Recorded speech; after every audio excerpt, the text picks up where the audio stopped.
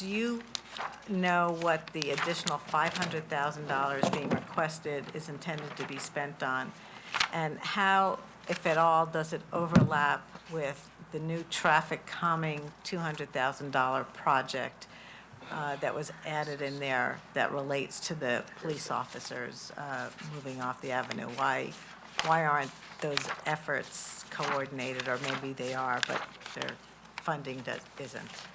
Right, and this is actually comes, Jim, because we had another discussion, something earlier, and I did make the comment, Leslie and I were just aside here, looking at these, the 200,000, looking at how much money, this is the request for Greenwich Avenue intersection improvements, and then looking at the money that's currently available under Greenwich Avenue streetscape, plus your request for an additional $500,000, knowing there's so much money available. I mean, quite frankly, I'll give my own personal opinion here, is that, again, a downtown committee report of many, many people was put together as part of the POCD, which should provide the overall direction for what the town does on Greenwich Avenue streetscape and repaving, now called and repaving implementation.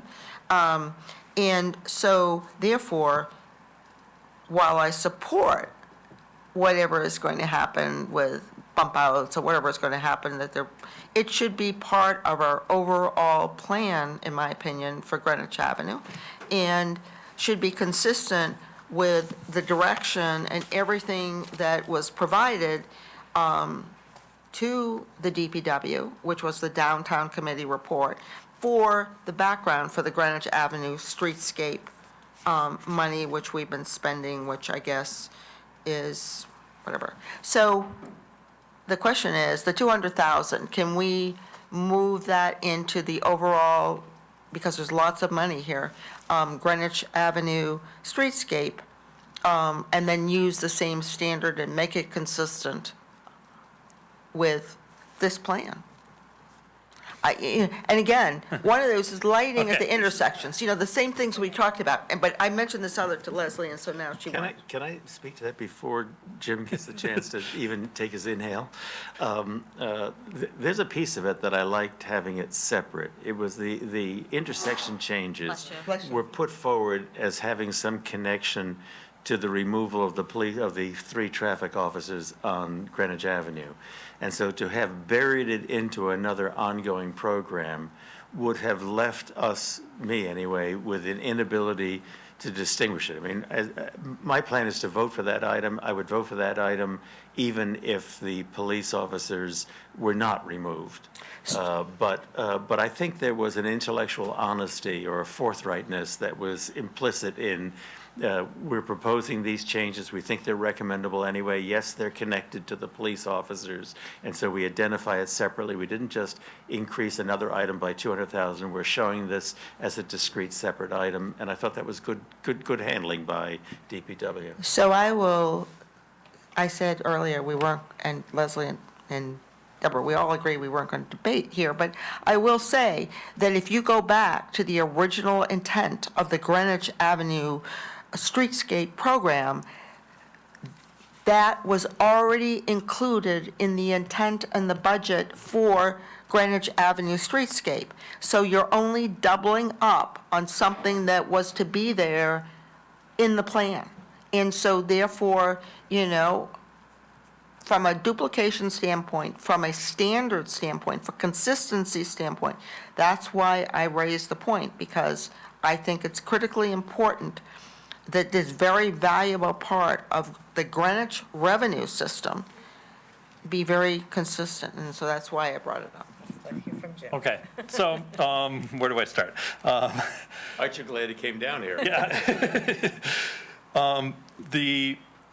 The first thing I would say is that the Greenwich Avenue streetscape project, we've been looking at approximately 45 different reports over time that have been written about Greenwich Avenue, including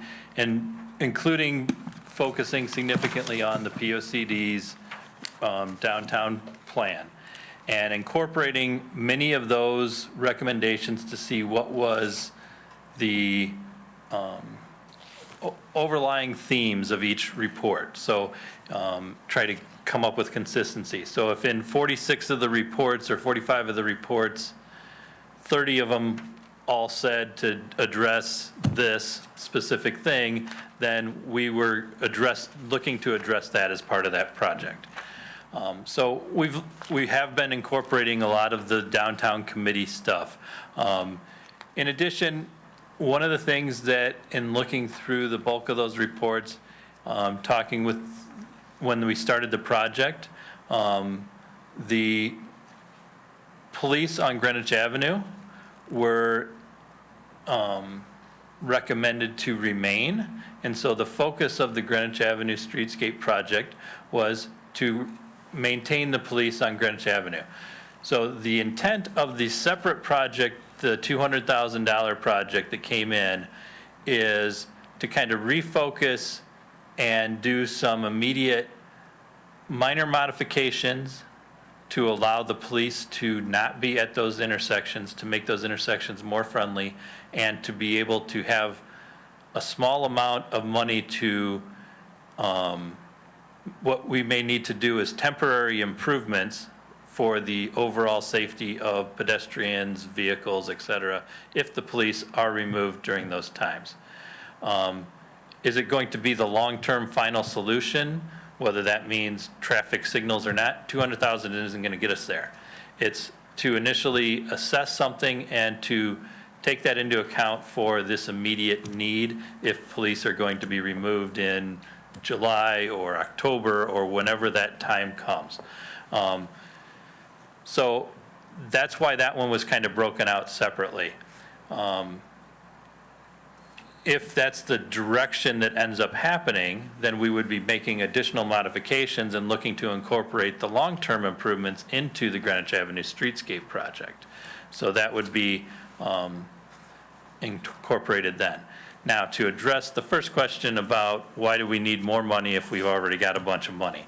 So we are looking, what we're thinking, we actually, right before I came down here, we were in a meeting about this project. So we were talking about some of the storm drain systems on Greenwich Avenue. We've done condition assessments and so forth of those storm drain systems. We've done some TV inspection, et cetera.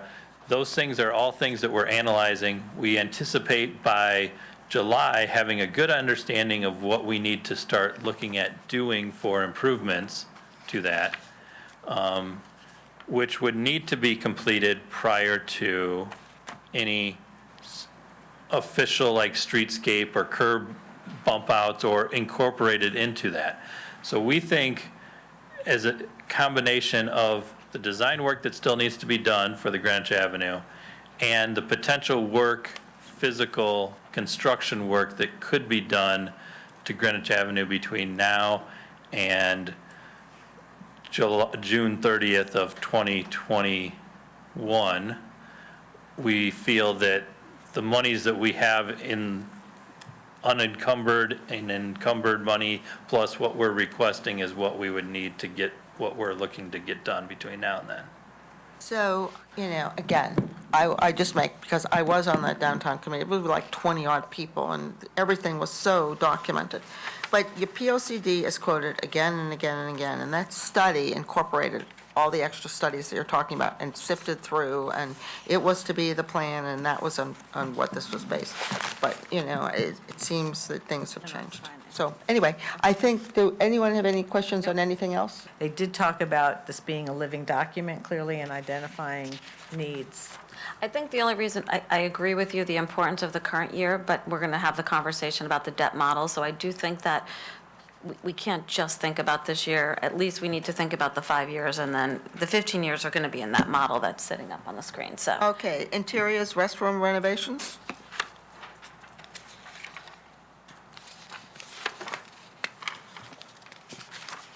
Interior stage renovation. Here, they were supposed to get us a list by location. Did we get that? I don't think, have we seen this, I what had they're it. doing, the details on the stage renovation? Yeah, No. we'd requested it in the meeting. Right. So we need that follow-up, Roland. Okay. Roland's gonna be a busy boy. Oh, my goodness gracious. Interiors, this? vertical transportation? I can remember when we called these elevators. Interior gymnasium renovation?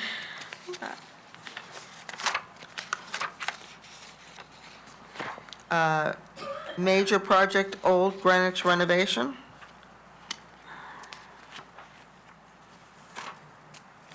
So do we want to get that one started when we've already got another elementary school that we're headed to? Well, we're only, on Old Greenwich, we're just going to begin the feasibility process there. That's the work that's already just now being completed at Julian Curtis. So these are being phased together. You begin to push them out, that'll begin to bump up against your plans for Riverside, which is the next one on the list. I think they've got these sort of work so they mesh with each other and phasing, and you're keeping the expenditures of heavy construction apart, and I endorse that. I'd like not to disturb that schedule. Okay, so this is one that's been accelerated. It was planned to be in, I believe it was planned to be in 22, 23, and they pulled back more into 21, 22.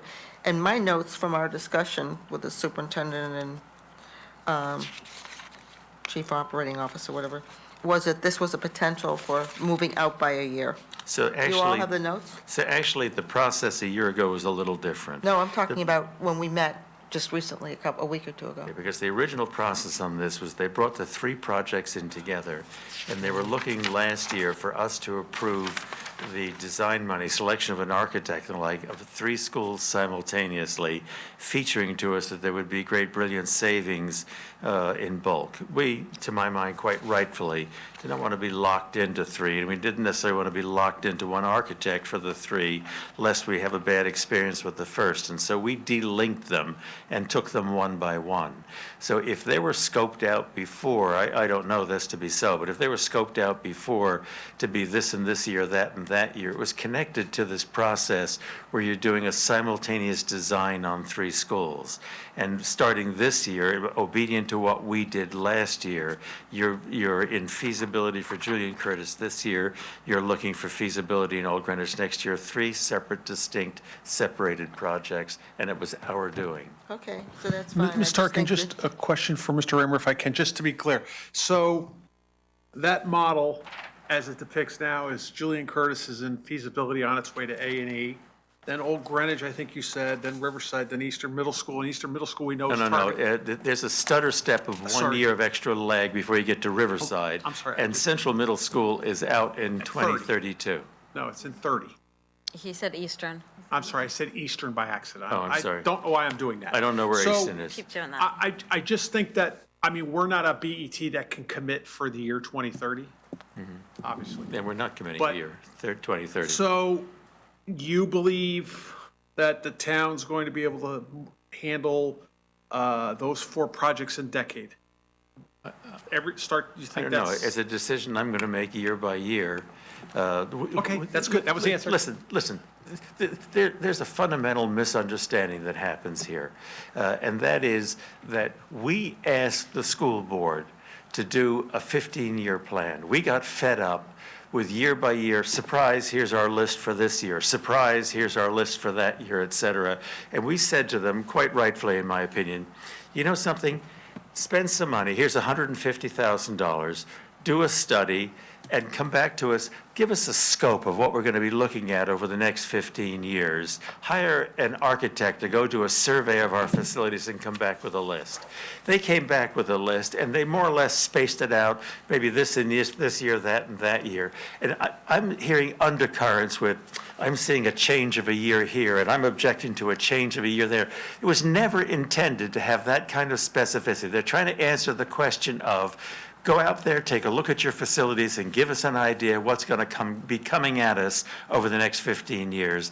these items like checkers will move around. This one will move forward, this one will move back, this one will hop over that one. That one isn't going to be done at all. And 15 years may end up being a 22-year project for all I know. It was only an attempt to show the due diligence of look down the pipeline and give us a flavor of what's coming at us. We don't want to do these things 1 year at a time. And I think you need to understand those things in that context. I'll save my question for decision day. Thank you for the history lesson. I was there at every one of those meetings. I know you were. My point is. Sometimes it's good to remind people of My point is, yes, everything you said is accurate. And we know the Board of Ed has publicly recently stated that their priorities are changeable. We understand that, so are ours. I'm just asking a question as you embark on this. I need to know how you're thinking because we all have decisions to make. That in a 10-year period, you have 4 replacement major renovation schools. If you think that's a logical process, then you vote accordingly. But I just need to know where your thinking is on that, because I think that we're judged in this community by our judgment, and I think that's a judgment call. If you believe that that could be embarked on in that period of time, that is why at our full BET meeting, I gave you sort of that different spectrum of capital projects to see the complexity and what it's going to take and to help make decisions for us. I'm not saying I support it or not. I just asked a question. There you go. Okay, so, Beth has a question. should we go on to, Beth has a question. oh, I'm sorry, is this, we've got a lot to do still. On what Mr. Mason was saying, and it's really directed to Mr. Drake, who just sat on and is still on the New Lebanon School Committee, because it would seem to me that if that's considered best practice, the way that was handled and the time frame, do we use that as an example for the others as we go forward?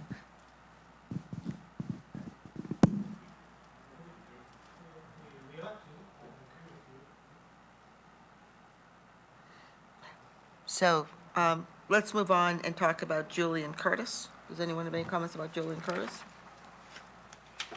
I guess the one comment I got in, and I think it makes sense, is to move up the fuel tank, removal of, whatever it is, oil Sorry? tank, and add it to the Julian Curtis renovation. I'm sorry, where's the fuel tank? Oh, it's Sorry. much later in our sheets, Jeff. We'll Sorry. come across it, Yeah, and you can sorry. think about it, Yeah, okay? Yeah, thank you. That's the only one. Major project Cardinal Stadium, Leslie, you probably are or with Mike, the best experts on this one. I'm sorry? I don't know if that's true, but, Well, better So- than me. so what's before us is what the Board of Education voted on and the first selectman also put into the budget, which is the full funding for the complete Cardinal Stadium project. The project entails replacing home and visitor bleachers, constructing home team rooms underneath the home bleachers. The visitor team room would be a separate building, either under the bleachers or next to it, replacing the light fixtures on the poles.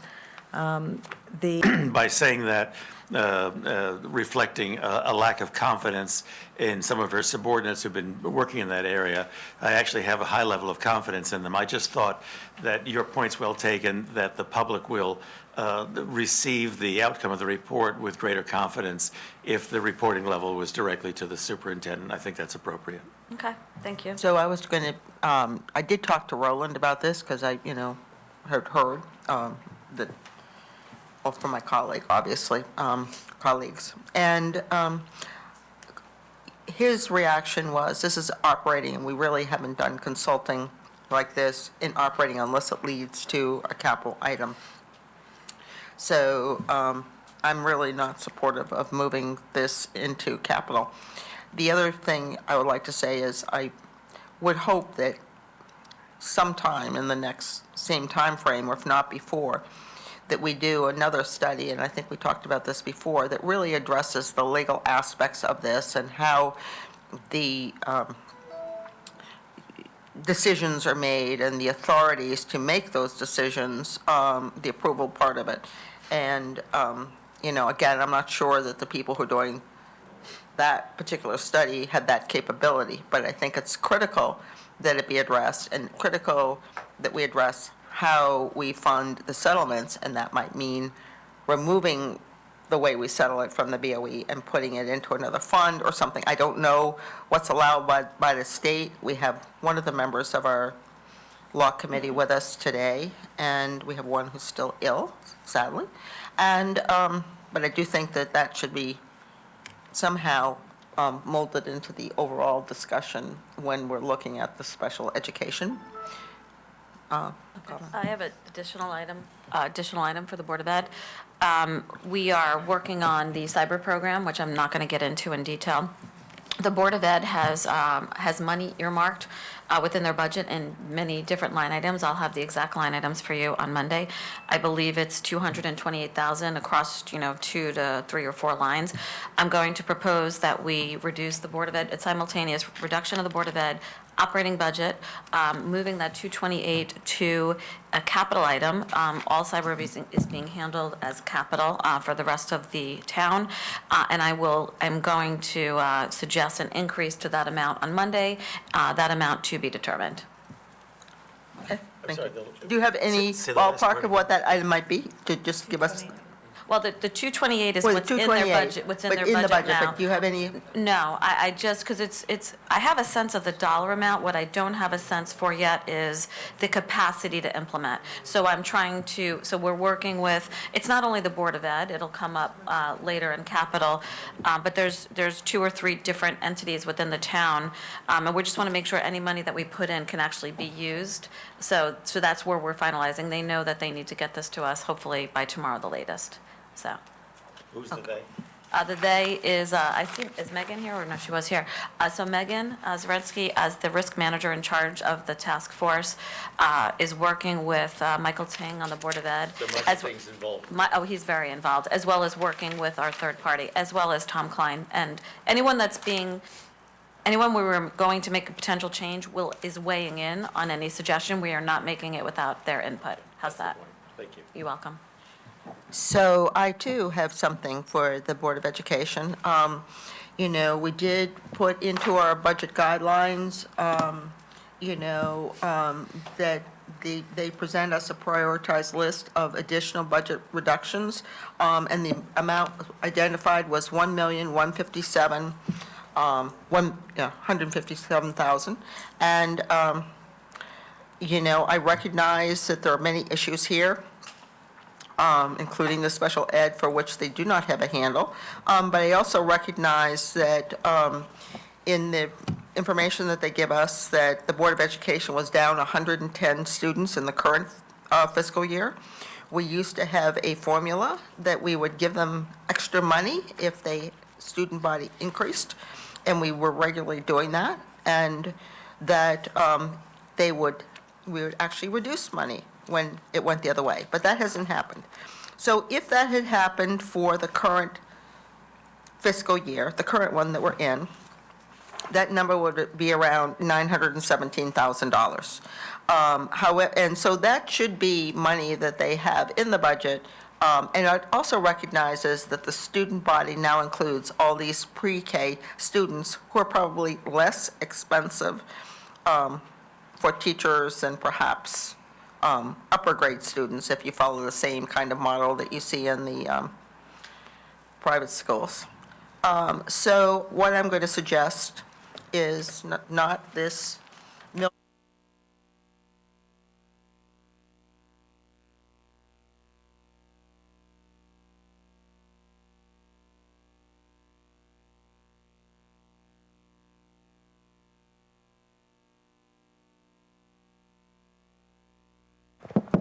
Hello, yes, we're back online. So what I'm going to suggest is the budget shows a reduction of 47 students in 2021. So I'm going to suggest a reduction of somewhere around, I have 391,666, and I'm going to run that to 400,000. Where? What line item are you proposing to be reduced? Well, we can just, Roland will tell us as a task number for their reduction. I didn't think we had line responsibility, so Roland, can you tell me where that would go? Like a task number that we, they can decide where they put it. In the past, when the RTM did it, it was just administration. So in administration will be, if that's your suggestion. So can I respond? Because there's a couple of pieces of information, I think, that you've just related that ignore some of the education we've gotten over the past few years over the school's budget. First of all, when the enrollment was increasing, and I think you're going back 10 years or so, there may have been a formula at that time, but I think I it's think been, probably more recent than that. I think at least in the past, even when I was on the Board of Ed, so I got to believe it's at least 7 years, the discussion over the staffing levels as it relates to enrollment has always gone to the formula, which is there is a class size ratio that's specific to grades in elementary, and then there's a number for middle school, and there's a number for high school. And based on where the enrollment is forecast to change, that calculates into what the staffing changes would need to be to then impact the dollar amount in the staffing level. Last year, when we were considering this budget and enrollment was going down 110 students, the Board of Ed gave a presentation to show all of those ratios to say they are not able to reduce their staffing level even though enrollment is declining because it was being done throughout the district in the 15 buildings and at different grade levels. So to continue to ignore that information as you look at enrollment changes, I just find it's difficult. So the 47 students, they're going down this year, they gave us the exact same presentation, and they gave the analysis by grade level or level of education to say they cannot reduce staffing because of that enrollment change. 47 students is not a big percentage. So you can't say that their costs should be lower because enrollment is lower. The second statement, that pre-K is less expensive than regular education, It may be. it may be. So I think that that's a question you should follow up on. But remember, our pre-K program is a special education program. So we have a teacher, 2 aides in each classroom, plus then lots of consultants coming in providing services. So I doubt that that's true. We can ask for information. I don't think it's the case. But I just want to, again, reinforce that the pre-K program within the public schools is a special education program. It is not a traditional pre-K that you would see if you went into any of the local church programs or Putnam Indian Field. It's just a different kind of program. And this is also because they finally resolved the MMA, right? So it's been kind of lurking, and then the costs ended up coming in higher than they initially budgeted because it had taken so long. So that's fine. We might be doing other things in that area, but maybe we need to have this done before we think about doing other things anyway, which would suggest you would not defer it. And you So- and I sit in a queue on the right-hand lane, halfway back to Coscob. I can see your car there, just 3 cars ahead of me. Don't you think we want to do this?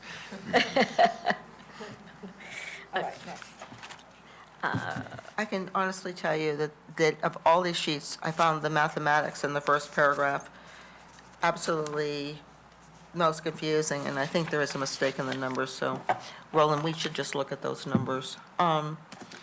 GHS soil remediation, So clearly, I support this project moving ahead as quickly as possible. This is a $20 million project going forward. We've had authorizations prior to this. I do think this is a project that is different than most other construction projects. This is like buying land. This is a long-term, 100-year, never-to-be-repeated again expenditure. And that $20 million does impact the ability, if we're paying it back over 5 years, to complete other projects. I just want to raise that issue. Can I just ask a question on that? I'm sorry, but for instance, on 6 and 7, they have the carpet, so that's actually not a forever thing, right? It's only a forever thing if you're remediating and then you're just fixing the soil. But for the carpets, they are replaced, I forget, every. It's every 7 to 10 years. Yes. And yes, there's maintenance that's required. Right. But the scope of work covered by this $20 million So yes, there may be a carpet included in here, but the bulk of it I think is the that's- removal of Right, soil. but I think for this year, we're only really dealing with the 6-7, which is the carpet and some, I just, Right, I get, the money in this budget is being allocated over 4 years. It's showing the phasing as more of the cash flow impact or the contracts. But we're really entering into a commitment to do a $20 million project. we're all very focused on fixing the fields.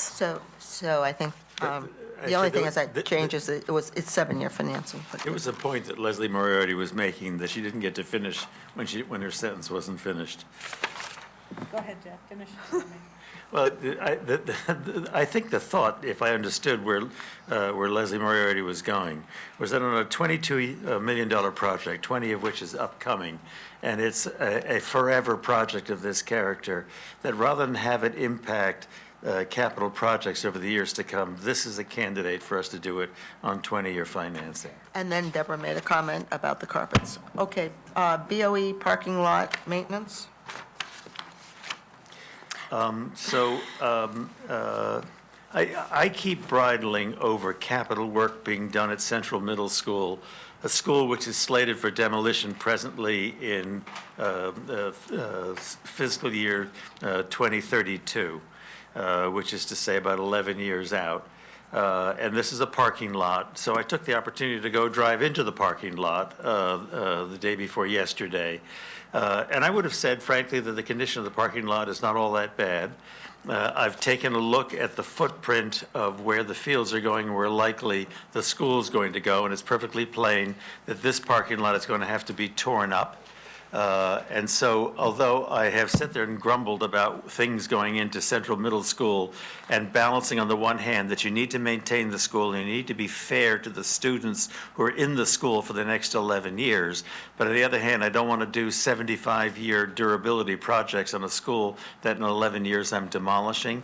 I'm thinking that this parking lot, I'm not talking about the rest of the items on the out years, but this Central Middle School parking lot for $375,000 may be an item that we could delete or defer.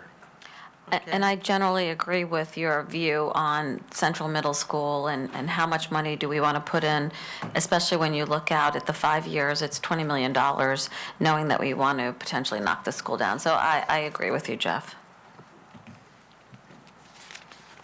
Okay. Is there an expert point of view on paving that we need to hear from, on what the risks are of deferring this, or can we just assume it's okay to defer? My guess is, let me just add something. If you're doing heavy construction to develop those fields, this may not be the year, even if Jeff has already said they're good, and if you're going to do heavy construction. Okay, Jeff is now our paving expert. No, but we're going to come up on another one in a little while for heavy construction, just off that parking lot. BOE stormwater program compliance. Yeah, it's fine. Okay. Is this Actually, going this back is a to- new project? One question on the parking lot maintenance. I mean, Oh. is then the appropriate question, do you accelerate a different parking lot that maybe they would have prioritized That's a good in a point. future year? I don't know the answer to that question either. That's a good point. I think we just I don't pretend to know I either. just, move I on. content myself I on being a just wanna add. paving expert. Notice I immediately jumped on that bandwagon. BOE stormwater program compliance. fine. Is this something that we could, Amy felt like she felt she needed to do this, so. $25,000. Yeah. Joyce. I mean, Holly Hill Resource Recovery Facility upgrades? The items to be done in the coming year are laid out quite specifically in the last two sentences of the statement of need. The only concern I had is that I didn't really understand what phases 1, 2, and 3, exactly what that work is. But I can ask those questions in the future years. For the $350,000, she's given me a lot of good detail in those last two sentences. So, can I ask one question? Will this new pay-as-you-throw impact this in any way? The redesign of any of this? or tipping fees, What? or tipping fees, Or tipping fees? Do we need to ask Amy? I'm sorry?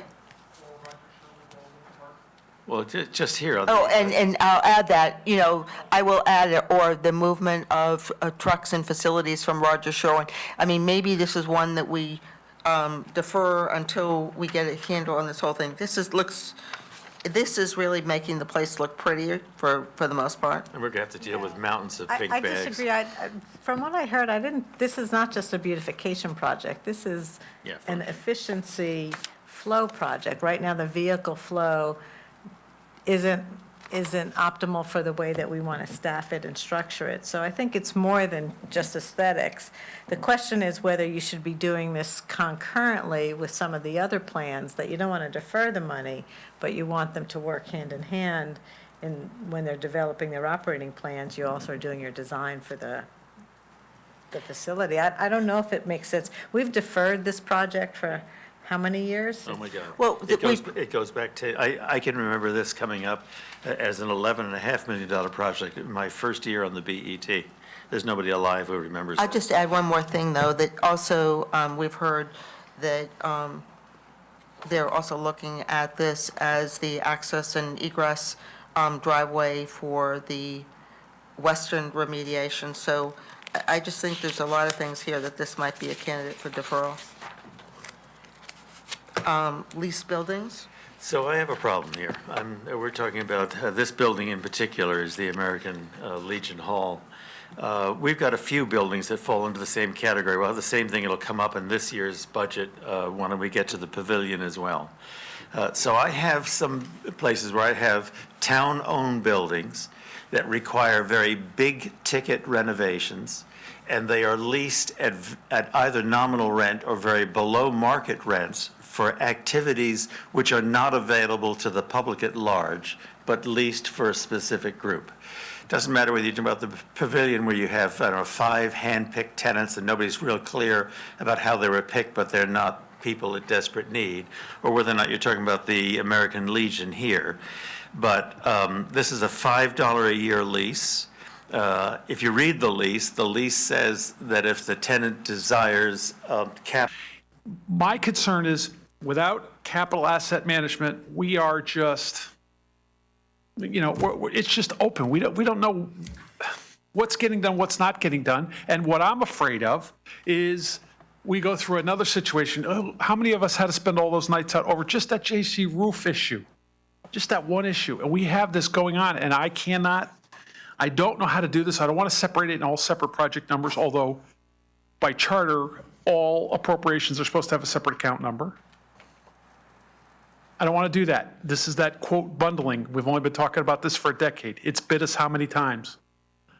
What are we getting done that we thought we were getting done? What are we not getting done? And we need to, this is our job to come up with the system to assure that we're getting things done that we want to get done. We've made a first attempt at that, but it's not as responsive as I think that you're talking about, right? We've put in a capital closeout form, which is supposed to address the scope issue. What was completed versus what you told us to be completed. It's still in the process of being implemented. Our finance department has to tell departments, we will not close out a project until you complete this form. But that, until they close out a project, you don't have access to that information about change in scope.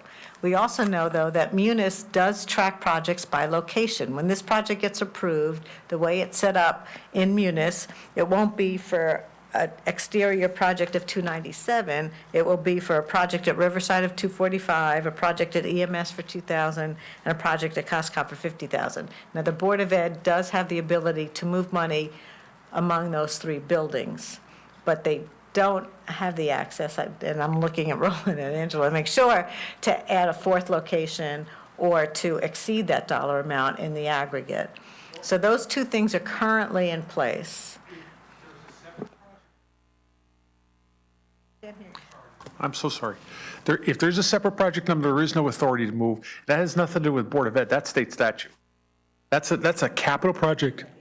And the point I'm trying to make is we need to be able to demonstrate to the public these changes.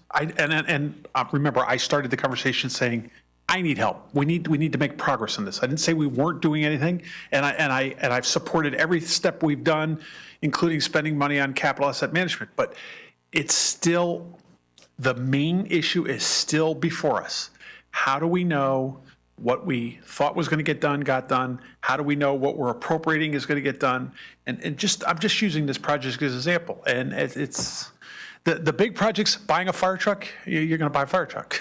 I get it. But all these other projects, all these maintenance, here's something to think about. If you look at the school's capital plan for 15 years, if you look at your budget book for last year to this year, they have planned versus last year to commit 69% of the 15-year plan in 5 budgets. Not this one, by the way, starting next year. If you look last year, it was only, I think it was 48%. They've accelerated. A lot of it, I think Ms. Moretti would agree with me, air conditioning, HVAC kind of work. But how do we work off of that model and have long-range planning when we really are not sure what we're even accomplishing with what we started out to accomplish on all these maintenance items? I'm getting the stare look. I'm not able to convey my concern. I think we not only get your concern, I think we share your concern. I mean, we've all had the experience that we get a bundled project and we fund it, and 4 years later they come back to us with something. As you're going through the description, there's things that are ringing in your head that I thought that was part of a project that we approved 3 years before. And I understand what happens. Projects cost a little more than they thought, and so they're able to get 80% of the project done, and so they do that 80%, and they postpone the other items. And in due course, a diligent person handling facilities focuses on the fact that there's a piece of work that still needs to be done, and he brings it back to you again 2 or 3 years later. It wasn't meant to be deceiving, but Mr. Mason's concern of we're not exactly understanding exactly what we in fact completed with these tasks, we're not knowing that. And so somehow there has to be a solution that's found for that. We're not going to be able to solve that today. To Deborah's concern, which was addressed more to the specific item in front of us, we received yesterday, I think that's the sheet you were working for from probably, dated the 26th of February, the open capital items, and there's 2 pages of things that relate to schools. There's a value judgment buried in there to which of these items are maintenance to reach the total that you reached out of them of 11.5 million. The total list comes to about 24.8. Last year's items alone are just about 11.5 million, the ones that are in the budget for the current year that we're in right now, much of which can only be done during the upcoming summer anyway. I'd like not to end up with something on Monday where there's concerns that are being expressed that require pieces of information. You're having a reluctance to approve maintenance funds under the supposition that there's substantial maintenance funds outstanding and no good reason why that work wasn't done. And I'm going to suggest to you, if you don't mind, I mean, it could be handled a lot of different ways, but I'd be inclined to have you photocopy these 2 pages and put a check mark next to the items that are of concern to you, whether it be a lot or a few, and ask them to send you back an email that you can share with everybody, in which they, with a lot of effort on their part, give you a status report on each and every one of the items that have a check mark next to it. And if there's a reason why we can't proceed with that work until we get an okay from the state on this, or that work is completed, but we haven't received the billing yet, or whatever it is, item by item, let's see what the explanations are. And at the end of the day, if it turns out that they've got $11.5 million of capital at their disposal on maintenance items, which they simply haven't done and don't have an explanation for, well, that'll be convincing to me. But conversely, if they come back with a sound appearing explanation for everything, and it really looks like they're not languishing on a lot of money of ours, then hopefully that would be convincing to you. But for right now, if they're saying they need maintenance money, I'm not inclined to want to postpone their maintenance money. We've gotten to nothing but trouble with deferred maintenance at schools. That's not the way I want to go. I want the schools maintained. Lord knows we have a lot of arrearage on maintenance now. No, and I think and I agree with that, because I think it's better to do the maintenance earlier, because if you don't do it, it costs more money in the long run. But I'll just give you some line items, like asbestos, right? You have 800,000 still in Just tell me, asbestos. I did 2000, my. 2008, that one? 18, there's 57, 2019, there's 75, in 2020, there's almost 700,000, and then they're adding more money this year. So there's probably 5 line items where I don't know where there's money this year on abatement of asbestos. I haven't seen that. there's, Where's that? But you're right, there's some asbestos there. Let's Yes. ask them to explain so where why don't are we I on the do, asbestos I'm abatement? happy to do that, Jeff. I can probably narrow it down to 5 items where I think that there's more substantial prior year open capital and where there's incrementally more money being asked for this year. If you could do that with 5 items, then I feel like it's not a grave imposition on Dan Watson to ask him to respond to 5 items. I was a little fearful when I said what I said before, if you're going to give him 85 items and made him write, I can narrow it, I think I Okay. can narrow it down to a handful of items. And I know that this is somewhat legwork on your part, but in the monthly financial and staffing report to the Board of Education, they list every single capital project, and it's a 2-word explanation, complete, in construction, whatever else. So there's information here already on what they have, so they may just send you this report, I don't know. You may be looking for more detail. I think what I want is, it's really the question I don't think can be answered there, which is, of the money that's outstanding for maintenance, is it going to take them all of the next fiscal year to get done? So that they're not, so that we're going to, so I'm trying to get a sense of what's open, when will it be complete, and of the new money that they're going to how much of that do they expect they'll really get completed next year? Which I think is not, I don't think you can answer in that report. Because it's more of a judgment from their part. And I will narrow it down to 5 line items that they use consistently across all the years. And I'd like all of us to have a nice, clear question from you in front of us, and hopefully a nice, clear answer back that will either endorse absolutely your concerns or will respond to your concerns. I think that's a fair ask, and I'm happy to, Roland, I will get that question to you, and I will be respectful of I really do think I can narrow it down to like 5 or 6 lines the most. So I'm not looking to go, but when I say 5 or 6 lines, it may be 5 lines, but it's across many years, right? Because it's still outstanding. Okay. And like I'll just give you a big example, it's HVAC. It's still open 19, 20, and there's a big number in 21. That is my biggest single line item at almost $7 million, if you look across the years. May I just make a quick comment? Sorry, it's Miriam. And it just, Laura and I were just looking Yes. through this, which is the document I think that Leslie was mentioning that they offered to us. I wonder if there's just a disconnect between the open items that we have versus what they're working from, because even just the simple one as asbestos that you mentioned, there's 3 out of the 4 of them say completed on this sheet that they gave us. So I wonder if it just hasn't come back around to us to be officially completed as part of our outstanding items. So I would, It's the same input, it's probably different points in time. yeah. Yeah. But it I'm should working be off in a reverse. schedule from a few days old, though. So, I mean, I just got the open capital from you a few days ago.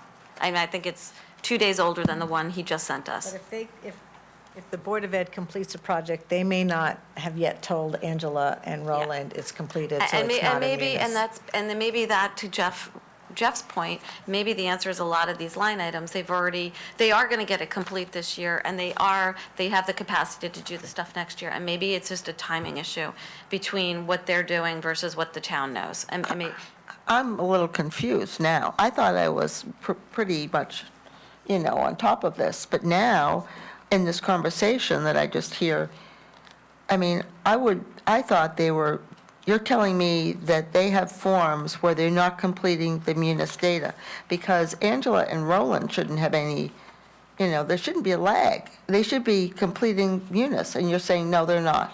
I think for a project to be officially stated as complete, that has to get done in the finance department. Yeah, wait. For example, I'm looking at this sheet that they gave us. Like, if you look at 18168, asbestos abatement, the way they track each location is when they say complete. We don't close out the project in munis until all locations are complete. So in this case, they have let's see, 1, 2, 3 locations complete, and they have one, I guess, still being worked on, ongoing.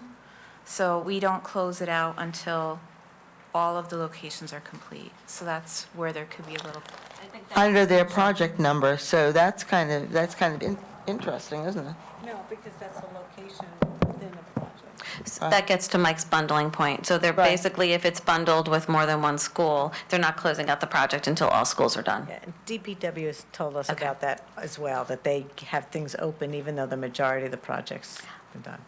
I'll take a look at this schedule too. But I do think if I was relying on the open capital that I was provided by Roland as opposed to going individually line item, and there could be somewhat of a timing difference here. But I still think it doesn't hurt to say of the top 5 line items, that's maintenance, what's still open that hasn't been closed out, maybe it's complete, versus what you're asking, because all those line items have substantial go-forward capital for next year. What do you believe, the question is, can you finish what you have open? And do you have the capacity to perform what you have for the upcoming year? I think that's a simple question. Yeah, I think those are fair questions. Thank you. Yeah, I mean, I do encourage you to go through the green and yellow sheet. I will. And pluck from that, because I think it's a little closer to the horse's mouth for the schools, Yeah, but. I will do that. I will Okay. do that. Thank you. Okay, so someone is going to have to tell me what Beth page has we're a- on. I just have a quick question. We're still on page 106. We had a lot of discussion about the development of a construction management project module going into Munis, I guess. I don't know whether that ever went in, whether we're using it. Is Want that to answer that, Leslie? something similar to that in place such that the new director of facilities over at the BOE, can he easily come up with a schedule for us that would show sort of where things are for each of these projects? I'm not sure how that dovetails with all the work and all the discussions that we had last year on tracking projects. So- Is it in the system now, or it's not in the system? And it has to be done manually? It is not in the system.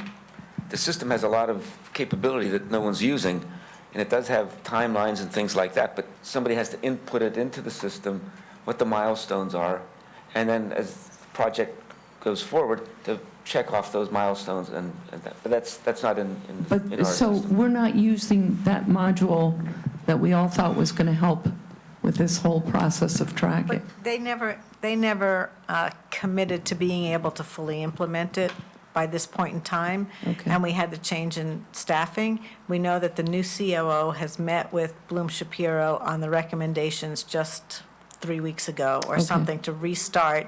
The new COO has much more familiarity with Munis and the Okay. way it can be used. And so I think with that and interaction with Angela and Roland, I think we are going to start to see the change in how they're tracking capital projects to using the new systems. The system always tracked appropriations and contracts once they were done. And But the bundling piece was the one that, it was tripped always us tracked up. by location. Yeah. They always had the money in there by location. The question is, they didn't look at it that one time. all right, well, hopefully there can be a discussion between our liaisons with the BOE and their director of facilities to discuss what we're still looking for and hoping to get in the near future. Okay, so moving on, we're on furnishings on page 108, correct? And is there anything there? Do we want to say anything about Central Middle School being in there? No, my thought being that furnishings are not something which are going to have much more than an 11-year life anyway, and we're talking about $19,000, They could also be moved. and they can also be moved. Okay. Good point. Deborah, you're okay? Yeah, no, I'm fine. Interiors, ceilings, and lighting?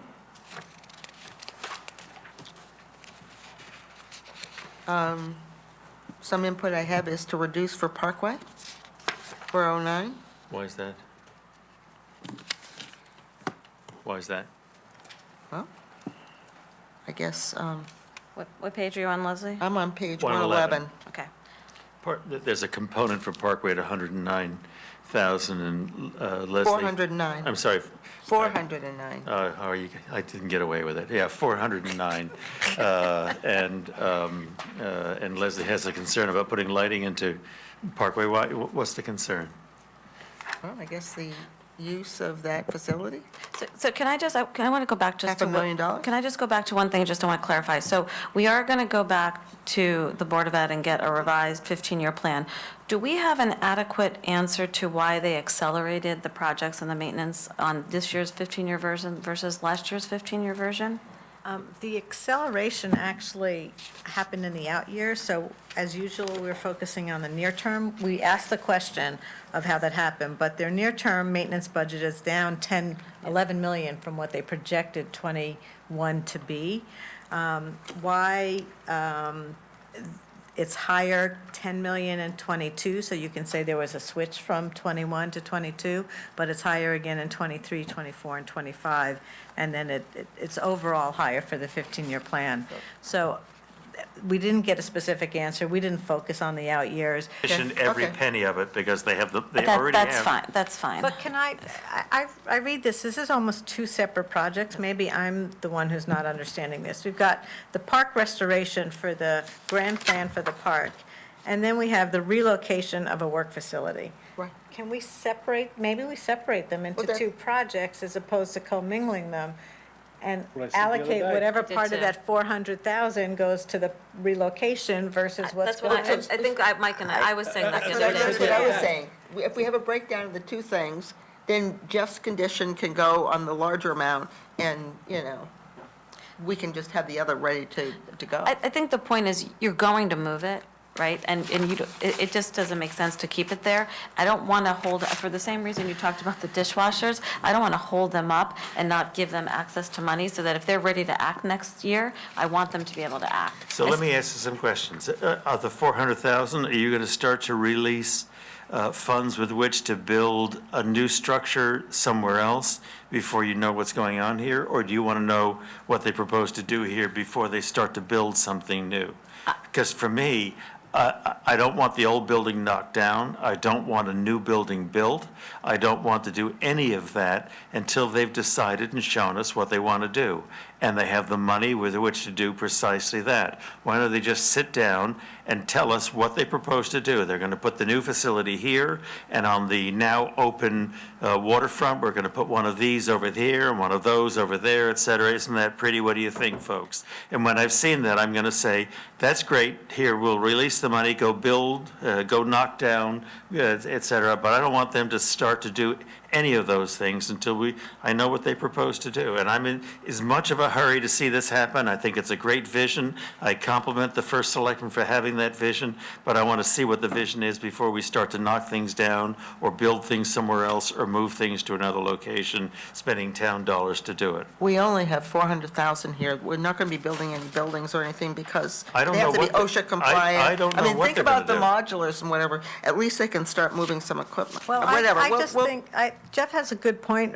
What he's raising is he doesn't know what we're getting for the 50,000 current study. Is it focusing on just the park and renderings of what the park could be? Or is it also focusing on identifying alternative sites for the parks building? So we'll So- specify that in the condition. Well, but that's the 50,000 they already have. Can we just ask for more information about the 400,000 and what's anticipated, how they're allocating those funds among the project? Whether it's all conditioned or not, I just don't know what that scope is, what. Okay, that works for me. So, playground inspection upgrade, tennis and basketball maintenance. I have nothing else until page 177, the dock Stormwater. extension. Actually, Yeah, okay. Let's go to page 177. and this is really an issue that Leslie Moriarty raised, so I'm going to let with me, and I thought she was right, and so I'm going to Thank let you, Jeff. Leslie Moriarty speak to it. All right, so I actually would like to defer this project. I think this is tied up in the decision about a ferry strategy. This project gets us into a commitment almost of $1 million to extend Great Captain Island Dock extension. I think there needs to be we got a lot of information last year about the ferry service and usage of the islands and what could and could not happen, but we were given alternatives. There was not a specific alternative that was identified to be pursued. I think we need to determine that before we move forward on a $1 million project to lock us into a certain way to approach this. I agree. I also think we need to tie into that, just the ferry boats in general, and do we need 3? Is it 2? Can we do it? Like, anyway, I think there needs to be a whole master plan with this and the ferry boats. To the 2 new members and others who may not have been around for that, I probably can't do this adequately, but it was described to us that you can route ferries in such a way that they hit more than one island sequentially. You can have a larger ferry or a shorter, smaller ferry. There was some discussion, not seriously undertaken, about maybe we don't even need ferry service to Great Captain's Island. Maybe that's an island that we could have without ferry service, although it was described to us that in prior years when we didn't service that island that way, we got vandalism on the island and other things that were a problem. But there's a series of options. They tie into how you route them. Let's make a decision, and most particularly, do we get a great big ferry or a little ferry or a medium-sized ferry or one that's just right, et cetera? I mean, those things are all decisions, and maybe we shouldn't be building the dock. This is Leslie's point, of course, that we shouldn't be building the dock until we've made that decisions, because the nature of the dock you're going to build has something to do with those decisions. Let's do that first. And I listened to Leslie say that, and I thought she's absolutely right. Okay, sounds good. Next one, Jeff? Oh, I'm sorry. Sorry. Oh, Laura? In our orientation with Parks and Rec, which Bill and Miriam let me sit in on, and then a subsequent conversation with Joe, my understanding is that this will help answer the question of whether the dock at Great Captain's Island can even be extended. So without the answer to this question, you can't make any other decision. So this was just step one. We need to expend this money to know if this is even a possibility. Otherwise, your decision tree becomes very different. So I would just maybe get further clarification from Joe before you delete this item or defer this item. So, Roland, ask the question, please. Well, I mean, I think you're hearing the answer to it, and I would have to confess that that's very interesting. I mean, I don't want to not give them the money with which to be able to answer the question. That isn't the way it's described here. What's described here is do the engineering and permitting to actually do it. Yeah. But Couldn't happen. Never, never. we did have a very extensive study done that we received last year, so. I would gladly give them the money to do the investigation necessary to make intelligent choices. But I think we need to be clear, if we want an answer on what or a recommendation on the town's ferry program, which is really a judgment call on the use of taxpayer funds and what services we provide, we should give that direction to, it's not a budget question, it maybe is leading up to next year's budget, but that's not work necessarily for the BET to do, but we have to be clear that we need that for the bigger decisions coming down the road. And I would also add, this looks like something that could be deferred, and we can go back and look at these studies and start evaluating. This isn't something for $50,000 Well, that we have to. You have a failing ferry built in the 1930s, and it's going to give you a supreme disappointment.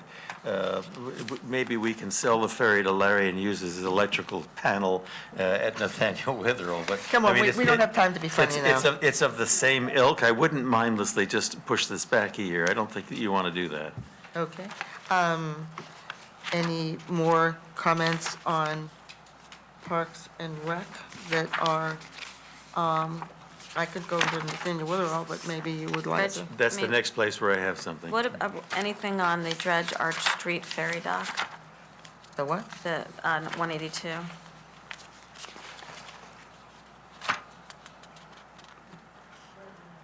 I don't. No, okay.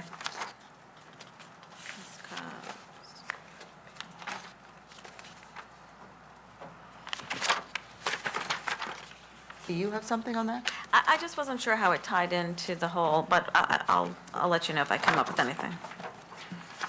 I think one of the things we're told was the original permit is still with the federal government, so, and, you know, I don't know, it sounded a little bit complicated. All these projects, we have some major construction projects that they're going to, Parks and Rec are going to need to be involved with too. I'm moving along here, and I've gone to Witherall unless someone wants to stop So beforehand. on Witherell, I think we need clarification on what, there are new recommendations. I guess we don't need clarification. There are new recommendations we got today on They're- projects. They're only keeping 2 capital projects. One 204, fire marshal. This I think Marshall could be has just one someplace, L, Raoul. what? I think Marshall has just one L. The name Marshall has 2 Ls, but Fire Marshal has just one L. Sorry. Sorry. So, you know, we see our building permits, bless you, Thank you. declining in terms, you know, is this I am. something we should be looking at? Fire marshal? No. Whether the number of fire marshals we have? Just something to think about between now and Monday. I think their TOO shows a change. What? Their TOO shows a change in organizational structure, so they now have a fire prevention inspector. Yeah, it's just a change of grade, I think. Right. I just think New generally in income. the TOO for fire, I think two potential. So we moved from a fire marshal to fire prevention inspector. Question is, with the decline in building permits, you know, do we maybe not cut, but do we think about not replacing to the extent someone leaves? And then on the volunteer fire recruit and retention, if you kind of take a look at, you know, does that position, should that be working more closely with training to try to encourage the volunteer working with the professional? And do we actually really need somebody who's just recruiting for volunteer fire? I'm not prepared to make any suggestions right now, but it's just a couple of ideas I'm bantering. I would also, We did, Just Leslie? in reacting, in thinking about that, in prior years, the fire marshal departments have always talked about it. They were behind in inspections of existing buildings. They're supposed to do that multiple times a year. And for years, they were behind. They finally got a system in that they're caught up, but they're constantly under pressure. And I'm just relating what we've heard in prior years to continue that schedule. So I'm not sure I would tie the number of fire marshals to the number of building permits. I think that there's more in their job responsibilities that take their time. But we would need input, I would think, from the fire chief to really understand the stresses in that department before making a budgetary change this year. So if you want to pursue that, I'd ask for them to come back in to talk to us. The volunteer coordinator, again, we've heard presentations multiple times on the, really how involved that individual is in the operations of the department and in getting the volunteer staffing training. So even though it's aligned in one department, I never got the sense that he operated independently. I believe it's a more integrated position, but again, I would want to get your question specifically addressed to the fire chief to understand how they see the role. So is that something, Roland, that you could potentially arrange for Monday for them to come in to talk to us about that? And I can give them, I'm happy to give them a heads up, but How would you want to handle it? how would you want to handle that, Leslie Tarkington? You mean the inspections or the volunteer both, coordinator? I mean, But I I think both. Come, and I'll just add to this, you know, I would, I guess what Deborah's saying is, you know, transitioning as, you know, people depart, you know, not, so as an example, volunteer firefighter and training, I mean, we've always emphasized that everyone should be trained together and so forth and so on. Maybe volunteer firefighter needs to, you know, work fire training or something. You know, again, I think that these are good thoughts. I think what you keep hearing rumors about is some maybe changes in administration over some period of time, probably nearer rather than, and so as maybe people move up or whatever, this gives other people the opportunity to reorganize. So The question is, if, Deborah, you want to consider changes for this current budget, then I think we need more information from the fire chief on what the implications of that thought is. So how are we? So Leslie, why don't we talk about it, Deborah and I and my colleagues will talk about it a little bit, and we would suggest, Roland, that perhaps that's something we should think about for Monday, and we'll confirm with you whether we want to do that. So let me just share that I raised a proposal a year ago to reduce the marshals by 1 from 4 to 3. And they brought forward at that point what was very convincing to me, that the degree to which they were behind on their building inspections when they were working with 3, and they were running current with 4. And I couldn't imagine the logic of trying to save some expense and having new commercial development or even renovations of older commercial not being inspected currently. It just seemed crazy, and I enthusiastically backed away from it.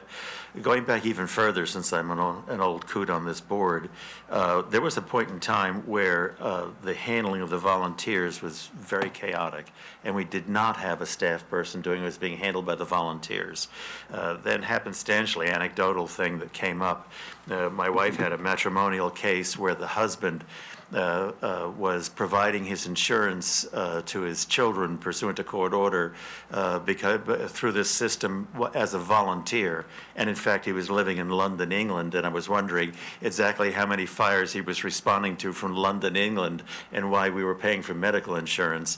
And it led at that point to a deeper dialogue, at the end of which we created a staff position, a paid staff position to give supervision. I don't want to go back to the land of the lawless. I don't have anything to say about the coordination between training and volunteers. It's a different subject. I don't have anything to offer you on that, but on the other two components of what you're talking about, I think we're doing it just right here.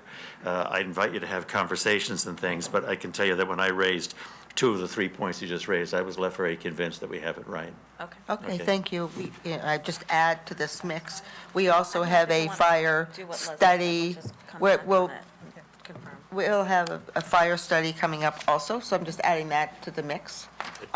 So, whatever, right? But I think we do have a responsibility to keep exploring these things, and one of the things that we have seen is in this particular budget also that the head of the building department has reduced his budget for building permits. And so, things ebb and flow, and we'll think about this. So I guess I went from 205 firefighting Right, force, sorry. 206 fire apparatus and equipment, 207 fire department buildings, and 208, which we just discussed, fire department volunteers. And everyone ready to move on to police? So the police department, Yeah, I have a change here. okay? It relates to the police on Greenwich Avenue, but I think it touches our book 3 different times. First of all, in the table of organization, page 59, at the bottom sector, 217 Police Uniform Patrol, line 2500, I'm on page 559, where they're showing a reduction in force of police officers from 65 to 62. I would restore that to 65. Then at page 65, which is where it hits the budget, I would, where they're showing a reduction, that's line 217-51010, which is regular salaries. I hope I have the figure correctly. I would add, On what page are you on? I'm sorry, page 65. Okay, yeah. Page 65, which is uniformed patrol. It's the place at which the 3 officers removed from Greenwich Avenue would be taken off. I would add back, and I hope that my understanding of the figure is correct, $165,194. I'm getting a quizzical look from Roland, so I think I have a wrong number, but I would gratefully accept a correct number. Oh, I'm sorry, yeah, I did it wrong. 265,000, sorry, not 265, 190 to independent consulting advice. And if the first selectman wants some dollars appropriated for a consulting fee, I certainly would support that. I have no idea what amount or how to handle it, but I'm all ears for that between now and Monday or whenever. So I'll thank you for that comment, because that has not been raised previously in any of our conversations, and it's a thoughtful comment. Can I ask a question, different topic, going backwards a little bit, just parking fines? I wanted to just confirm, I know that the parking meter and permit rates have been updated, and that may affect the parking fund, but I have a more fuzzy memory. In any of those rate changes, couldn't find it in a Board of Selectmen agenda. Anyone else recall, did they change parking fines, or were they not changed? The parking fines go to the police department versus the parking revenues, which goes to the parking fund, but they didn't, Pete? Yeah, the changes impact the parking fund and the leased railroad fund. Okay. The sales tax was applied to the meters and the parking permits. The parking permits won't kick in till next year because they were all collected prior to January 1st. So- But the impact is not the general fund. Yeah, so account under parking services, 45134, we recognize revenues for parking fines. That wasn't impacted by any changes that were made by the Board of Selectmen? Okay, 45134, yeah, parking fines, okay, thank you. thank you.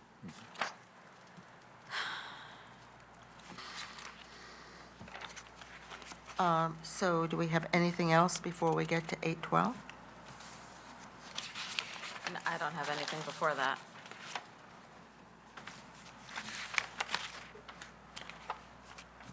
Leslie, do you have anything else before we get to 812?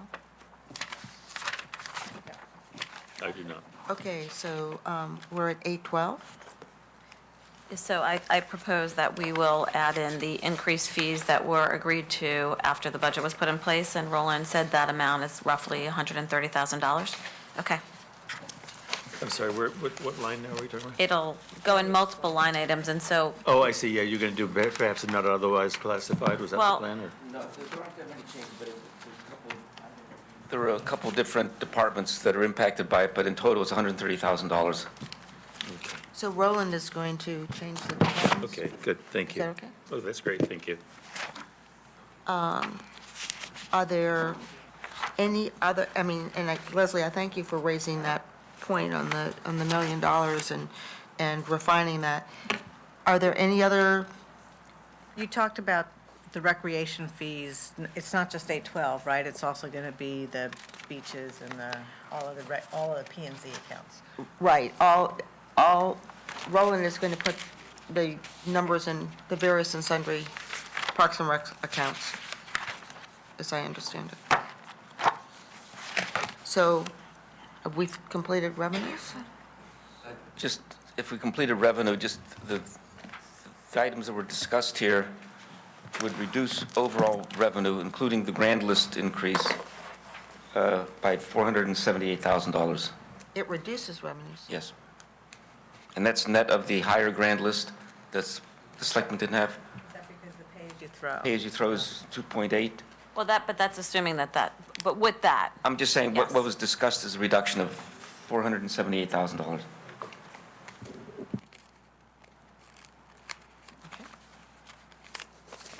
You ready to move on, Jeff? Yeah, I'm sorry, yes.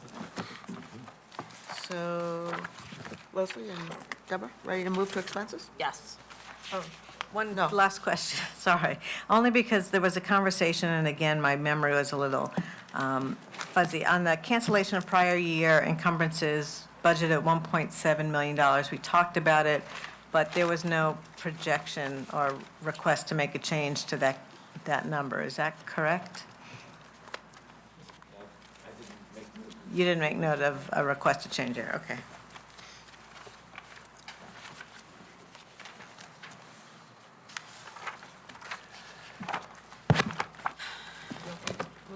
Yep.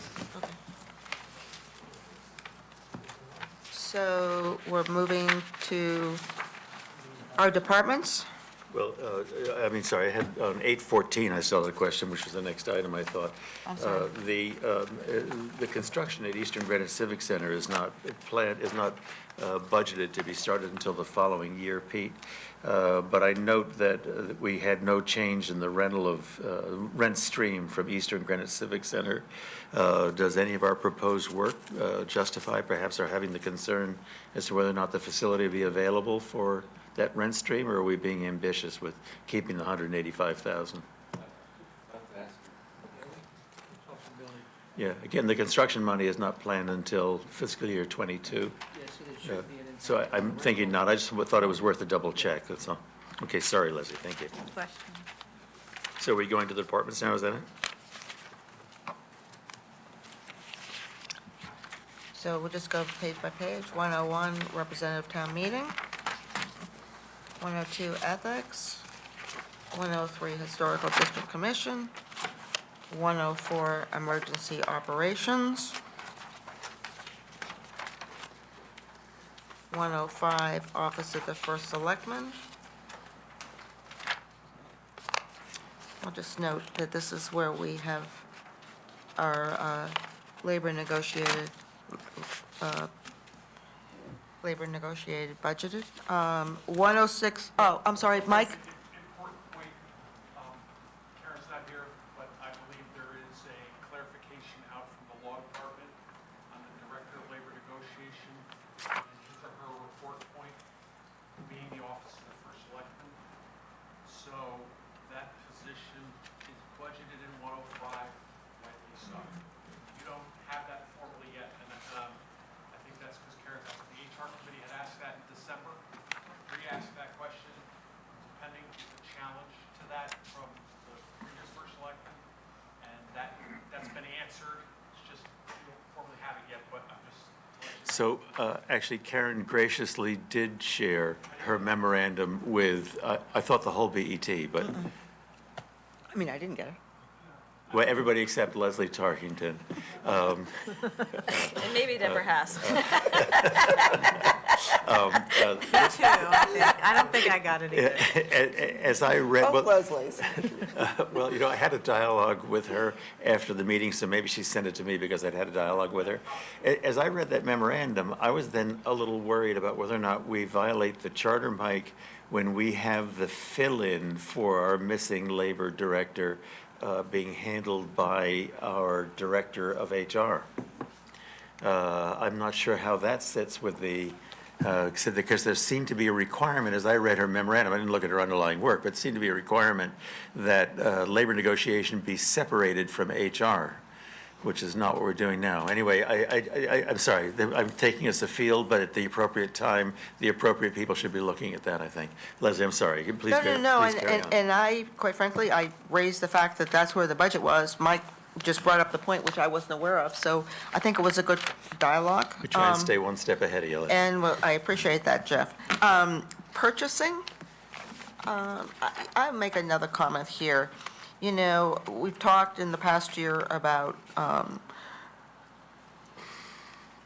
silos and whatever, and I think in our dialogues, maybe some in the public and maybe some in executive session, while it looks like we're coordinating and so forth, I think it's very important that we continue to look forward to department policies, having consistent policies, you know, with town purchasing, that the same policies be used in Board of Education and library.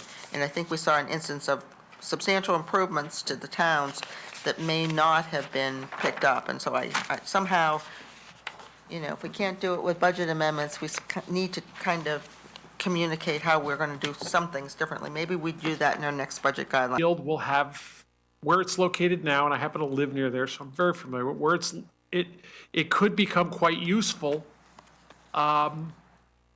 during renovation at the high school. When the high school fields are down, you know, especially in August and early mornings, it could become quite useful to the Board of Ed when they have a field out of service. It could be a very good tool.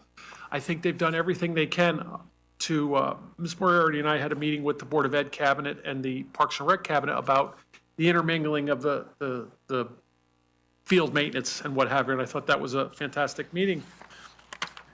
We're going to have to make a call, what the benefits are. There are people who say, well, if you're going to replace Eastern School in X amount of years, why would you put this kind of, there's great arguments everywhere on this. This is just going to come down to a decision on our behalf. The warranty period on an artificial field is 8 years. For an extra fee, you can extend it to 10. Yeah. And that's about the period of time before we were replacing Central Middle School. That wasn't the concern I had. The concern I had was to ask us to make a decision on these health issues. That's really just not appropriate.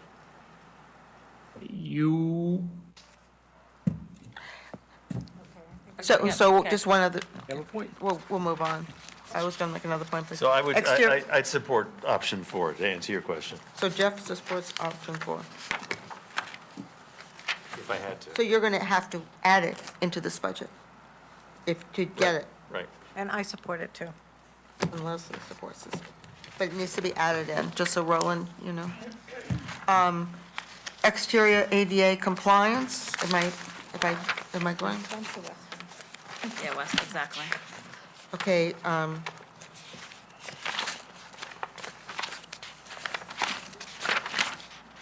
I've lost Western. Page 148 is Western. Oh, right. Okay, so now we have Western. I mean, Western, I think, from what we heard, they have sufficient funds to continue the testing program and get their approvals, but unlikely, from what we heard, that would happen in this fiscal year. Is that fair? You all went to the meeting? Yeah, it seemed like they wanted it more on the radar screen to know that they're watching it, but that they didn't expect it would happen next year. And a piece of the issue is that the $8,500 is merely an arbitrary. 8.5 million. Oh, I didn't get away with it again. The $8,500,000 is just a middle ground figure. There are routes that we could go, I can't remember the number, but I think it was like 17 million. There are other routes that we could go, I don't know that number either, but I think it was like 2.5. And they just picked a number in the middle, it's an arbitrary number. It's not enough to do Route A, it's way more than we need for Route B. It always struck me as being a little weird to approve a dollar figure that's nobody's right figure for a route, but I would really like to see these western fields remediated, and I'd approve this number just to encourage it along and recognize that the number's going to have to be adjusted when we actually get a path approved by the DEEP. I don't think it makes sense to approve a number that's arbitrary that we don't know. I fully support remediating the field. I'd rather deal with it when we have more information. And I think it's important to support all the work that's there and move that along. I don't have anything else on board with that. Should we just? So, I'm sorry, Deborah, Leslie. you would not support this appropriation? Not at this time. I don't feel like I have enough information. I don't know what the dollar amount is. We're not going to have a choice when the number comes. We're going to deal with it and approve it, right? But to put an arbitrary number in, I just don't think it makes sense. Okay. Okay, so let's Just, we're going to move forward, but Fuel the fuel tank. tank for What, Julian Curtis was on page 149. that's fine, but can we- We don't need to, So for what it's worth, I have nothing else until page 167. Do you want me to do a Deborah here and say, shall we go to 167 or somebody else? Yeah, I'm looking, hold on. I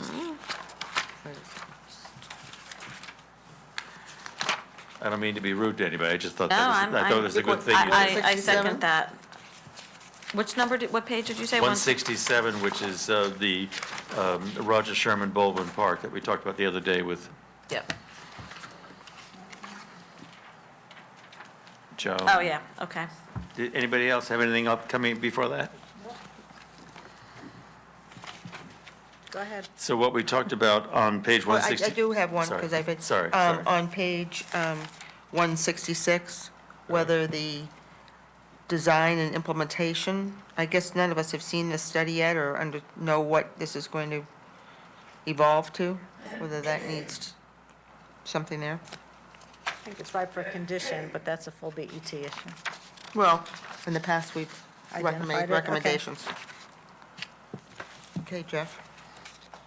So, I mean, you all know, I don't need to say it, but anyway, I think we came to some tacit agreement to take page 167, Roger Sherman Baldwin Park, and to have it, reduce it to $400,000 and condition it upon BET review and acceptance of the master plan for the park, the waterfront, and the ferry dock facilities.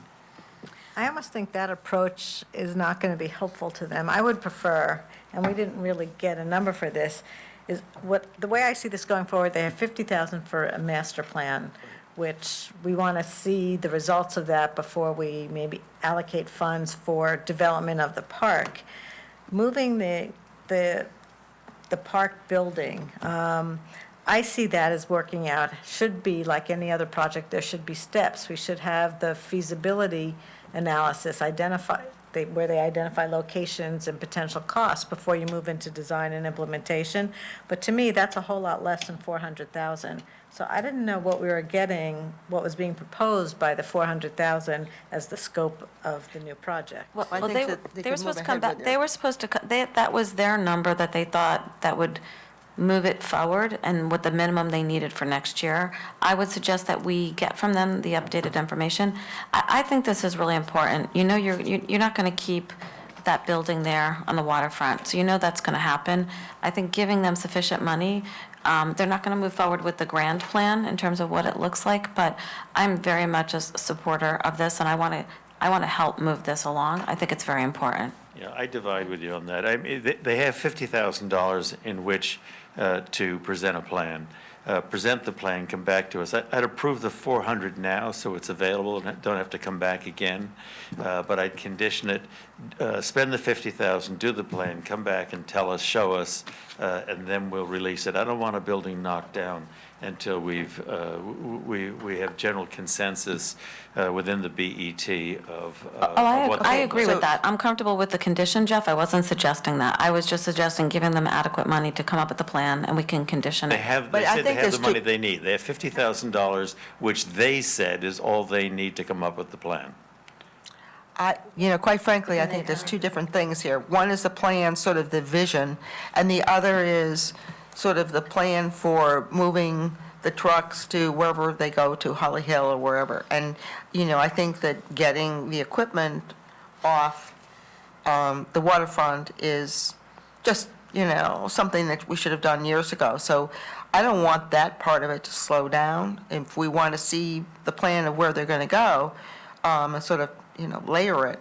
But I think this is great progress, and, I'm with Deborah. We need to move this along, and we just need to think of a condition that gives them the flexibility. They may be able to, The vision, one is a vision, and the second is just implementing, the movement of their support vehicles, et cetera. People. Will we be getting the information on what scope, what's included in the 400,000? I don't know. Oh, I don't know either. What work are we authorizing? I just think we have to hold everybody to the same standard and understand what we're approving money for. So Roland, will you get from Al Manelli a breakdown of how they, just a breakdown of the... No. They don't know what they're, I don't want their best guess now. I want them to do a master plan, and then come back and tell us what they want to do and what phases and what the costs are, and then we'll start releasing the $400,000 in whole or in part. wait, but you would appropriate the 400. I'd with the appropriate the 400 and Okay. Right here, what they're saying of the total project of 11.9 million, and that's what we kind of have in front of us, 3.9's already been appropriated. Doing the bleachers, phase one, as we talked about it, not the visitor bleacher, but just the home bleachers, the parking lot, the lights, is 7.6 million in total. So we've appropriated 3.9, you need the remainder to get to 7.6. To do the visitor side bleachers and team room on that side adds another 1.2 million to the project. It's, say 8.6, so it's another 3 million or so amount to get to the road, the approvals, the moving of the tennis court, the site work. It's a little bit more than that, but there's some numbers here double counted. So I'd have to verify, but I think we might have the data enough to be able to appropriate without having to generate things. We do.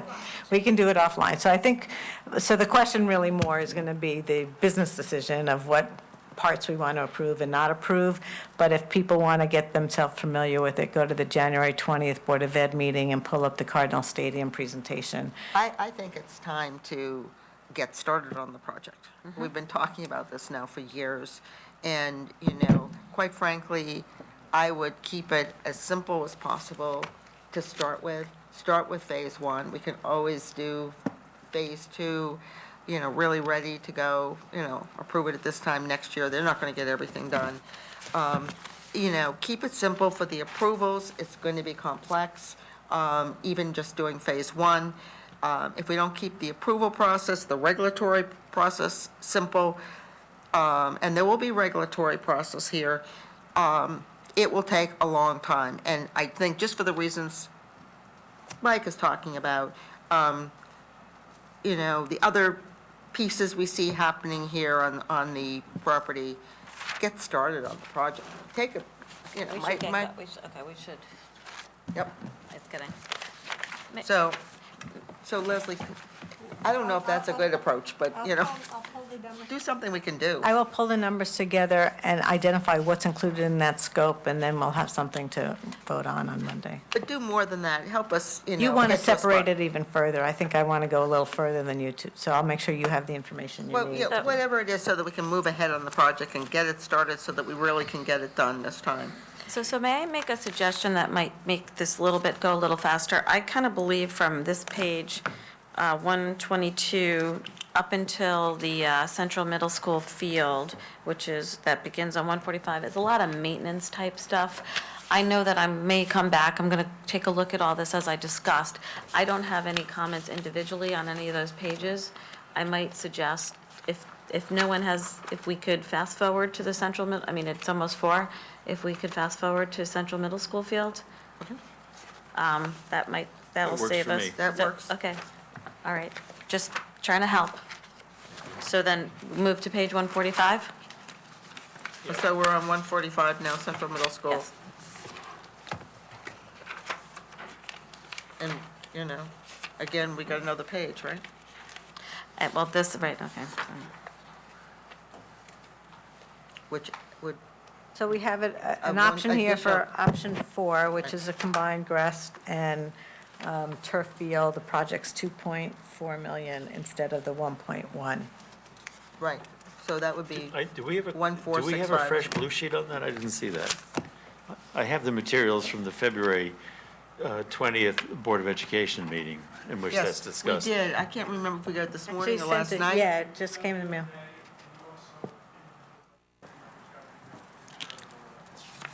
Oh, I didn't know did we get an email from the chair of Board of Ed? I don't Yeah, think I got one. Yeah, we did. We did get an email. Today? No, it was after the meeting. Oh, that was just a link. Yeah. That wasn't our sheet. No, it was an email. He just said an email.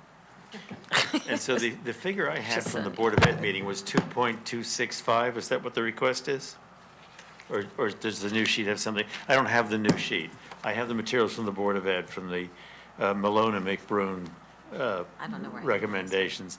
And their figure on option 4 I have as being $2,265,000, which includes a contingency, 15%. 2,565,000 or something like that. I'm sorry, you have what, 2 million? Well, I don't know, I might have made a mistake.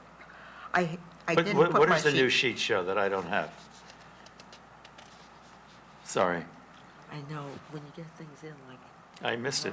no, this morning, it was last night. Was it this morning? Or yesterday, Can we just, The new sheet shows 2,565. 2,565. Right. Sorry, no, that's the total, including the 300 prior budget. The current year's budget, just right, 2,265. Yeah, that's the figure from Malone and McBroom that was submitted, one of 4 proposals submitted to the Board of Ed on the 20th. So are there any comments about supporting it, not supporting it? I just want to think about, I'm not prepared, so, And I think in the interim, we're getting let's move on, yeah. more in. So there is a point to be made here, and that is who decides policy here? This is a proposal that is a hybrid, but it has some it has some artificial turf I think the suggestion is that the gym classes, the mandatory classes which children are compelled by law, Okay. Mandated by law. which are, you oblige children to attend school, you oblige the child to participate in a gym class, and I think we're being told is the children won't be sent onto the artificial turf. The artificial turf will be used for optional activities where kids won't be compelled against family will to participate there. And to my mind, I thought that was a fair compromise. I had a little problem with the BET being asked, a finance board being asked to make a policy decision. I don't think people on a BET are suddenly supposed to become experts on the health appropriateness of artificial turf. The school board made one recommendation. I think they're a policy-making body. The first selectman made a different decision. I think that's a policy-making entity too. And we're supposed to break the tie. I heard a very clever idea from our BET chair suggesting that these two entities work this out and come forward with one coherent expression to us. I don't believe that's been forthcoming. I don't know if that's been attempted or why. I'm mildly objecting to being thrust into the role of having to make that decision. If I had to make the decision, I probably would opt for this hybrid proposal, option 4. I think that there are quite a few things like this where we're being asked to make the decision rather than I the keep policymakers. looking over at Mr. Mason, hoping that I'll get an answer back. They have met. Mike? As of yesterday, the superintendent of schools did communicate that they had met with the first selectman and gone over an option 4 in passing. And I think the first selectman's position is still, he's made his opinion what he thought. Obviously, version 4 is only about a week and a half old, maybe a little bit more. And I think I can't speak for him, but I think his position is, this is an initiative and, what do you want to do? I mean, and this is a real serious question going forward for the town.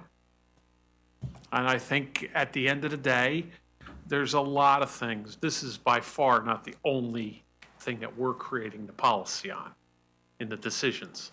And I go back to some of the questions I've asked you in the last 30 minutes about, are you sure this is what you think is a good judgment on behalf of the town? Well, you're given that same question right now. I'll ask you the same question. You're going to have to make a judgment call on this project. The difference in the money is obvious. That's the easiest part of this. I'll go back to the remediation at the high school. The town obtained a commitment to fund. I know, but when he talked, he was, on this one, he was a bit more shaky. I can answer this question. So What happened last year is that had you done it all as one project, there would have been some, operative word, reimbursement due from the state on the other improvements as well. And by cropping it back just to the bridge, you're going to get the state reimbursements on the bridge. If you later on go back and create the traffic circle and raise the roadway out in front of Parrot, if that's what you want to do, there'll be no reimbursements for that. You will have lost the opportunity for that, and that was what they were proposing a year ago. They've already given up on that. And so you're going to be able to do the bridge and get the reimbursements. Roland, will you just confirm that the LoSiP funding is there and that eliminate that? Is that okay? Yeah. That's fine. Okay, bridge maintenance program.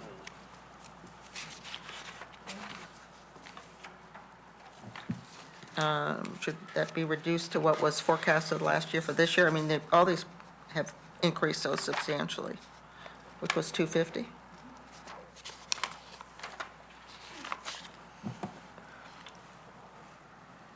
Bruce Park Bridge replacement. That's what we spoke with Jim Michael about this morning. Right. So You're So fine? we're waiting, we'll be getting more detail on the breakout of the $2 million, hopefully prior to a vote. Okay.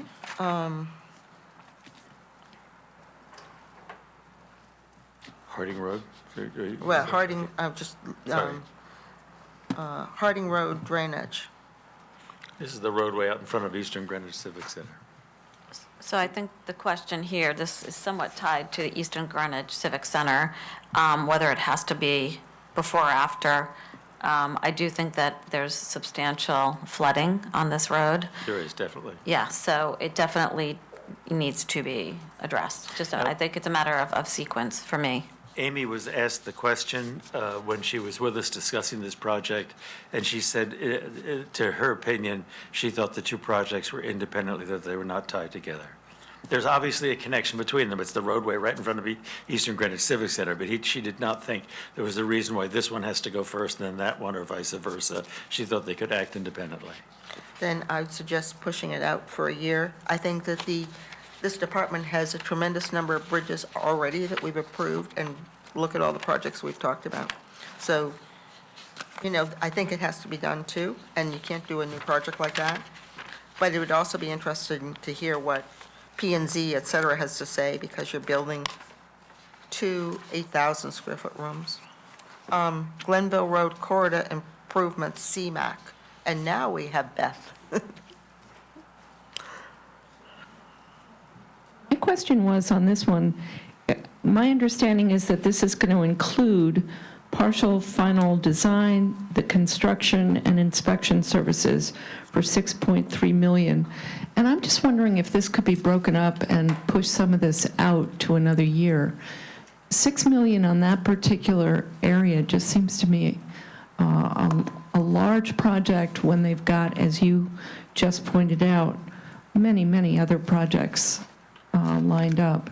Whether we could say, fine, you can get the money for the partial final design, the A&E, but not to move on to actual construction. And I'm not sure what the scope of inspection services might mean, but whether there were a way to break this down so the 6.3 isn't all in this year. Without meaning to take anything away from anything that Beth said, we received a replacement sheet in the last few days that this project is 5 million instead of the 6.3. But everything else still applies, it's just the digits are different, that's all. I'm sorry, this is 5 million, somehow I missed that one. Oh, maybe I. We received. Yeah, right. We received Yes. 4 I didn't put them projects. in my book. One of them, Leslie, you gave me this morning, a hard copy, which was emailed out by Right. Roland, and it revises the 6.3 to 5 million. Right, and I All remember the rest of that. the description is the same. It doesn't take anything away from anything that Beth Yeah, was saying. it's just this one. I'm sorry? Okay. I didn't hear what you said, Roland. Yeah. So, Can I make a suggestion? I'd suggest, yeah, you go. Only because this project at 5 million, we're getting 2 million in CMAQ, it's still an expensive project. We don't have any breakdown of that 6.3 million, which we do in other projects, so I would suggest we ask Public Works to come back with a separation of the remaining design funds from the construction and inspection funds, a better detailed breakout. I think this board can condition, and also to ask them for expected timing of the steps, when construction would be planned to begin. This board can consider conditioning that so that the design gets enough public airing and display prior to commitment to the construction project. So the same mechanical So- question, just of how and when we're going to be told. Right, so we can decide to whether we defer the construction to a second year, different year, or whether it should be rolled into the same year. Again, I'm much more mundane than that. Who's going to tell us what by when? We're going to ask Public Works to give us feedback on. Roland, can you send an email to Public Works on this item, Glenville Road Corridor Improvements, CMAQ, and ask that they break it out for us?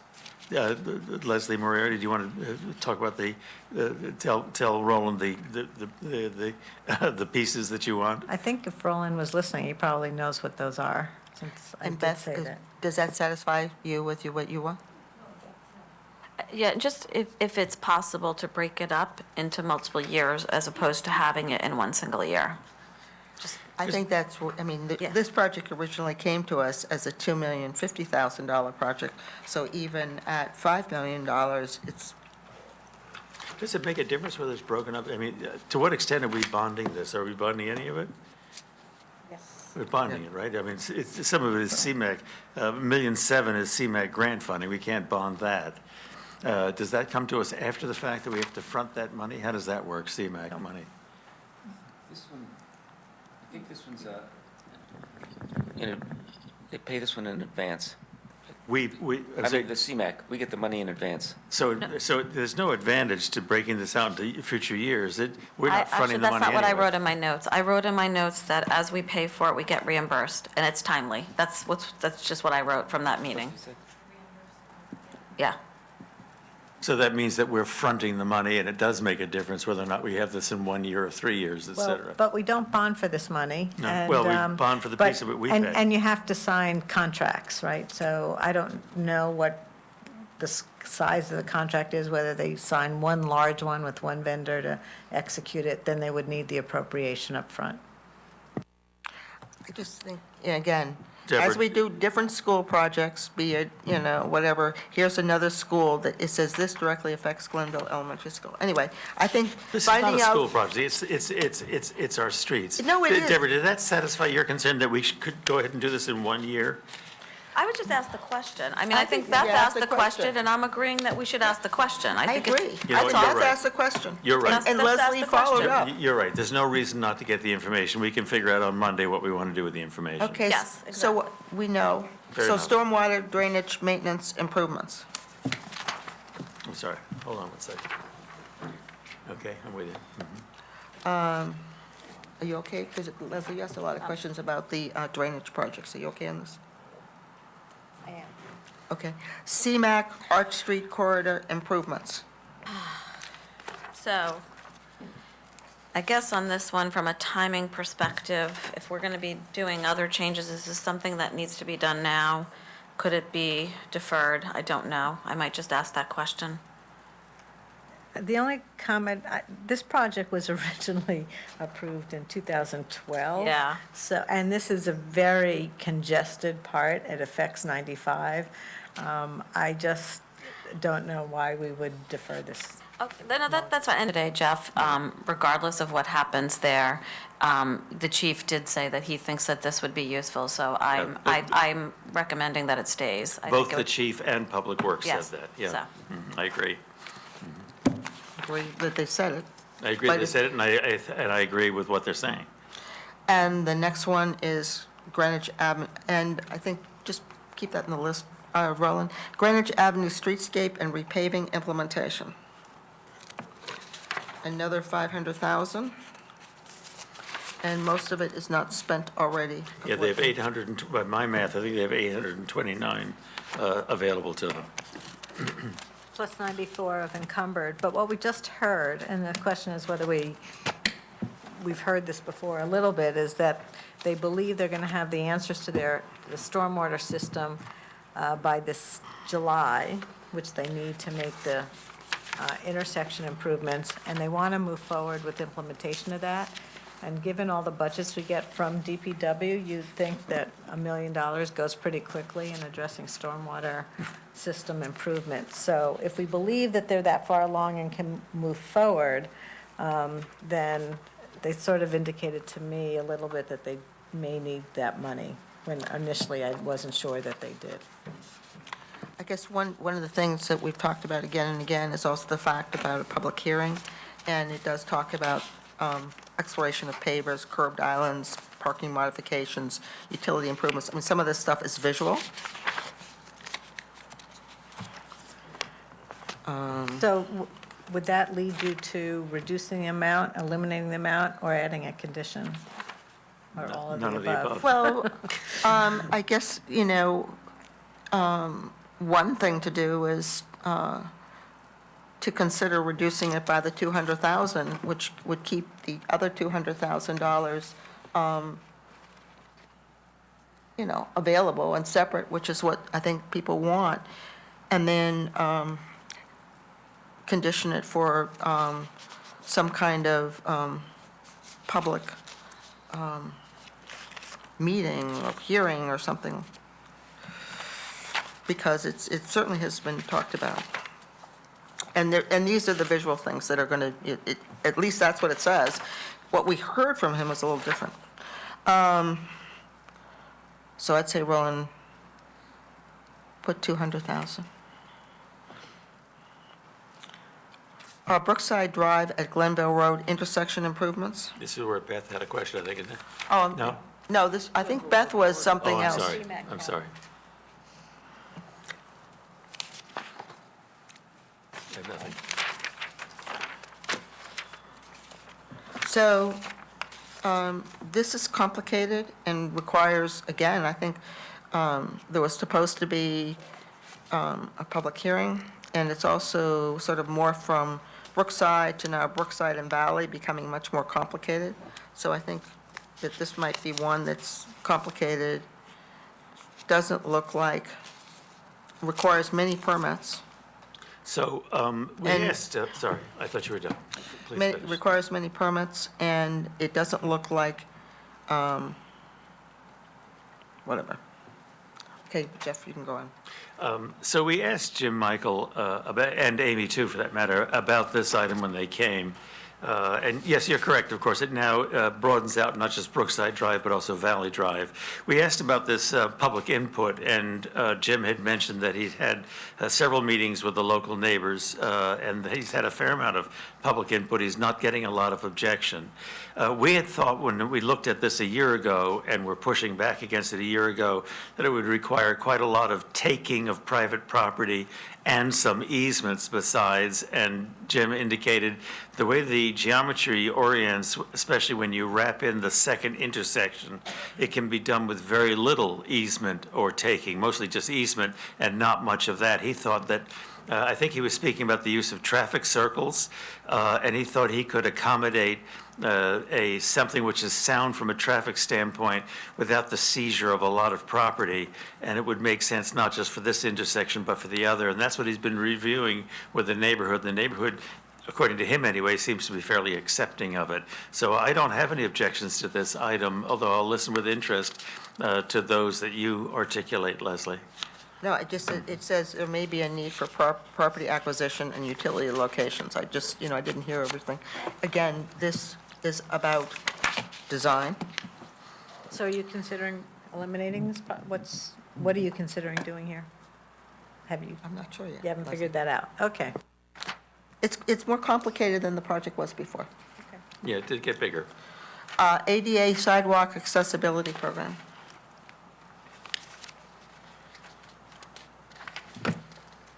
It's one that's doubled in size. And, perhaps we could reduce it to 200,000. Highway Maintenance Program, Eversource. The sleeping problem here is it's a little unclear who's going to control the details of the project. The concern being that Eversource might be inclined to do something which is cheap, whereas we might be more concerned about the quality of it. So there's a little uncertainty as who's going to control that project, us or Eversource. And when Jim Michael was here, he didn't know the answer to that question. He said they're still working on it.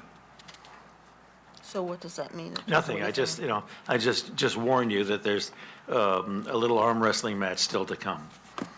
And that's $500,000. Frontage Road Intersection Improvements, LoTSIP Program. Beth, is this the one you were talking about? This I'm sorry?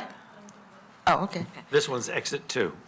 And I think this was just the incremental money based on, that they Correct. needed, now that it's kind of taken them so long to get the MMA Correct. firmed up.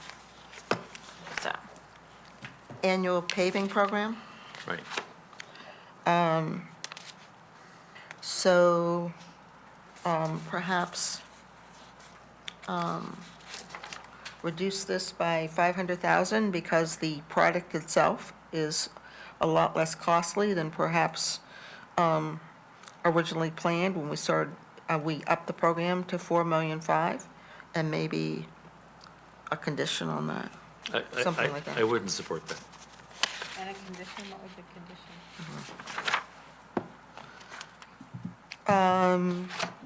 Park and Rec Parking Lot Maintenance Program.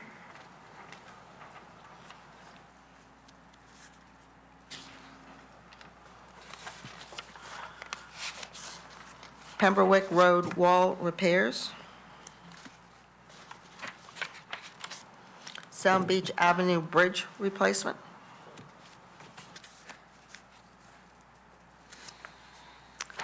I think the only thing on this one is, I know it's much smaller scale than it was a year ago, but we just want to make sure that there's adequate public input into this, just given what happened the last year. Yeah, Candace Garthwaite and others have been here each time we've reviewed it. From my conversations with them, they're quite satisfied. This is just the bridge, not the traffic circle, not raising the roadway out in front of Perrott Library. I heard one person grumble, maybe it'll be like a speed bump because it'll hump or something. I spoke to Jim Michael about that. It's not going to be like a speed bump. It does have to rise slightly higher to get the proper drain facility under it, but it's not going to be like a speed bump. I've heard no objection from the neighbors otherwise, Okay. and I've been tuned into this one. No, that's great. And I haven't either. I'm just raising it just because we had Sure. so much Oh, my opposition. God, yes. Yes. I agree. Yes. Okay. So I think maybe a condition on this one, just to confirm that the LoCIP money was or still available for this. If you remember, when he did it as a two-part project, or the other part to it,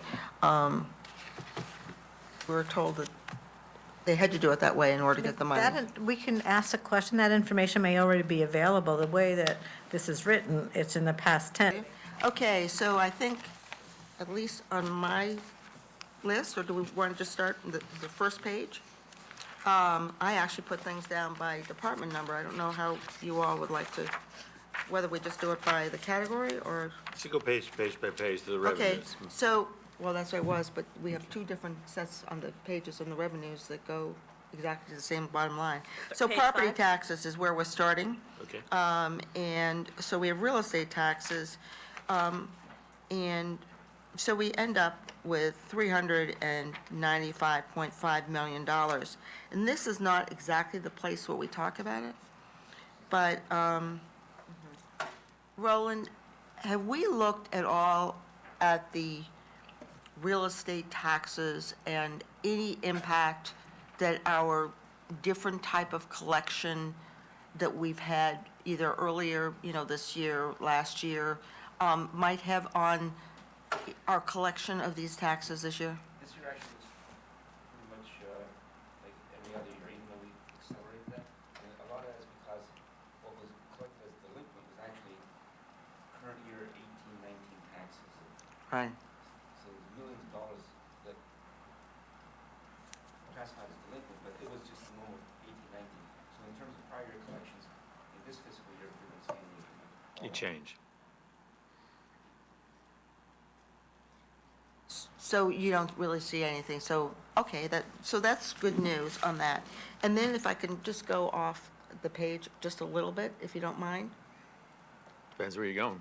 So we have Lauren here, and, even though it comes much later in our discussion towards the, end of the day, probably, if she could just review for us the money that she's set aside for our, not set aside, but, budgeted for legal settlements coming up. As you know, we pay for our legal settlements in the taxes going forward from that date.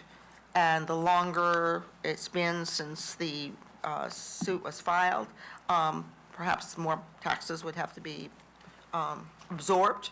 And then also, if she could talk to us about things like the senior tax, and I think you would like additional money, and if you could just go through that and help us to see if there's anything that we need to change, Roland needs to change. Okay, So welcome, Laura. thank you. Good morning, everyone. So we have a reimbursement of $270,000 from the state. I would leave that the same. That also includes not only the elderly, but I roll into all the other reductions, such as additional veterans, the firefighters, and everything. So that is a lump sum that I think we should maintain. In addition, as I pointed out to you before, because we've changed the schedules on the local senior credit, we've actually given more credit. We're going to give out more credits this year based upon the new ordinance that was passed last year. I would suggest that we put aside $950,000 for that Instead of 900. instead of 900, yes. So that's a number that we'll need later in the day. Okay. As far as the settlements for court stipulations are concerned, I have $1.5 million, I believe, put aside. Yes. To date, on this current year, I have expended $762,000, so I'm probably going to get close to the $1.5 million, assuming that we make some additional settlements in the next few months. As I look over, I'm sorry, just to be sure that I put a fine point on that. So you're suggesting that the $1.5 million that we've allowed for it is an appropriate allowance? Yes. No change required? and no change for that, I would definitely not go down. Okay, thank you. Okay. Based upon the number of court appeals that we still have, I believe as of today, we have 42 that are still outstanding. Oh, so two have been, We found a couple that, yes, we are forced, we're non-suiting them. They didn't reply, there's no discovery. So going through all the process, now that Jean McLaughlin is retiring, we found another two that we've had withdrawn. So then, in terms of the higher grand list than what's in the budget book, I think that translates into what, roughly another potential $1 million of property tax revenue, right? Because your grand list, we have in the book 33,267, and I believe you said 33,4. That's where I am based upon my estimate for the Board of Assessment Appeals.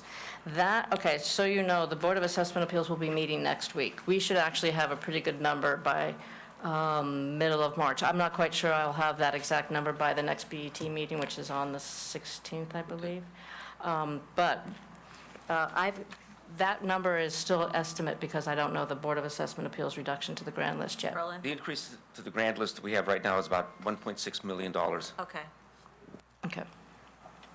Oh, it's from what you actually estimated from prior, okay. Okay, great, thank Gotcha. you. And then that'll just automatically, did it change your loss on the current year collections? Because that's just, what, 99.35%? So did you change that number at all, what the change? The collection is a function of the tax levy. But the net increase to, say, our bottom line is $1.6 million. The additional, Is that before or after the 50,000 related to? that's before. That's before. That's what I thought. Okay, thank you. So- And just one clarification, the state senior tax relief, the state program, we no longer get any funding from the state for that. The town is covering that cost. Is that correct? The state senior tax. Have we gotten the relief? reimbursement? Do we get reimbursement from the state for the state senior tax relief? We haven't. Yeah. We've gotten reimbursement, have we gotten anything for the additional vets or any of that? Yeah, yesterday, yeah. It's not. Small amount of money. Okay. Yeah. Generally. May I ask a question here? Well, would you please go into the budget schedules at page 1 where you have the mill rate calculation? Could I ask you to do that? Page 1 of the budget schedules in the operating book. you have that, Lauren? No, that's okay. I don't think Lauren will need it. Maybe we have some mislabeling of the sheet. That's what I wanted to try and understand. It's under the budget schedule. Yeah. Roland has graciously given away his book, so he's reduced to a digital copy. We have some interloping RTM members who have stolen hard copies of books. The lines got Got screwed up. So on this, so for people to know, on page 1 of the budget schedules, the state senior tax relief is, the 900 is labeled, that's actually the town senior tax relief. Oh, got it. The 270, which is shown as tax settlements, that's actually the state senior tax relief. That's what mine What is says. the 2,552 that's becoming 2,630,000? Oh, okay, got it. the uncollectibles. We assume. Oh, uncollectibles, okay, Oh, yeah, okay. I think I figured that out. sorry. Okay. So there's just a little mislabeling there that, in the fullness of time, maybe we'll clean that up. I'm sorry, Leslie, by all means, go ahead. No, I mean, these are things that we need to do, and it's better to get them accomplished when Lauren's with us now rather than calling her back. So we're all set with Lauren, and she can move on, Yes. right? Yep, Thank you so much, Lauren. So Leslie, when we do revenue, rather than do page 1 in the revenue section, are you going to do it by department? So we'll start on page 5? Well, that's what I had suggested, I but thi- Jeff asked me then to go back, and I said, well, it would just be repetitive, but I think. I'd prefer to start on 5. I think that makes sense. Yeah, I think I agree with you. Okay, Jeff? Yeah, okay. I mean, then I have to figure out where my things are, because I labeled it, I marked up my copies Oh. based on the chronological pages, but Well, we'll help you then. So now we're general fund. Office of the First Selectman, and then we can move on. Do we have anything before 1:30? No. Jeff? just a second, I'm looking. Do you have anything that would come in the Office of the First Selectman, Human a- Resources, or Registrar of Voters? I'm assuming, no, I do not. Okay. Oh, no, I do not. So then, 1:30, Leslie, are you okay? 1:30 is Finance, letter. Okay, 1:07, Administrative Services Center. Can I just make a comment to that? Because I'm not sure, it's very tangentially related to the budget in the sense that you're looking for potential impacts on our purchasing I don't know. policies. But that's more of an organizational issue to identify the expectations that these departments work together or so. And I'm just questioning budget, when you said budget guidelines should reference it, that may not get you what you're looking for. But you remember, because of our very flat organization in town, the fact that only 27% of our employees report to the First Selectman, but all budgets come to the BET and Budget Committee, sometimes we're hearing information that perhaps, neither the BOE nor the town are hearing. And so, we can work on this. It's just something to work on. So 109, I guess we don't, Jeff has raised an interesting point based on It doesn't affect the budget, though. that 111, well, it does, because somehow that money is being spent. 111 is probate court. 120, I have a change here.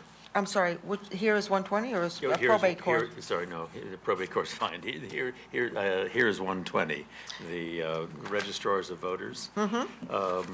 In the wings is an initiative that was heard at the HR committee. The HR committee, by a split vote, will be recommending a change in the base salaries of the two registrars from $36,000 to $52,000. There's also a change in how we handle stipends. Question to the budget director, are the salaries of the two registrars of voters included in the salary line on this? They are. So if I have, I'm sorry, and how are the stipends handled? Are they in the salary lines on those years in No, which they're in stipends? other, 107. 107. So then, it seems to me, I don't know what's going to happen. The passage of it at the HR committee is not passage of it at the full BET, which would have to happen. But it would represent a $32,000 increase in the salary line. It might well represent the expectation of a slight decrease in the stipend lines. I'm not sure that I plan to support that change. I don't know how other members of the BET feel, but I'm wondering whether or not we might have to make an adjustment, or maybe we would be prudent to allow for an adjustment in the salary lines, or... So can I add something here, Jeff? Sure, I'm done. I wasn't sure what had happened here, so I did ask Roland, since the HR committee meeting, to help me understand how we had budgeted, and Roland did say that in the regular salary lines, and help me, Roland, if I say something wrong, but that it had been budgeted in this budget that we're looking at a 2% increase for both of the registrars, and then, as you point out, Jeff, the stipends. But there is a 2% increase in this particular budget for each of the two registrars. What would the dollar need to be if the recommendation were to be upheld? So It's what's the revision? $32,000 minus whatever the effect of the 2%. Say $30,000. Plus they're prorated. The raises going. That's right. January 1st. You have That's to right. take into account the proration. That's right. But you'd also have to, I think you've completely reduced the stipends in that case. I'm sorry, Mr. Ramer's question is right on point and it's accurate. The BET at our March meeting will set the salaries for the entire term of all offices who up for election in November. It's something we're required to do. At that point in time, if there is an adjustment needed, we will have done that before the full BET opines on the budget. And if a correction, something like this is needed, the full BET will recognize it at that time. In the past, we have done, sometimes we've done some of the salary adjustments in February for the elected officials. This year, we're doing it in March. Right. So we'll have time to fix I wanted that. to ask the question just to understand the impact on their budget, but I agree with you. My recommendation to the Budget Committee is to leave the budget as is now, wait for the full BET to act at its meeting in March, and then the full BET can make whatever adjustments to that Registrar of Voters line Good answer. as required. I Oh, agree, I okay, agree so- with that. I and, don't think that's still in office either, by the way. yeah, we'll, I think there's a couple other offices that we have to set the salary for this year that are coming up for election. Whatever other offices in town are coming up, we have to set those salaries. well, I think those are the only other, but No, the other thing will The be. town clerk is set in that way. No, the town clerk comes next year. Next year. The town clerk is not a state position. The town Oh, yeah, clerk sure, gets a, sure. We're- I think these are the only two elected officials, but the other, Mike, you raised a point, the other one that will be set, or maybe not, the MC employees. So the MC employees, I also asked Roland what we had done within our departments, what he had done, whatever, for the MC employees. That's 2%. And so it's been set at 2% increase, and that increase is in the budget at 2% for the MC employees. But that will be one of the things that will be reviewed at the full BET meeting in March. Right, so we'll handle that the same way. We'll let the full BET vote and then make the adjustment if necessary. But that 2%, unless we reduce it, or make it higher, but that 2% is already in the budget, whereas the increase we're talking about with the registrars of voters No, are I not yet in think the budget. Leslie Charkey, Leslie Moriarty is right. I think we go with her Yeah, suggestion. I agree. Okay, thank So you. we're fine. Yep, carry on. So we're now in 130, Finance Administration. And Pete had mentioned in one of his conversations with us that bank fees, line 52030, should be increased. He said by 10,000. That gets us to 198,700. I'd be inclined to call that 200, just for a round number. Pete, I hope I correct you. But I quote think you correctly. also, Jeff, you have to look at, there's some departments that had it in there, so I think it's moving the ones that have it in their department into finance, and then there was an incremental amount, which I don't think the incremental was fully at 10,000.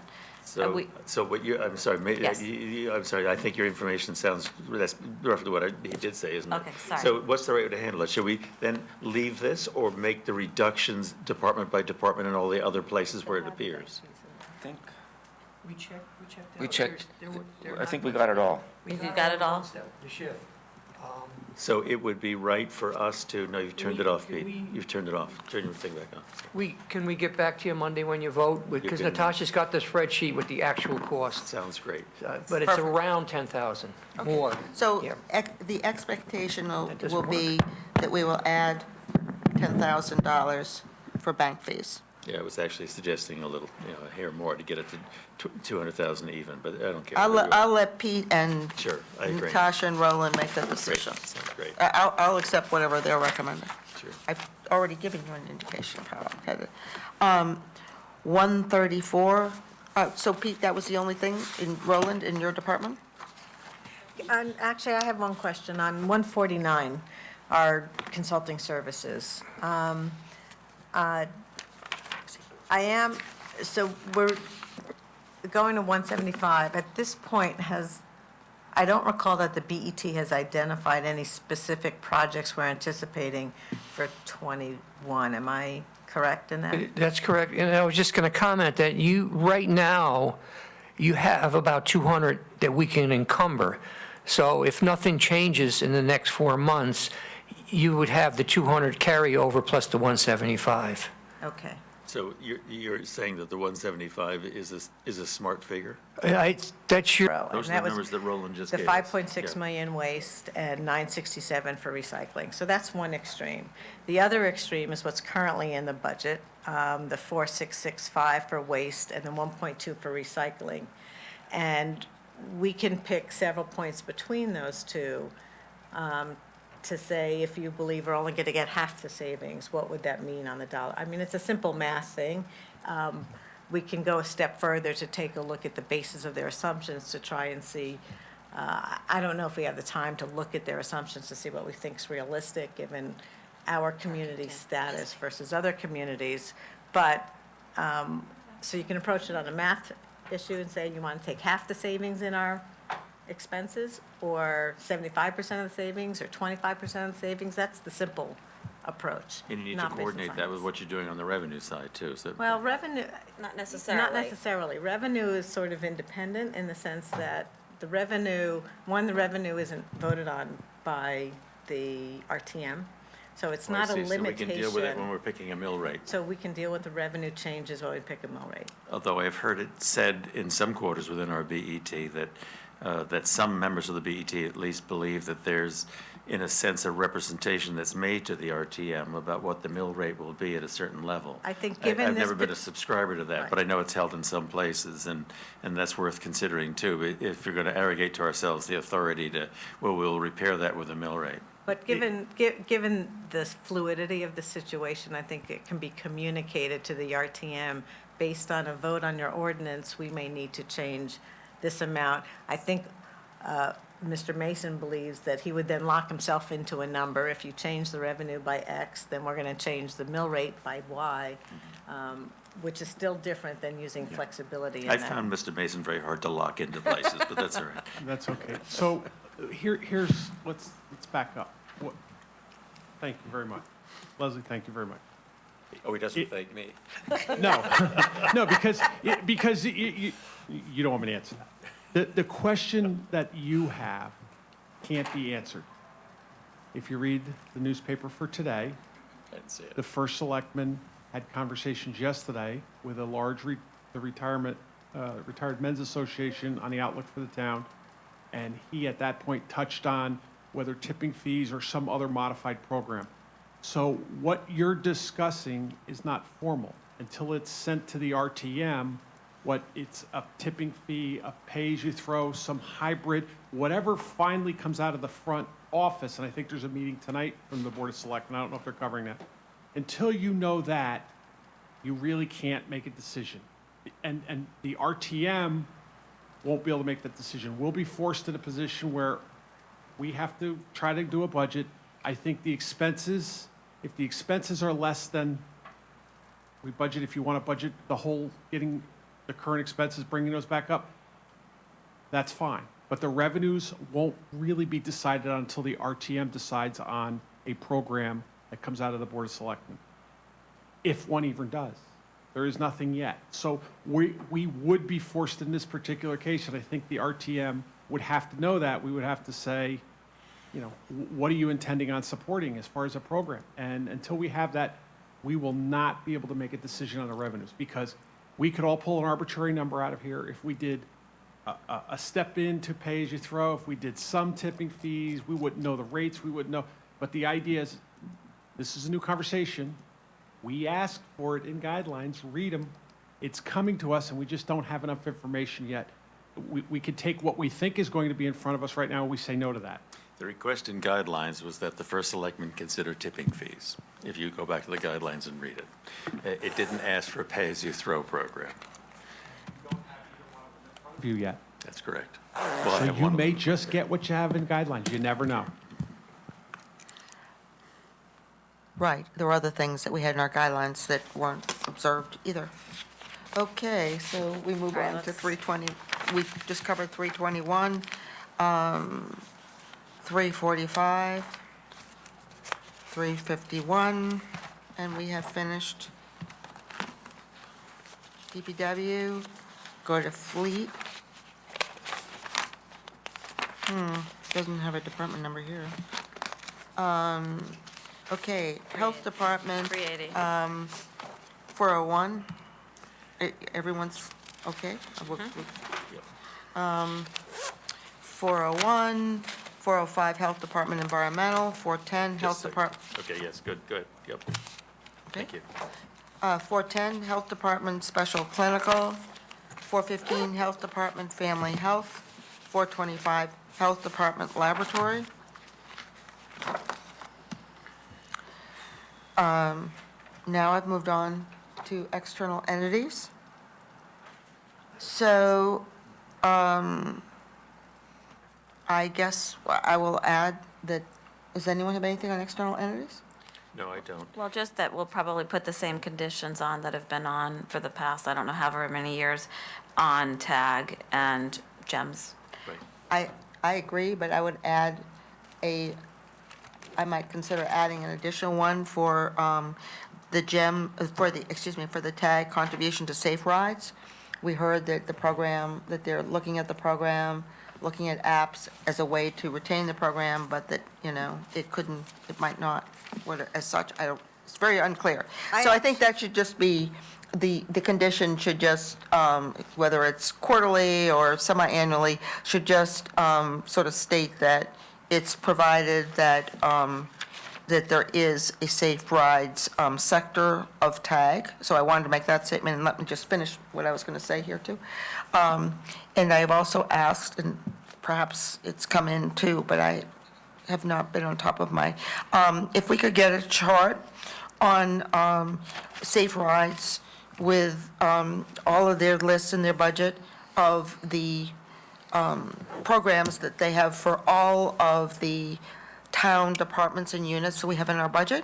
And then if the other column could just please be our departments and units in our budget and what we budgeted, just to make sure that they're not budgeting greater for any of these units than we have. And I think that's just once we see that, it will just be a process. So. I'd like to. Sorry. Please, you go ahead. I think there's an approach that I think I would like to change. Safe Rides has been sort of on a trajectory. It started as a program very independent of TAG. It was run not by TAG, and then over time it was taken over by TAG, if I'm remembering correctly. Yes, it was at the Red Cross originally. We kept the appropriations separate. I believe that Safe Rides is pretty integrated into the TAG organization, and so I'm considering making a motion to combine those two line items, to not differentiate between TAG and Safe Rides, and just combine it to give one appropriation that can be conditioned if the full BET chooses, of the $298,000 to TAG. We've seen their struggles over the past few years. I think they've done a tremendous job to get their organization aligned with their current funding, with the current needs to the community, and it just seems that we should be removing hurdles to their organization. So, I don't know whether TAG is handled separately or not. It was handled separately. Roland, can you just please send off an email and just explore how they handle TAG and how they plan to handle it over the next, whatever this is, 15 months or so? They gave us a pretty substantial handout. I have a copy of it. Well, yes, I have the handout, but I had a specific question, Oh, and I okay. said that I might consider, I think Deborah and I talked about the conditions, and so I just wanted one piece of information. So I have an important point of order here. Courts normally recess at 11 o'clock each morning for a brief break. Ordinance 833 marine beaches, 834 marine harbors and boat facilities. And now on to Fixed charges. So I have a couple there. I'm sure others have the same. So, sorry. can we just go in Okay. order to make sure that we catch anything? Okay? If you don't mind, Jeff. fine. So we have, whatever we have, 901, employee benefits. I'm sorry, whoa, whoa, Okay. whoa, whoa, whoa. Did we miss the I'm first sorry. one, fixed charges? You sorry. want to make it on that one? It's all right, no, it's all right, yeah, no, I'm on. 901? 999 is where I come up. Okay, no, I think can we just go in order? 901? yeah, so I'm- Roland, do you want to give us an update on healthcare? You're going to give us some good news, right, Roland? Yeah, we got information from the state. Mike? His is off. Siegel did an analysis of sort of the book of business for the state, and they are proposing at this point a 3% increase over the current, 3% increase. So that's a blended, right? A half a year and a half a year? Is that- the healthcare's on a fiscal year. Oh, So the overall is 3%. Instead of 10%, you're saying? Well, not quite there yet. Oh, sorry, The Fairfield County premium yes. Is 7%. 7%, which is going to be phased in over 2 years. Oh, so it's 3. So it's 3.5, so the town, we would get a 6.5% increase No. Oh, yes, 6.5%. over where we are. Instead of 10%. so, wow. And what else? That's it? No? It's still No. preliminary. Right. We won't know what the final numbers are until the last few years has been the beginning of May. Okay. So this is potentially a reduction of $1.5 million to 1.7. Million and a half to 1.7. But we actually don't know it's going to happen at all, is that the point? Well, it's going to be better. It's not final yet. These numbers go back to, I believe, November. So they're going to continue to accumulate information until the end of April is when we'll Roland? finally get it. The question, I guess, would be then, because also we tend to run lower than our projections, so we're reasonably conservative here. What number would you, knowing that you're not going to really know this maybe until the beginning of May, what number would you feel comfortable and safe at that you could reduce it by? $1.5 million. Okay. If it comes in like we think it might, the way it's proposed right now, the RTM could actually make that reduction when they vote. Yes, Well- we vote on the 2nd of April. Yes. But if you think $1.5 million, I'm sorry, Beth, if $1.5 million you feel reasonably safe with, I would propose that we take that sooner rather than wait for the Oh, RTM. absolutely. Okay. No, he's Yeah. saying we can take that. And- It's the extra 200,000 Got it, or whatever it okay. is, once it gets fine tuned. Roland, what about also the way we've been budgeting for the employees and having the 30 to 40 empty positions? Is there anything that we also can add to this number? We don't budget benefits for vacancies. We budget salaries, but not benefits. So there's no, I thought we looked at some healthcare numbers that look like maybe the last 2 or 3 years that our actuals were several $100,000 lower than our budgeted numbers. The 1 year we didn't have all the unions in yet, the firefighters were still budgeted as though they were in the HSA plan. So there's not, so to budget realistically, we'll call it conservatively, we can reduce this number of 55,948 by $1.5 million. Yes. So that's good news, Roland. Leslie? Thank you, Roland. And Thank the you other, very- the other, No, I'd like Roland to finish first, Beth, okay? we also had $100,000 on the life insurance. We got a new bid, or new rates, rather, I'm sorry, so life insurance we had said was going to go up from? down Down. Down. 100. No, I'm sorry. They were gonna bid it. Let me just finish the sentence. So- In So the in the- budget in front of us, the $1 million last year was increased to $1.1 million for this year. You're saying we could be staying at $1 million? Yes. Yes. Okay. That's what, so Roland, so that's, and Pete, so we can reduce 100,000 on life, And then we can reduce $1.5 million on healthcare. So that's good news. Leslie, do you And- want to let Beth speak? And I'm just, Wait. Let- just wait a second, I just wanted to check one other point on the same, okay, Beth, yes. I just want to clarify, Roland, because if I understood you before, the healthcare was going to be an 8% increase and then a 2% increase on top of that for Fairfield County. Yes. Now, you're saying now it's a 3% increase as opposed to the 8, and a 7% increase for Fairfield County? It is, 2 but years. but it's over 2 years, so. Okay. First year, it's a 3.5% premium for Fairfield County. Okay, so it's 3.5 for the first year and an additional 3.5 for the second year. Above the, Okay. above the base premium. Of 3, okay. So one thing I would just add is, and we talked about this in the HR committee, I think we've actually realized significant savings by going to the state partnership plan over the last X number of years.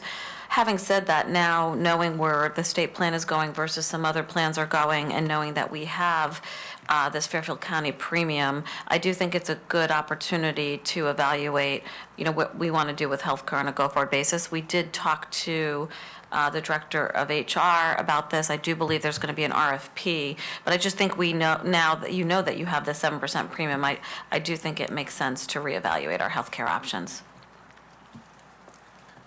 So, Yeah. okay, are we, 901, that was good news account. So hopefully we can get some more good news on 902. Unemployment and workers' comp. I don't hear anything. I thought that, I had heard that we might be able to take $250,000 out of there, Pete, didn't you? Oh, what did you say? That's what I wrote down. I wrote down 300 from the 57300. We continue to trend extremely well. As I stated, in the last 3 budgets, we cut it in reverse order, 175, 125, 408. We cut it 708,000. We're still trending for a surplus. I would say, what did you say, 250? I said was going to say 100. 100. If you want to compromise, this is the Yeah, oh, you wanna 57300. Negotiate. So I'd say, what do I say here? 125? 150, whatever. 175. Going, 75. 175. I'm sorry, what are we doing? Don't forget, this is a self-insured fund. So you take a risk. Yeah. Cut at the 57300, 175. 573. Is that all right? In what I also stated, that the 3 below it, I wouldn't touch because combined, they're almost break even. There's a surplus and deficit that almost balance out. But this is an MOC where they play against each other as far as surpluses and shortages. So are you, That's it. I mean, I know it was a little bit of a game, but are you comfortable with 175? You are. Extremely comfortable as long as you don't have 2 or 3 catastrophic claims that cost a couple $100,000 each. So what can we put in the book that makes that happen? No, you don't want anything to happen, Jeff. Okay. That's the point. Nothing to Right, happen. makes it not happen. Right, exactly. So thank you, Pete. Yep. So that line number again is 57300. 573. Capital improvements in the space, the tenant, at the tenant's expense, is allowed to do it, but under town supervision. And in this case, I have bathrooms involved, which they would like to update and renovate between the 2 years, this year and next year, at $400,000 worth of expense. It's a $5 a year rental. I've got nothing against the American Legion. They could contact the YWCA and get 6,200 emails sent to me on that one, too. But I just think that I would like to take this item, and it'll come up again at the pavilion, and I would like to wait with these 2 projects and have the town, not the BET, but have the town, I think that means the First Selectman's Office, to make a deliberate policy decision about what is to be the town policy on big-ticket repairs, town-owned buildings, sub-market or nominal rents for activities which are not broadly available to the public at large. And see if their decision is, yes, indeed, the town can well afford it, let's do it, I'll honor that and fund it. But I'm going to ask on these two items for a one-year stutter step while that decision gets made by the appropriate authority, not the BET. So you're deferring. Okay. Electrical system replacements, upgrades. It's fine. Townwide restroom rehab. So this one is the Pinetum, and I did not put that into the category of what I just gave my sermon on, and I'm not going to do it with the one that's going to come up in a moment either, because the use of the Pinetum is something that, although it's an enormously expensive process, over $1 million, to somewhat move the bathroom, renovate it, and have it feed into a new septic system. But this is a broadly used facility by the town, and so I'm addressing that differently than the one I just spoke about. And so this, just for the public, is $1,050 for the restroom. Yeah. Senior center interior upgrades. The only thing that surprised me about this, and I support it, is I thought that we had already approved money for the kitchen. I guess No, not. it's the bathrooms. We've gone through 2 years of bathroom repairs and the like at over $1 million worth of expense. And they're terrific, and I think it's necessary. As they described it, it's a pre-1900 building. No, I have no problem with all right, it, all right, but I let's just go on. remember Beth and I, when we were on the law committee together, worked on that resolution. And there was, the whole idea was a great big refrigerator, so, probably. Okay. Hamel Rink. Hamel Rink facility improvements. So I just, I haven't seen much about this and whatever. Do you have anything, Leslie? So I have to pull up the conditions. We have conditions on the prior authorization, I think, for them to return with the feasibility results. Is that, I don't know, Roland, if you have it up or not, but there isn't, on Hamel Rink, it was either 19 or 20, I can't recall. So that, all I know is that BET hasn't seen the specific plan, other than what's presented in here. And I just want to make sure we're going through the same steps that we expect every project to do, which is have a checkpoint at feasibility, have a checkpoint after A&E, and then, so before we're starting on construction. And I don't think we've had all the step points on this project. The condition was BT's review and acceptance of project scope and feasibility study. And we haven't, I think they've completed that now, but we haven't released whatever, the next step, because it has to go through MI and it has to go through P and Z. So we shouldn't, so it's, You're going to want subject to release this, so, till I get this, so I guess I need to understand where they are in that, the timeline of feasibility, then MI, then finishing A&E, and then construction. Can you give him the microphone, please? I just can't remember. committee or full BET. If you remember, the last hurdle they were working on is the drainage route. There was a Right. conversation of that Al had come to us, and he said he had everything other than that figured out for his MI application. Matter of fact, I could have swore I even heard him say he had a date for that. But I still think you should subject to release it so we get all that before because that would be our normal way to do things anyway, but. Our normal might actually be to reduce this to 30% design and, construction plans and the MI. No, that's not what this says. This is full. This is full 70% design and the detailed construction plans, rather than our normal process. So why don't you just find out what it represents, and then we can clarify that. How's that, Let's Leslie? say construction drawings. It does. So I think maybe Alan can break that up for us.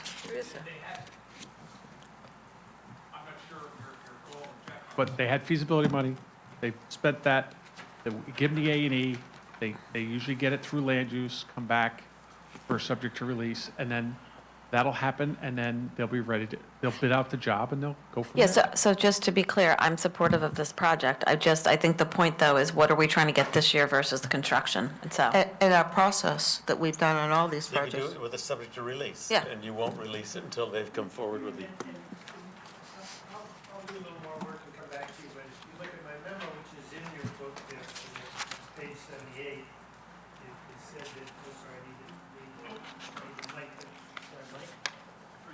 Thank you,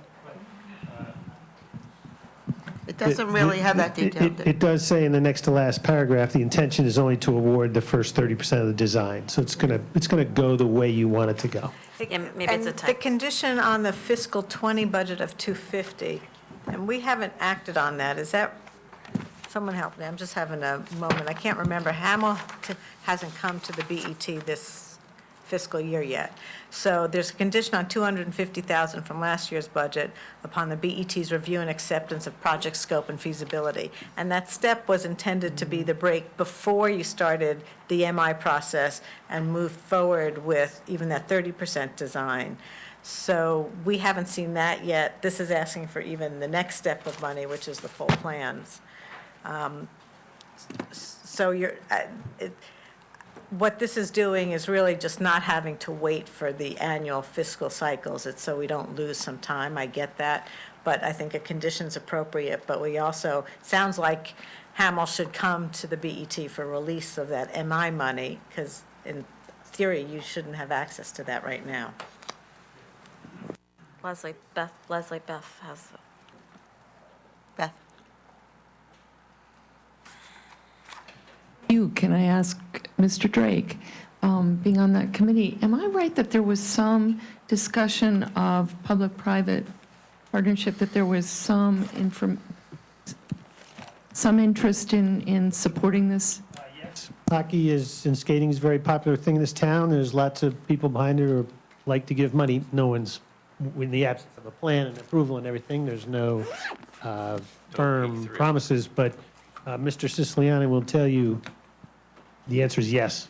Okay, so that would happen after we go through most of these steps? Okay. yeah, and Beth, to your point, when Fred Camillo was here talking about it, we talked about getting some sort of policy around public-private partnerships. He thinks here, and also the Eastern Greenwich Civic Center is also another place where we could raise substantial private money. My question was, is there a way to try to time it so that you can get the money coming in the same year versus it being expended? I think the problem is, from a budgeting perspective, unless you have it in writing that you're going to get it, you can't put it in the budget. But it would be sure nice when you're looking at these big dollar amounts to be able to actually put both in the same fiscal year. So I would love that. I mean, we think they're having a party upstairs. well, let's go.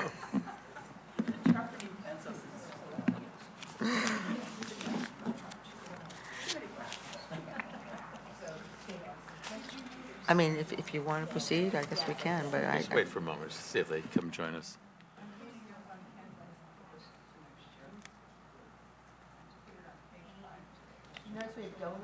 I did. This is the best consolidation day ever.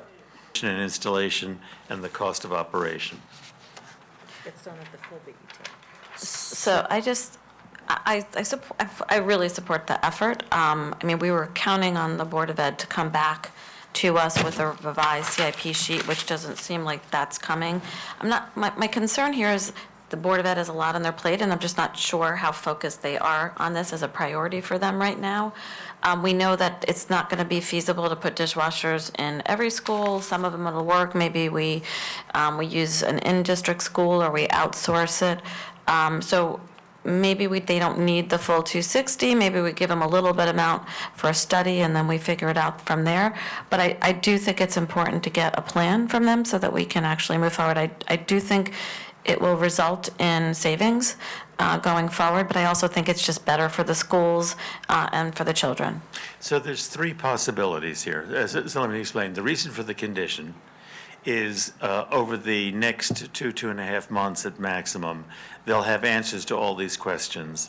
And if we had approved the whole amount, but subject to a condition, they could come back to us, and the funds could be released, and the work would be done over the summer, because this is work that can't be done while the school is going on.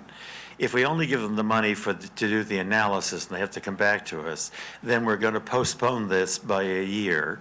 It's going to have to be done over the following summer, which is a misfortune, not the least of which that the sheer cost of materials that we buy and then throw away, even net of other costs, is about $80,000. Seems a pity. You're also subjecting the kids to some environmental issues that I think are unnecessary. So I have a preference for us to approve the sum and condition it as opposed to simply give them the study money. The three alternatives here are either A, put a large dishwashing unit in the high school, which they've already vetted and can work, and have the vehicles which already exist and which already go out on routes carrying foodstuffs to the various schools, would take the racks of the cleaned stainless steel plates and silverware which were washed during the previous evening.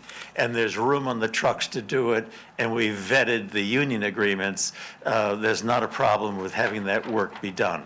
Choice two is to put separate dishwashers in each school, and as Deborah correctly said, there are a few schools which cannot take them. The vetting work as to whether and what schools exactly can and can't, that work isn't quite finished, but is close to finished. We have some arithmetic to be done. The third alternative, which has not yet been done at all, is whether or not the provision of these washed stainless steel plates and things can be done by an outside vendor. That has to be priced out. This is not rocket science. It's not very hard to do. The problem has really been that, yes, they have a lot on their plate, and this is not the highest item on their agenda, but the work will be done. All the pricing out, all the alternatives will be thoroughly vetted during the remainder of the school year, and we could be releasing these funds in time for the work to be done during the summer, but only if you approve the whole amount, but make it subject to a condition. And I don't see a material difference in the outcome for us, whether or not we subjected something to a condition or make them wait a year. The only difference is if you only approve the due diligence funds, you condemn them to having to wait a year before doing this installation, which to my mind is kind of a pity. Well, but if, for your plan to work, the due diligence funds would have to be spent between now and June 30th in order to be able, right? So releasing the 25,000 doesn't really help them because they wouldn't really have access to that until July 1. Just to be, right, okay. So, again, I'm supportive of this. I think we need the Board of Ed and the super needs to prioritize this. I would like to hear from the super that this is a priority and we can get it done. That to me would be, I think that would be a good signal that, yes, then that's the path that we should be moving forward. So I have spent endless time on this bloody committee, and I'd like to say it's the most important. I'd like to say it's the most important thing in the world, and yet I can't get myself there. And the greatest joy is that I now have got Deborah on the committee with me. I can torture you right along with me. So Deborah and I are together, although Deborah hasn't yet had a chance to come. But it's not the most important thing in the world. They've got so much on their plate that I can understand that there's stuff here that I really wish they would have taken a moment to call this and look at that and measure that and have a plumber look at this and stuff. It's not rocket science. It just needs to be done. It hasn't been done. That's kind of a pity. There's been a lot of change of personnel. That's been a part of the problem. Laurie O'Donnell's departure, John Hopkins' departure. These things have all been bits and pieces of it, that stuff that should have been done 6 months ago wasn't done 6 months ago. I can't change any of that, but going forward now, it just seems to me the most logical thing is to not wait a year for this extra work. So I guess the question would be, to your point, to really be able to move forward over the summer, they need to be prepared to say, yes, we're going to come back to you before the end of the year so we can move. So if we had some assurances that they think that they'll be able to act and come to us, but otherwise you're giving them money that they're really not going to be able to use for a year, right? I'm not giving them money. I'm conditioning it. You've got the money. Well, but the 25,000 is not going to help them. No, that's true. I don't know much about this, but I do know how many emails we've received at multiple different times. And the only thing I can say, Jeff, with due respect, is it looks like you're trying to put together both the strategic and tactical plan for the BOE dishwashers in your condition. I'm trying to make this work for them. But they can't work for them unless they want it to work for them. Right, Deborah said it. That's Deborah the point. said it. As if they're on board, I'm on board. Okay. So the way you do So I that is think- to approve the item with a condition, not bump it over to next year. Strategic and tactical plan. So think about that, the did. plan over the weekend and Security upgrades. security upgrades. Yeah, no, it's fine. I think the question here is, are there any kind of state reimbursements for something like this? We haven't heard anything about that. I mean, it seems like this would be important. They have a check mark if you take a look. I put a question mark next to it, but if you take a look on page 103, where it says reimbursement per and grants, they have a check mark there.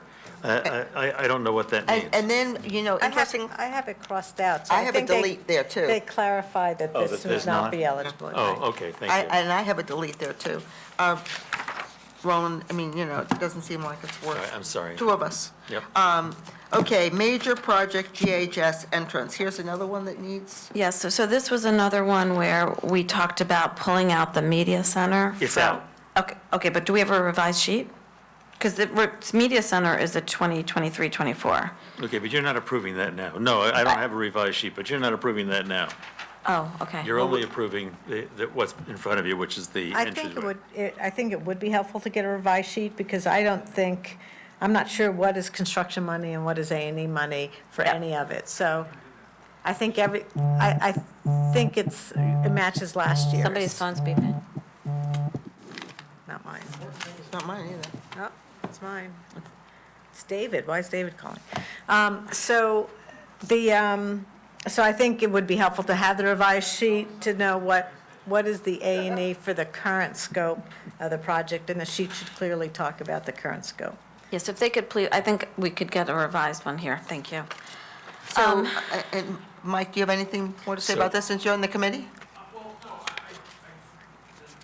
Or whatever it is. Do you have a,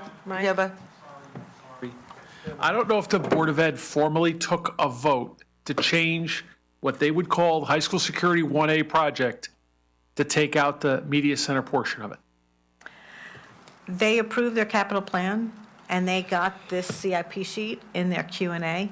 So I would say, yes, they have voted on the revised change of scope, because the description takes out the media center. I get it, but I don't, you and I attend those meetings, and I don't recall hearing that.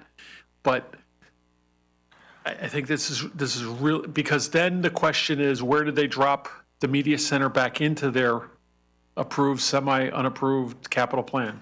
Where'd they put it back in? I think we need to know that. Well, they're showing you that in the out years. They're only trying to be forthright. I'm sorry? No. 7:30. 7:30. 902 Yeah, 57300, Yes. which now is $2,050,000. You're going to reduce by 175 Correct. on page 144. The next one I had was in insurance. I think, Pete, you also said potentially we might be able to reduce 56800, the self-intention. Yes. Self-retention Yes. insurance. We've got conservative projections. There's spikes in the liability in the property, but we've got them covered. There's one line item, the 56800. It was the fact that we spread out to the three departments, Public Works, Police, and Fire. The accountability program was offset by the fact that there were spikes in these accounts, which we've now have covered. So I would suggest 100,000 cut to 56800. Arthur Gallagher is giving a presentation to the audit committee in March. There might be a potential for another 100,000, but I would save it for the full BET. So this is our deductible on our casualty insurance, is that right? No, these are small claims. If let's say a fire truck Takes out a mailbox or something. No, the fire truck gets damaged and it costs 30,000. Yeah. Initially, in the past, it would be charged here. Yes. So the fire trucks, the police vehicles, and the public works vehicles, are now absorbing the cost. Yeah. And No, it is what I said. this is everything else, yeah. It's the deductible under our casualty policies, where we Oh, damage yes, our own correct, property. yes, Okay, yeah. right, okay. It is, a lot of it is small, like mailboxes, Okay, et cetera. okay. So thank are you. you suggesting 100,000 now? Yes. Cut Yeah, now. okay. No, a reduction by 100,000 Yes. to 200,000. Yeah, yeah, that's what I No, said, that's what I meant. The second 100, Yes. I would wait for the presentation fine. in March. Okay. So that's good news. More good, that was great news. Okay, 911, payment in lieu of sewer taxes, 950, debt and debt service, and 999, transfers to other funds. So I have a couple. I mean, one of you, I mean, all of you probably have one of the ones I was going to raise. Let me raise the other one for just a moment, and then I'll come back to Nathaniel Witherell, which everybody has on their sheet, I'm sure. The one I wanted to raise that isn't Nathaniel Witherell is the risk fund. Vin at Cohen and Wolf is going to come back to us with some discussion, but it's plain to me, I don't know if it's plain to the rest of you, but it's plain to me that I'm not going to be comfortable anyway with $3 million at the risk fund, given the cases that I think I'm looking at, plus the new higher self-insured retainage. So I'm probably going to have an inclination, I'll listen to what Vin has to say, but I think I'll be wanting to increase the 3 million to 4.5, or some number in that neighborhood. So I would just echo that we are waiting, but even an increase in the SIR is not going to have an impact to next year's budget. So I think I want to just wait and hear what they have to say, but I wouldn't be willing to increase it for an increase in SIR that will not impact us in the Why upcoming do you year. say it won't impact us in the upcoming year? We already have the higher self-insured retainage in place right now. It's in place, but you only do it on the cases that then settle. So it takes longer than, unless they settle very early, and if you remember, he said those cases that settle early aren't going to settle Well, for the in an full. open session, I don't want to start to call out case names and things, but I think we're looking at a half dozen cases that I think you're going to be looking at settlement on in the upcoming year, and they have large dollar figures involved with them. We normally, I mean, our experience over the last 4 or 5 years has been, So I think we've heard your motion, and Okay. I agree with you. These kind of things we shouldn't be talking about anyway. I mean, certainly our contribution, It but. would be good for us to we're discuss the budget We're here. waiting to hear back week. from Vin. If you Yeah. remember, Vin said he would come back to us, and so I'd rather wait Yes. and ask him if he's I'm- going to be ready on Monday. I'm looking forward to his waiting too, but we're looking at the 999 sheet, and I'm telling you now that it's almost definite for me that I'll be looking to increase. I'll be looking to hear what he has to say, but I'm giving you an order of magnitude. No, and I agree Okay. with all those Okay. points. Okay. I'm just saying that we hear you, and we're waiting on his information. Now, I also have Nathaniel Witherell, but I'm sure other people do too. I'm going to defer to let other people speak first, maybe. Why would you want to do that, Jeff? This is a first, Jeff. Okay, well, I mean, I'll do that. Sorry. Well, what's on my mind here is that Mrs. Moriarty took the lead the other day in the conversations. I agreed with her right to the penny of the dollars that were involved. There was a comment that was really to invite Leslie Moriarty to speak about Nathaniel Witherell. If you want me to speak. Okay, are we talking about 57128 contribution to Nathaniel Witherell? We are. Yep, and I'm talking. Before you go there, and, well, can I tell you- ask a question of Pete about the SIR? Yes. Just, Pete, do you have any sense that the Gallagher's are they giving any indications that $3 million a year for the self-insured retention could come down in the next couple of years? Are they seeing any impediments to that, or is there a X number of window of years that's going to impact that SIR? Okay, two answers. One is the short term, the first one. It doesn't look like it's negotiable right now. They go by loss runs, and we've still, to Jeff's point, even though there's a bunch of them that aren't in the 3 million, there's 5 or 6 that are potentially large. So the short run is no, and it would have to take a year or two of good results for the loss runs to get better. Having Not- said, not but for this- having Not said for this that, budget year. but So could I just- asked Gallagher the very question when they first came in, and I think it was last March, I may have the month wrong. That's not exactly hot information off the press, but I asked the very question that you asked, and they said to me, no way.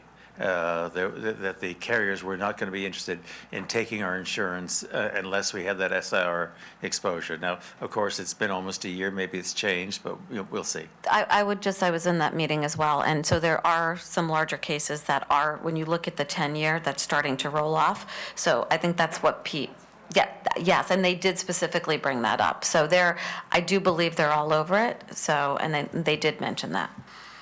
So we going back and forth. Is it Leslie who's going to speak? Or Well, I mean, If you give me the opportunity to speak, we can maybe get through this a little bit faster. there you go. So Nathaniel Witherell, I think where the budget that came to us with a contribution to Nathaniel Witherell of 1.5 million, it was told to us by the first selectman. He selected that number to send a message to the Nathaniel Witherell Board and management that wants operations controls much tighter and the loss to be smaller, to the contribution from the town to be smaller. And that was in response to the budget initially proposed by Nathaniel Witherell showing a $4.6 million gap when you compare revenues and expenses. So we have had Nathaniel Witherell in twice already. I think they sent in some additional changes to their budget this morning. But they have shown us that they believe they can get to the 3.1 million, are committing to about a 3.1 million gap between revenues and expenses.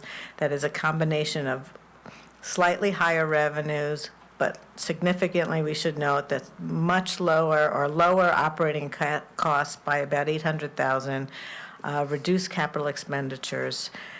So they're at 3.1 million. I think if we pass a budget that has that gap in Nathaniel Witherell of 3.1 million, and yet we're only showing a contribution of 1.5 million to the organization, that we're not being fair to Nathaniel Witherell or fair to the taxpayers because we are building a budget with a gap.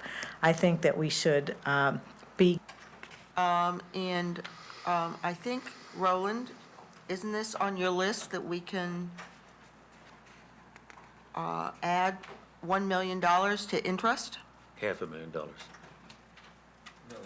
$1 million. I thought you were, $1 million. I thought that the 2 million was being increased to 2.5. You're saying it should be increased to 3? Pete had said 500,000, I also had that. Yeah. What is it? I It's have half a of it. million. To do revenues till PC? I'm sorry? Okay, so this is, we'll come back to this one. I have $1 million. I thought you had, Well, we're glad Well, for the let's two come of back you. when Pete's here. so Let's move on. can we get, We'll get clarification. So I think, let's have that dialogue with Mr. Menarski when he comes. okay. Okay, so 139 is the next one I have. Just go back to 130, and this ties into the healthcare number. Right? The 5.4 million maybe should go down 100,000. Oh, that's good news. So we can get, That's a reduction of revenue. Yeah, and this is, oh, that's right. This is tied into the fact that we are going to lower the expected We could leave it alone. budget for health. Because even though none of the union contracts is settled, each one does have They may offset each other. So we may have to change, well, okay, so we may have to change 46603. So we'll come back to that one? Okay. When Pete arrives.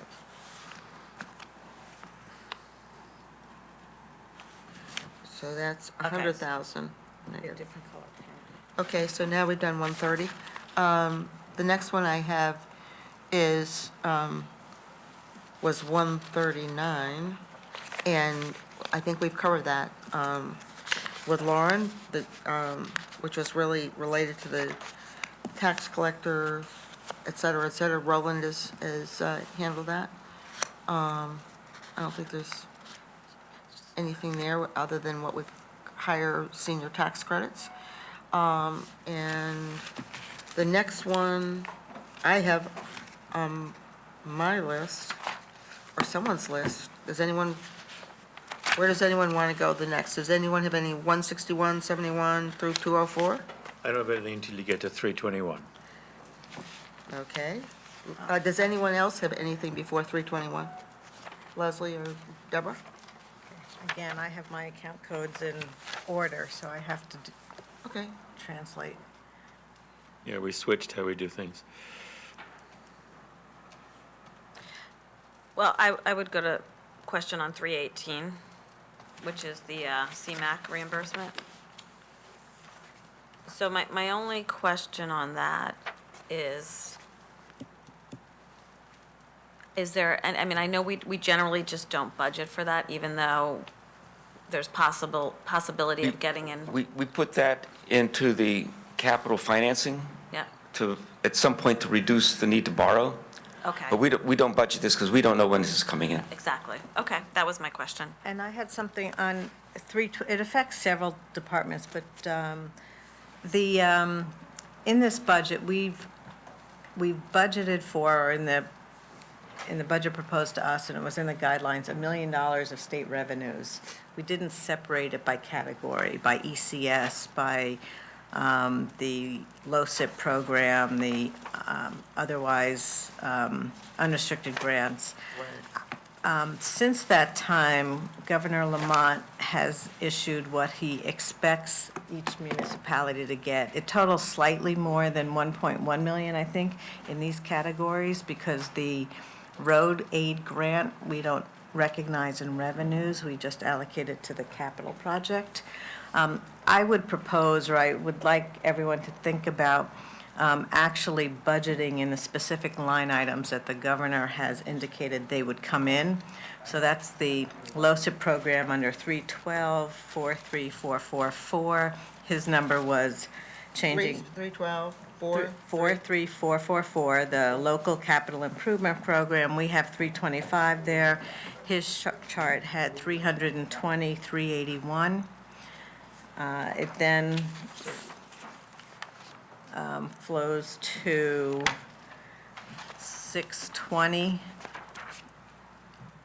So I can identify which four accounts it hits, Right. if that would be helpful. Yeah, if you just could provide that, so I basically. just don't have the No, that's actual, the fine. department code, I have the But other. basically, you'd be, I would book the entire amount that he's published. I know that in, So that would increase revenues by $880,000 over what we budgeted. I think, because, well, the road aid grant, we don't typically book as revenue. So I think his total was like 1.3, 1.4, if I add these four line items. So it does increase revenue by about 400,000, but I think it's a risk worth. So that what's we our can take. experience, Roland, with the receipt of the LoCIP funds? Do we generally reliably receive it within the fiscal year? I want to make sure, because there's $1 million there. I spoke to Public Works, and Bill Right, I just wanna said make sure he's something's not- quite confident we're going to get this money in this year. That'll come in this year? In this budget year, yes. Okay.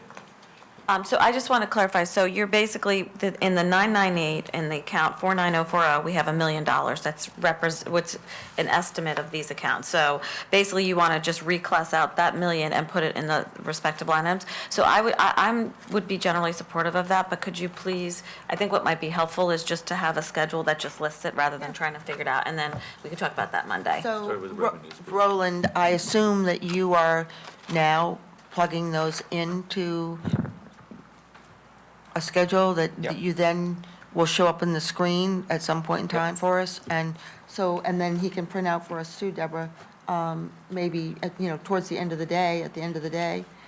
Or we can print out revenues at, at lunchtime and. the Yeah, it other- just, and then so by reclassing out the million, putting it into the individual line items, I'd like to see that, and then what would the net impact be? I think that'd be very helpful. So, Well, I think Roland, That impact should be zero. no, Well, no, it adds about, Leslie said between About 300. $300,000 to $400,000. Yeah, $300,000 or $400,000 to revenues.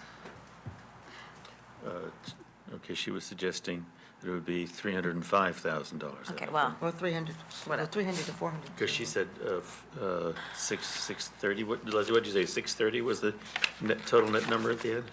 No, it adds closer to 400,000 to revenue. All right.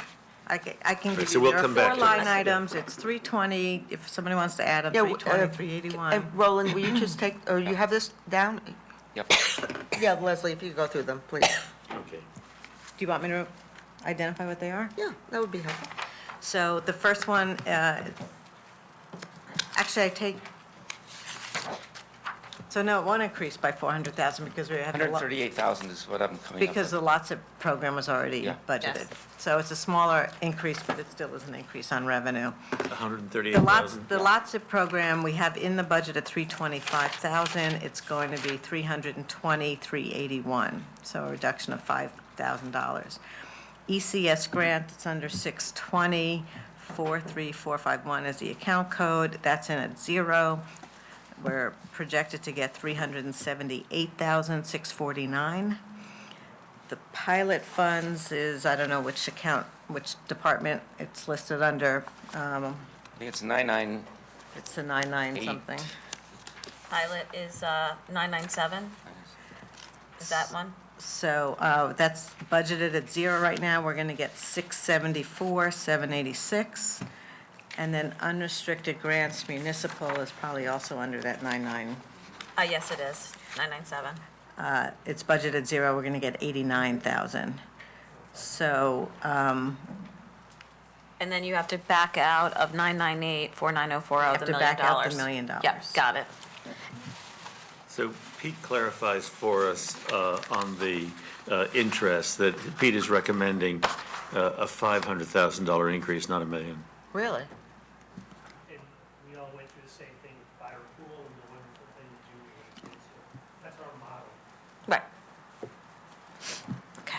Well, in the case of the junior league, you had the undertaking from them before we committed the funds.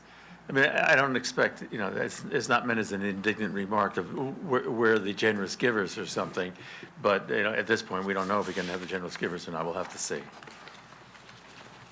For the most part, I think on all of our projects, we found that we get our funds before we start construction, and then, I guess, struggle to get them thereafter.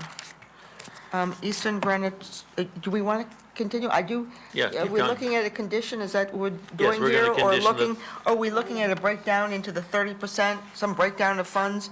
So we're going to need I that? think Bill said he would clarify the numbers that are there. Separately, we need to figure out whether or not they need to come to the BET for the release of last or the current year. But if you And just- maybe Roland can get a breakdown from Al Manelli, because then that's very clear in terms of, the steps, the 30%, 70%, et cetera. So that's what we need for, You can deal with all of that with a condition on on these funds. you're going to know the numbers, Jeff? You don't Town need to hall know- space utilization. But what about improvement. Eastern Greenwich? Oh, I'm sorry. You missed I- the Yeah, page. I was, Eastern Greenwich Civic Center replacement. I'm fine.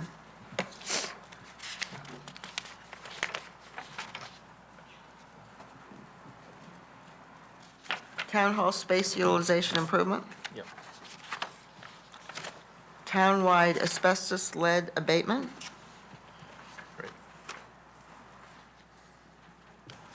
HVAC boiler equipment. So the only item on this, when we met, we thought that we might want to separate the town hall air makeup unit from the boilers, because one's more of a recurring type program versus the other's like a one-off. So maybe separating that into two CIP sheets. We did say that, Roland, to separate the project numbers on this particular project. So if you could please have them return this one so that they can be under two separate project numbers. Okay, so is everyone okay on Yep. DPW? Starting with fleet.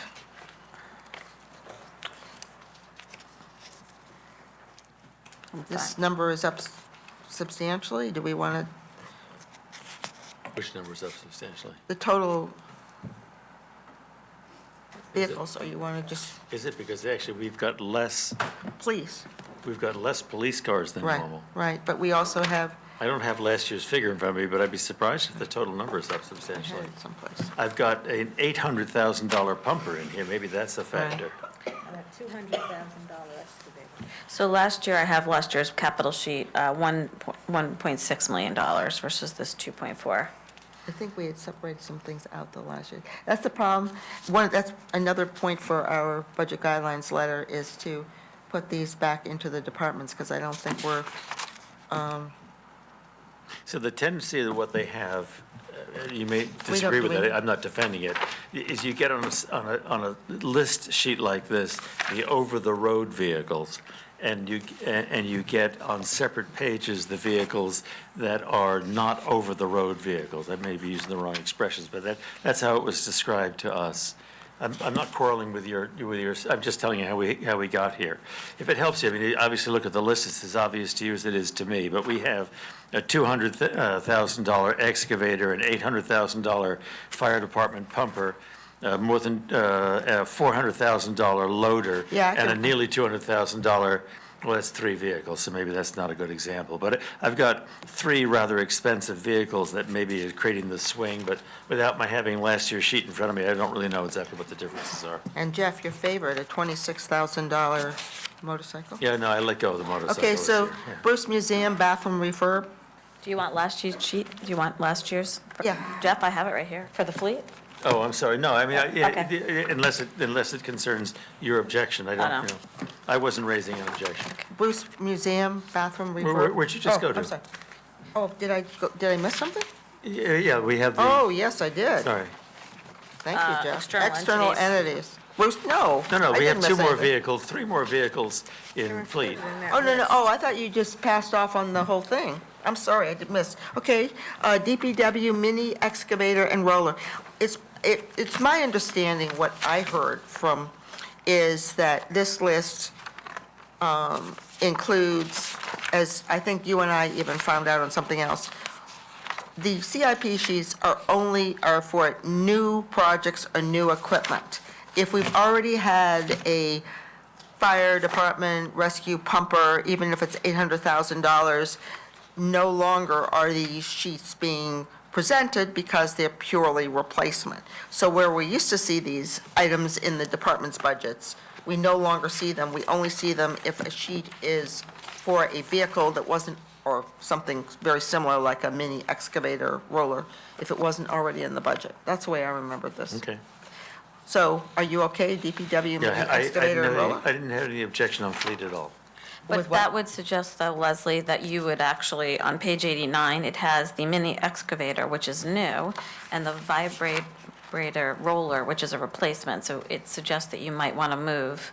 If that's the way these sheets are to be done, that would suggest that the vibrator roller should be on the prior Yeah, sheet. Jay told us once that he puts on the list sheet the over-the-road vehicles, and he gives you separate sheets on vehicles that are not over-the-road vehicles. I don't know which is correct. Maybe we should just clarify what their intended Well, I the think difference is. this has got one that's a new project, and so the sheet was done because one of these vehicles is a new project. I thought that's what, but anyway, it doesn't matter. Okay. I'm If okay with anyone it. has any question with these vehicles, we'll ask for something more. I Otherwise, we'll don't. move on. I don't. Leslie? Do you, okay, I'll come, oh, I wanted to check with Deborah. Would you like? I just would like to understand from his perspective what he thinks the difference in the sheets are, since, I mean, you Okay. two are slightly, just what's his rationale for putting it on the one sheet versus putting a CIP? Okay. I would just ask him. Okay. Because as an example, the fire engine is not on the sheet, even though it is, how much, Jeff? 800,000. $800,000. It's a bumper. Beth? I'm just noting my notes on police motorcycles with upfitting was replacing that vehicle following an accident. So that's a replacement, not a new. No, Jeff every year always objects to the motorcycles, and this I one know, they've but been you- coming back with for the last couple of years, and this year Jeff is going to I gave him a pass. move on. Well, the other thing that he said that this was an extended replacement cycle for these vehicles. Thank you. Bruce Museum bathroom refurb? The one observation that's worth making here with several of these items. So obviously, the Bruce Museum is going through this renovation. Our basic deal with the Bruce is that we do repairs, we pay for repairs, we pay for replacements of things that are of the same character. things which are capital improvement, they pay for, they raise the funds for. And in this case, there's instances where we have features or equipment or capital equipment and the like, which are, not brand new, they're old. We might not otherwise have replaced it, but it's being replaced because there's the renovation going on. So in part, there's a little bit of an accommodation going on. I support all of these items, but one should do it with your eyes open that to some extent you're replacing things that you might not otherwise have replaced because they're being replaced at this point, because that's what works in light of the capital construction they're doing. And that's okay with me, if it's okay with you. Any comments on this? I mean, this is a project that, they haven't started their other project. It's being accelerated probably because of that other. Should we just move it to 22 so that it's being done when they're doing their? No, it needs to be done now. You've got the contractors in the building doing this work. You don't want to send them home and then separately bring them back. It's going to be much more expensive and done much less adequately. They made a case here, was convincing to me, that, listen, we've got the people there, it's all an integrated thing, it's all one if you have the audacity to serve coffee, you have to honor the 11 o'clock break. I second See, that. I was waiting for second the, that. I was waiting for the 11:30 meeting that you established, but, Okay. but, do it before. I think that's right. You don't give us any breaks. Yeah, 5 minutes would be perfect. Okay, so we're going to break now, and we'll, Give you come just back 5 in about minutes, 5 yeah. minutes. Very positive feeling about the interaction between town IT and Board of Ed IT, that I think there's certainly more conversations going on than has been in the past. I 100% agree with you. I mean, I would say that, I would go beyond BOE IT and also say, our other organizations, well, I didn't, but also I would say, also our superintendent of schools and our new chief operating officer also. There's a lot of cooperation and input and flexibility in the schedule that, and working with us that, is greatly appreciated, and they should be thanked, and I we're would making also great just- progress. I would also just add to, with the risk manager as well, so working collectively and collaboratively as a team. So yes, I would agree with that. Right, we saw that Yes. twice in our, Yes. both times when she didn't have to do it, with two different departments. So I think that's absolutely breaking down silos. I think that's wonderful. Board of Assessment Appeals, 136.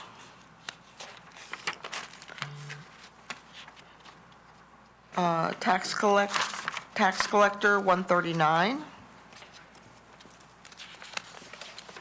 140 Law Department. Yeah, I have a change here.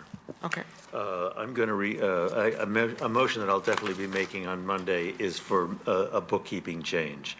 I'm going to ask to create a new account called 140-51410. 140 That's the department What dash is it? 51410. 51410. 10. Okay. If you take a look now at 51400, please, professional services attorneys, and you see a budgeted figure of $950,000. Last year, you saw a figure at $1 million. This is a combined figure. This, in the past, has been a combined figure for the charges that we're incurring to our town attorney, who's actually an outside counsel in a sense, amalgamated, combined with the charges that we incur to other outside counsel when we hire outside counsel. And I think that's a mistake. I think we should be, for the bookkeeping purposes, should carry two identified items. So I'm going to ask to revise line 51400, Services of Town Attorney, to $150,000, which is the contract figure at which they're going to be working for the upcoming year, and separately budget the balance of that, which would be the remaining $800,000, which would be a new line item, 51410, which will be called Services of Outside Counsel. So to be clear, the first 400 is Services of Town Attorney, And 410 is services of outside counsel. And I'm And- separating the two going forward. And Jeff, I would support that, and further, I would ask that, I would think that you could go back historically and separate it for the last two periods as well, so we can see comparative information. If Is you'd that- like, I'll mention to you that I asked Roland the question earlier, what did we pay over the past year to Wayne Fox's firm, Curtis Brinker, Huff and Barrett? He gave me the exact, it was $187,000 and change, by way of comparison. I think it was 187,600 some odd. I have it noted somewhere, but I don't remember it because I'm old and gray. But that was the number, if you like the sense of comparison. But I think that's a good idea. So Roland, maybe you could just, not, necessarily, whatever, but. That's probably a big case of work. I don't. Oh, I really- thought- Do you really need him to go back in history to see what were the Well, separations? just send all of us the number that you all are quoting, that's the only thing. all So right. it's whatever the number is. Okay, And then, if it's easy to do one more year, fine, but just so that we all have the number and know what it is. Okay. I think that's fine. And, Jeff, I think transparency Yeah, that's is all I'm always trying to do. constructive. Yeah. Yeah, no, it's a good idea. Yeah, my numbers don't change the bottom line. I'm sorry, I'm all done. Okay, great. So 150, the town clerk's office. 161, the P and Z Board of Appeals. 170, the Condemnation Commission. 171, Planning and Zoning Commission. Are we all together now? Can we just keep on moving? Can One- I have an incomplete thought in my mind, but back to What- the law what- department for a second. Okay, so, We've heard that there may be, certainly there's going to be a review of how we handle cases. right. There are current vacancies in the department. There's no plan yet on whether they're going to be filled or not filled and how this is going forward. It's probably premature to reflect any potential changes in the budget, but I just wanted to raise the issue that there probably will be structural changes, or there could be structural changes that aren't fully reflected. So I guess the department manager will have the ability, if they don't end up hiring to fill a vacancy, it's in the 100 accounts, they can transfer internally 100s to outside counsel if that's what happens. But I just wanted to think through, and sorry that you had to listen to me doing it out loud, that they have the flexibility they need to run the department. We have a budget that reflects what we know at the current moment, and I think probably this does it. Yeah, Right, and I think we and asked some yeah, when we asked him the question, he said We he have to be just, careful about he wasn't executive. ready to make any changes to the budget as it stands right now. So I think your point's exactly on, right, So Leslie. Roland, I'm sorry, again, forgive me constantly asking you questions about how it works in your department. So if I have a department that within their authority transfers funds within the 100s line from one line item to another line item, when you in the following year then are giving us a budget book and you're showing actuals for a year, does the actuals pick up those transfers within the 100s? Or are they shown within the line items at which the dollars No, originally were? So if a department, like the law department, say, have two attorneys that are vacant, Yes. you would see a higher outside counsel actual expense So and if- a lower salaried So expense. if they deflect $50,000 out of the salary lines 101 and deflect it over to outside counsels, my new mysterious 410, when you publish actuals for us, that $50,000 will no longer be in the salaries line. It will now appear in the outside counsels line. Right, they would have swapped spending on salaries for higher outside counsel Okay. spending. Yeah, sorry, thank you. Please go on, I'm sorry. Also, I'd expect that our HR committee or maybe our law committee will also be on top of this, since either for personnel purposes or to make sure all our cases are being handled. And now, folks, I think I'm on 171, then 172, is that where? Yes. Okay. And I'm moving to 173? Yes, inland wetlands. 174, land use administration. 195, commission. I have a change there. 195, Commission on Aging. Yeah, I'm going to respect their request and make a change in their temporary salaries. That's 195-51300. to add $10,500, making the $5,100 into $15,600, which was a request that they made when they were with us to be able to supplement the temporary salaries to do some data analysis.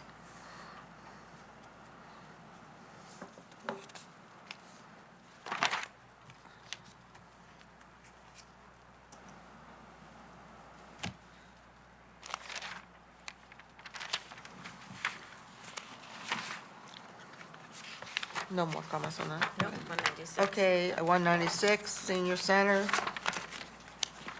Okay, guys? Yeah, fine. Okay, we've gone to the fire department. So 201, fire administration.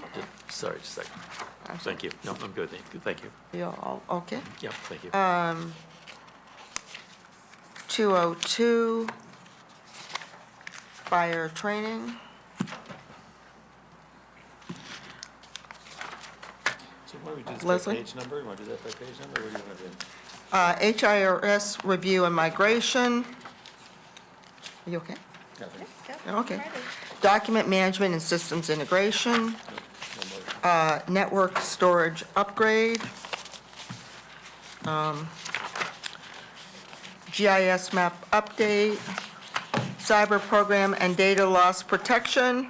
So this is, oh, sorry. Okay, this is where the town is adequately budgeted, but there's going to be other amounts, and I think we just have to figure out how we handle the sheet. So there will be more amounts related to this to be determined on Monday, and how we structure it under what department, but the goal is to have something for Monday. So Do you have any I mean, an estimate is probably $500,000. Yeah, I mean, I think that's a reasonable placeholder. And on this particular sheet, I think Tom told us it was probably down something like 70,000? No, so he's probably has an extra 20,000 that can be moved offset versus something else. I'm sorry, I'm not quite understanding. Are you saying you're thinking that the 551 that I'm seeing here is adequate? Or are you saying that you're planning to be coming forth with some additional items, which you have not yet determined? So the 551 is adequate for the town, maybe it's over by 20,000. All right. And then there's other amounts that needed for other parts of the town, that's roughly 500,000. And they're not in our book? They are not in our book, they are working, this is the conversation we had earlier, they're working on it right now. I see. One, to determine amount, and two, to determine capacity to implement. And so you're planning to make, I'm sorry, you go ahead. I just want to say, as you think about the best way to structure this, is it better to manage the project through finance, through Megan, have one project for town and all the entities, or separate? So just, I Yes, know that that's what will- you're working through. Yes, that's what but yes, I do have a view, we'll talk about it Monday. And I also would say that I'm working very closely with my co-liaison as well, so we're working on this together. Thank you.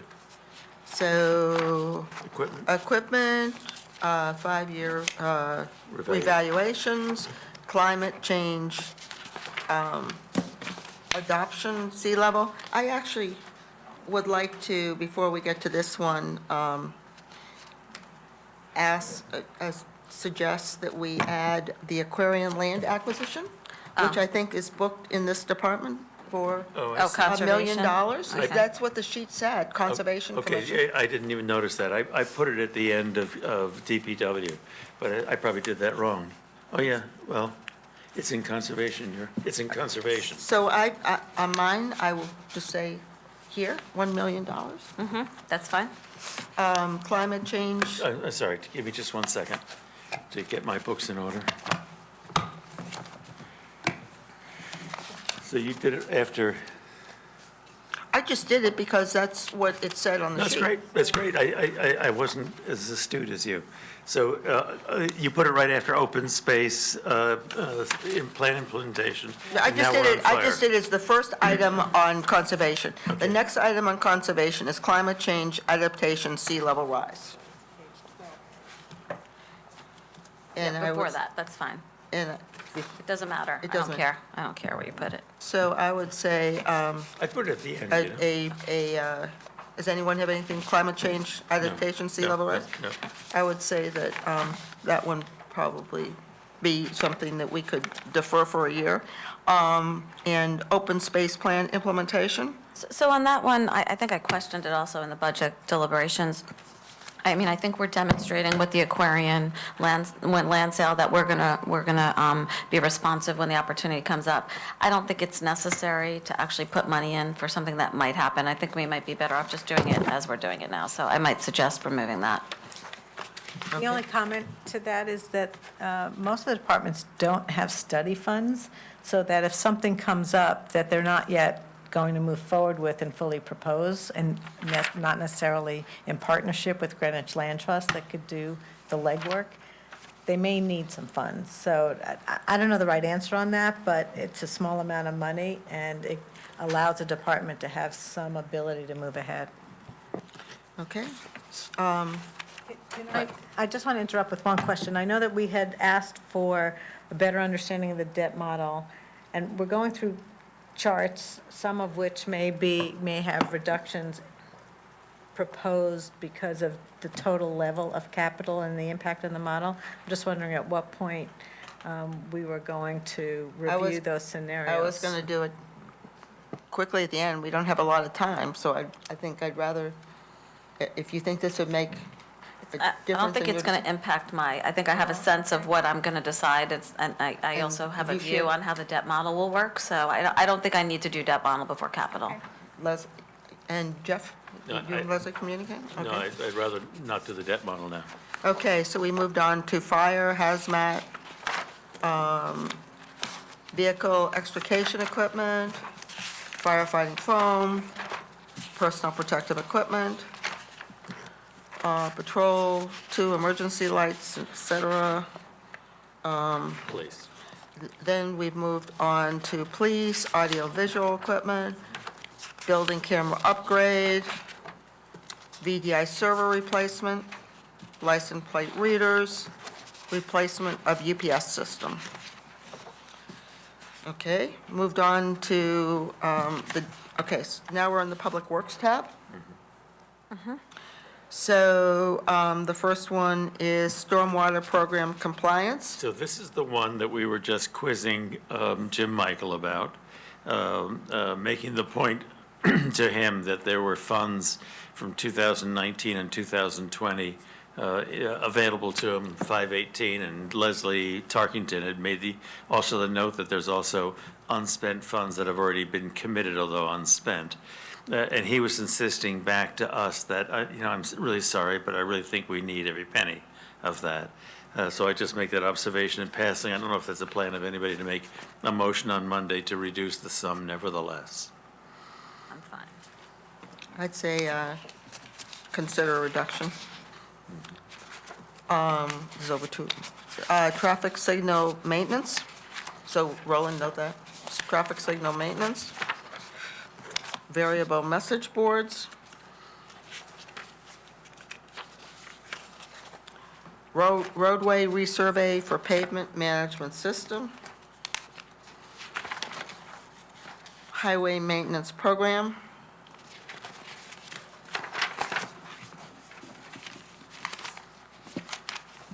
Any comments there? We might, Beth? I'm just wondering on the Glenville Road corridor improvements. I don't think we're up that far yet. Not quite We're there. on highway maintenance program, which is page 34 and 35. So highway maintenance program, I think this one, is a blue payroll situation that we should think about this and maybe consider some kind of condition as we look at blue payroll. P&Z neighborhood plan implementation. Here's an item that was before us last year, and we deleted it. And I'm thinking about deleting it again. This is just study money, but it comes out of neighborhood planning projects that were being done by planning and zoning on a neighborhood by neighborhood. They were having regional meetings, collecting information and putting forth a list of things that they thought were recommendable from the standpoint of giving each neighborhood its own individual feel. And I have this abiding concern that I feel like it divides a community rather than uniting a community. I think I'm all in favor of people having a pride and a love for their local neighborhood, but I'm not sure that I thought that this was well conceived. Others may have felt the same because I wasn't the only person to vote against it last year, but I may make a motion to delete this on Monday. Greenwich Avenue intersection improvements? This was the pieces we've been discussing that ties in a bit to the police officers. But I think, like you said earlier, I thought we were talking about $1 million. I never said a million. Roland said $1 million. Just so you know, Pete, I had in my notes 500,000. Yeah, me too. It depends on who you talk to. I talked to Roland and I have $1 million. Anyway, okay, so you think the appropriate for our budgeting would be 500,000, The so, risk involved, as I said, it's down to 10, but 500 is pretty safe. okay, so, actually, that's a plus I think it 500,000. ends up being Yes. down with what you're not, wait, let's see. I apologize, I was stuck Oh, in wait, that 3, number. 7, 8, We know. 6, Did we 4, ever 9, get Joe plus. Siciliano's updates to the fees that were passed? Yeah, we last- did. We It's did. 130,000. We didn't get there yet, but yeah, I had asked Roland for that. Okay. So are you going to sprinkle it or put it in just the NOC line at the end? I would, well, I was, It probably hits like 25 different accounts. It's not too bad. It's not, okay. So we hadn't gotten that far, Pete. We've slowed down a little bit, waiting for Are you you. going backwards? No, just don't have enough. you're just a little ahead of us. So, Sounds about right. do you have anything else, Leslie, before we get to 812, the Parks and Rec? Before Yes, 812? No, 321. 321. Pay as you throw. Jeff, go ahead. This is an item that, to my mind, is not ready for prime time. There's been no analysis. Maybe we need the assistance of a consultant. The consultant that was brought in, was introduced to us as a consultant, I think is actually a salesperson. I most particularly think that there needs to be some analysis made of our own waste stream. The proposal as it exists right now, it feels like it's kind of a regressive tax. It transfers, give or take $3 million worth of tax away from the ad valorem tax on properties based upon value of residence over to a household tax, which I don't like the regressive quality of it. It actually taxes more than the waste stream costs to process, so it's not only paying for the waste stream, but it generates some funds besides. I feel like it hides what's the actual mill rate. It takes nearly 1% of the mill rate out of the mill rate and taxes it separately, and then you end up with a mill rate that isn't really representative. It's not transparent of what our actual operation of town government is. So it feels to me like that's not being quite frank with our taxpayers. I can't help but react to the fact that the public doesn't seem to be receiving it warmly. It's something of a nuisance, and I think we are here to a certain extent to serve the will of the public. I also bridle it. The figure that I've seen paraded around is a figure in the neighborhood of about $650,000. I don't know if that's an accurate figure, but that's tax dollars that Waste Zero marches off with as their fee for a successful sale.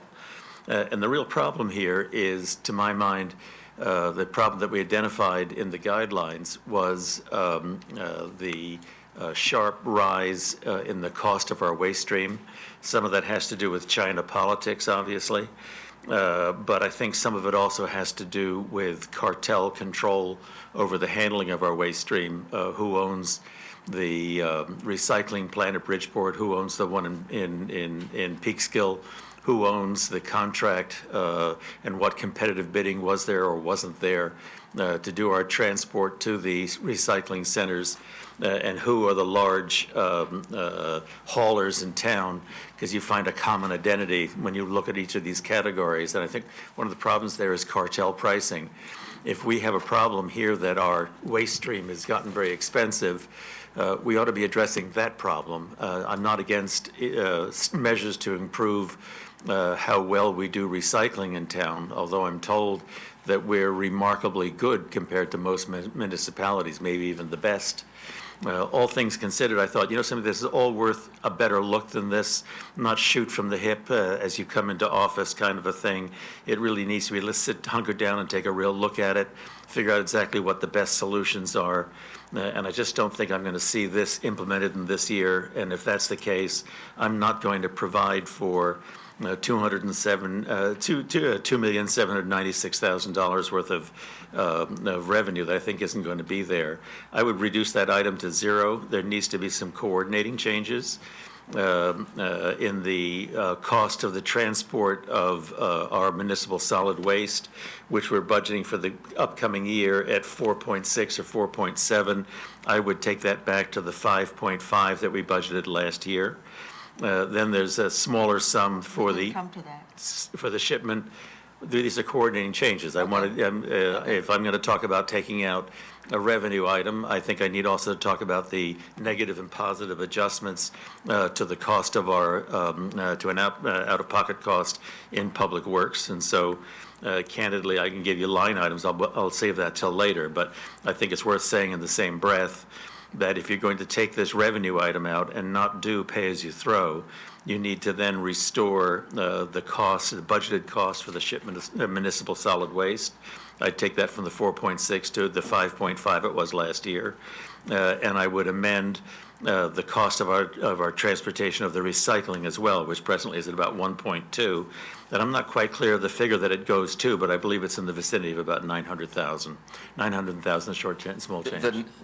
I spoke to Ben, if this Yes. has to be put back in, the net cost, because one goes down and one Yeah, goes up, right. it's $675,000 additional cost. That's for the two, for the two combined? Yes. Okay, I was actually thinking it's going to be more than that, but I certainly will accept that. But that's the combined That number? 675. $675,000. The higher tonnage is $935,000 would go up, and the lower recyclables would go down by $260,000. Yeah. So anyway, I mean, the bottom line for me is that I listen all ears to my colleagues. I value your opinions, but my present plan on Monday is that I would be making motions to make those three changes. Deborah, do you have any comments? I'm not willing to have a conversation on that today. Thank you. And Leslie, are you? I support Jeff's position, but we can move on.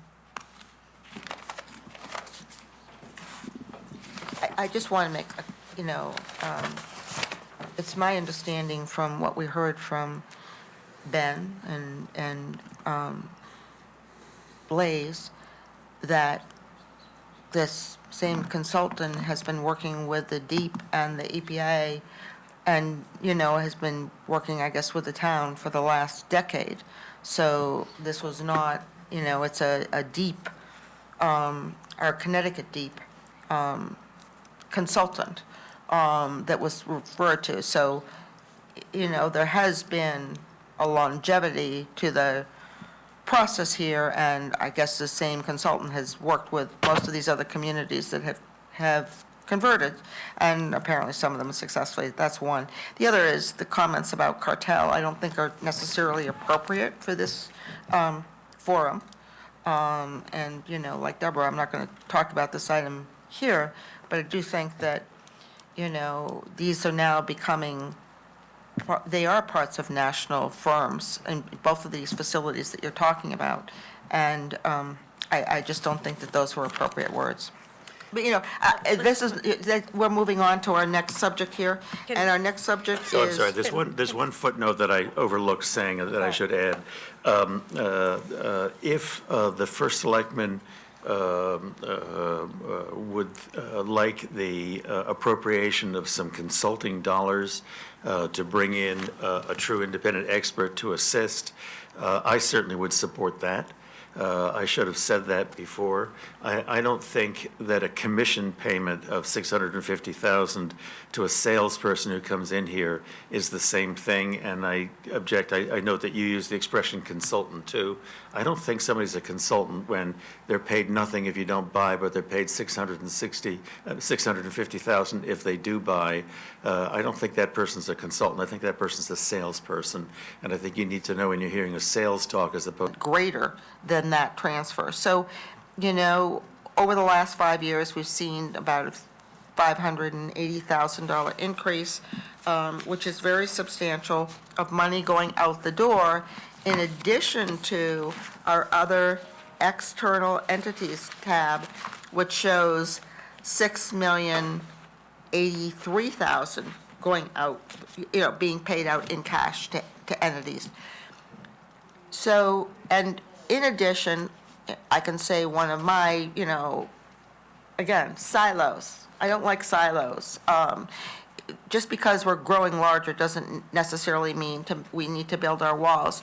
I really think that the operating amounts of the community development block grant should first go to funding these needs in the social services department, and only thereafter should other things be considered. So, I would fully support some decline in the temporary financial assistance program. Can I respond to that? Can I just finish my sentence, and then I'll give you plenty of time to respond? And then I would also propose that we've increased substantially our contribution to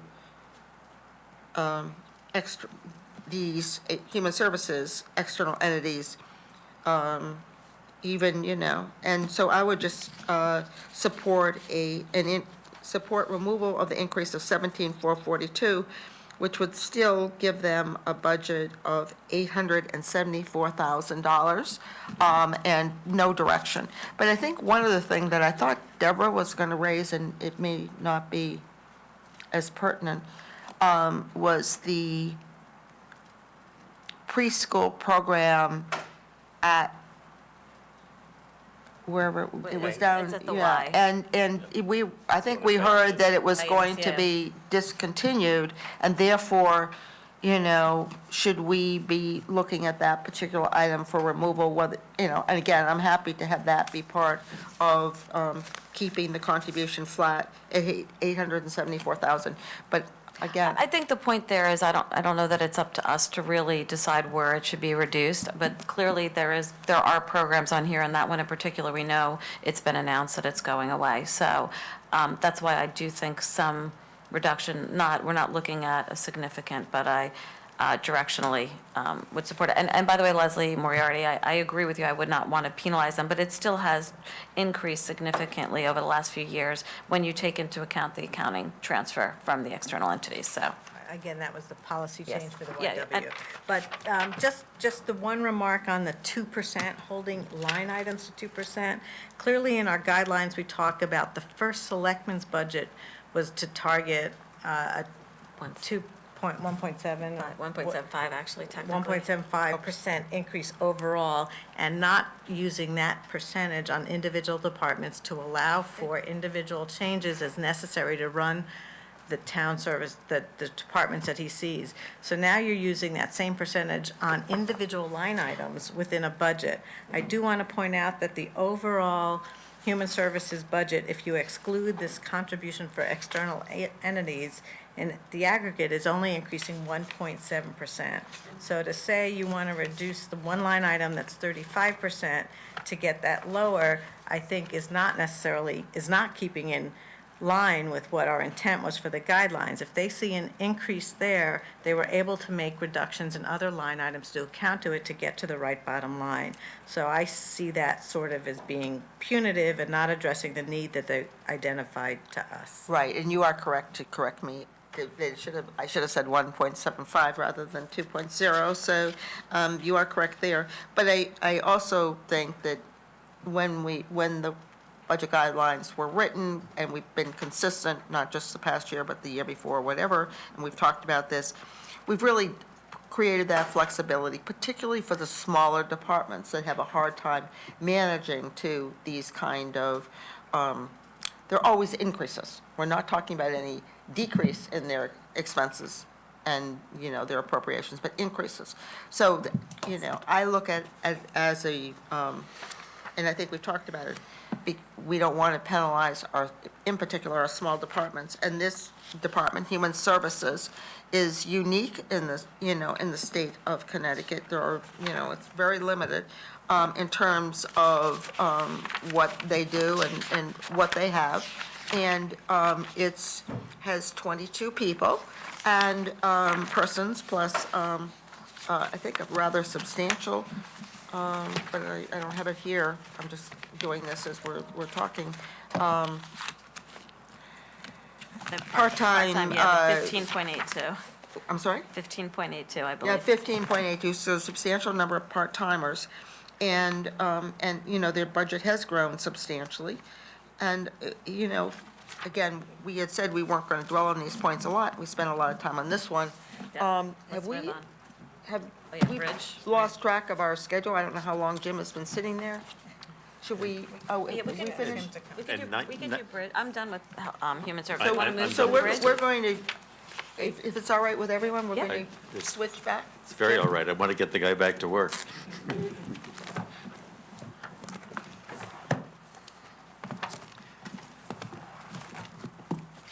Jim, I'd say at the outset that your email alone answered 92% of my concern. That's what I was hoping. Yeah.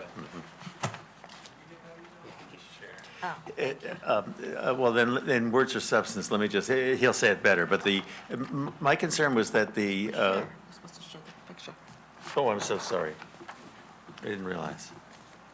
Pass it along to others, see it too. No, they have one there, and we have one there. Okay, go on.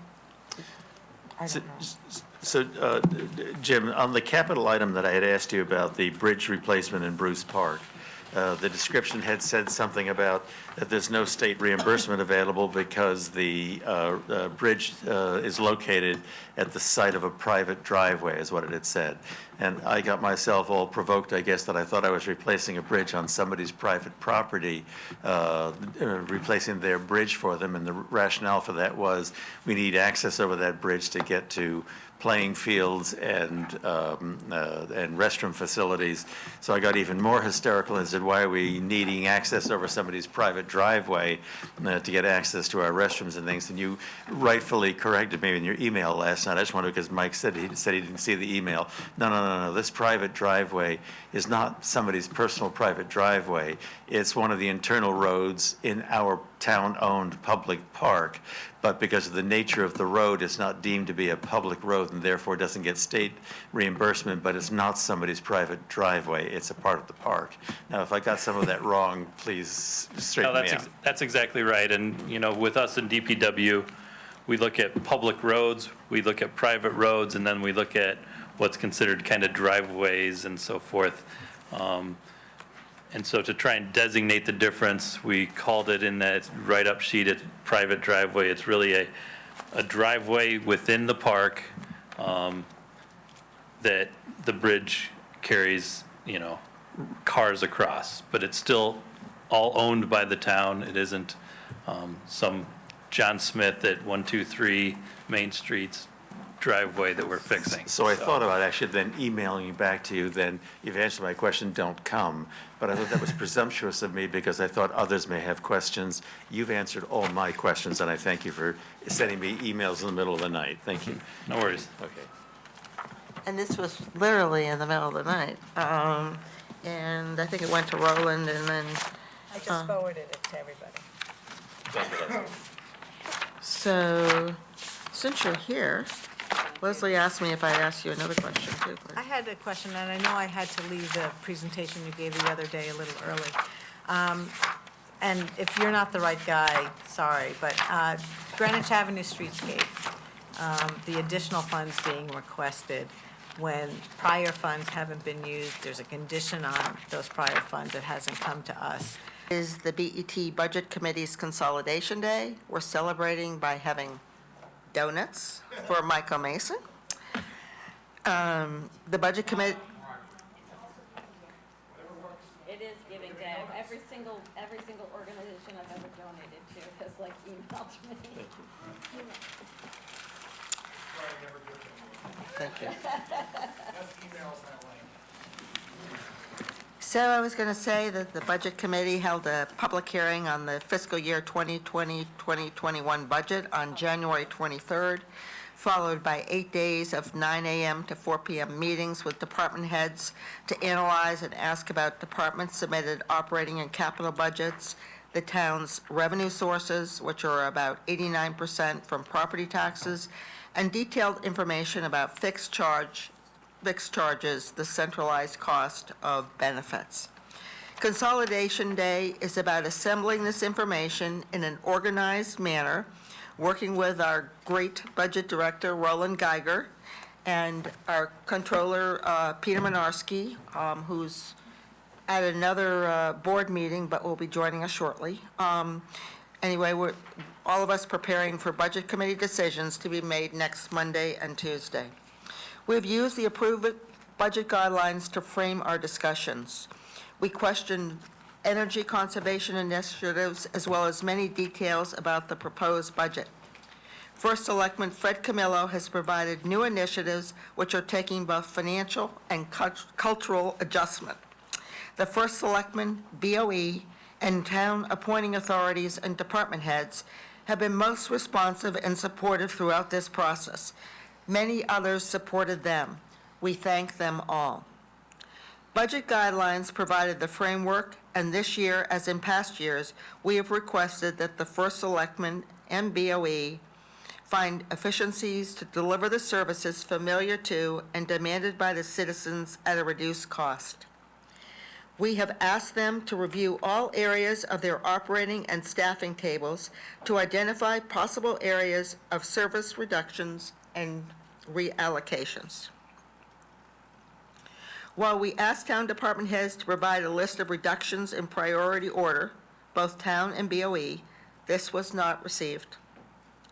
We also requested a new CIP process and a prioritization of capital projects, again, not received. As we proceed today, we will do our best to consider the budget as submitted. We will evaluate the property taxation and mill rate that each of our residents will pay. We want to keep Greenwich affordable to attract young families and to keep our senior citizens in their homes where they will be most happy, while providing safety and security, top education, great sports and green spaces, a quality of life for all to enjoy and admire. Property revaluations are done every 5 years under state law. As of October 20th, 2020, only 8 months away, the town will have completed its new grand list taxable in fiscal year 2021-2022. Over the past 5 years, sales prices for Greenwich homes have changed by varying amounts in the town's 12 districts. There will be inevitable shifts in our residential property taxes. This may result in either higher or lower taxes for homeowners than may otherwise be expected. As we prepare this budget for approval, we are conscious that the Budget Committee, BET, full BET, RTM, and the First Selectman must work together to prepare for the residential property tax transition, which will occur in the following year. The process today, our Consolidation Day, is a workshop for the BET Budget Committee. We will methodically go through the budget to bring up issues and consider what we will vote on Monday. This is our opportunity for dialogue in the public forum. We ask that other BET members assist us by coordinating any questions or comments on this busy day.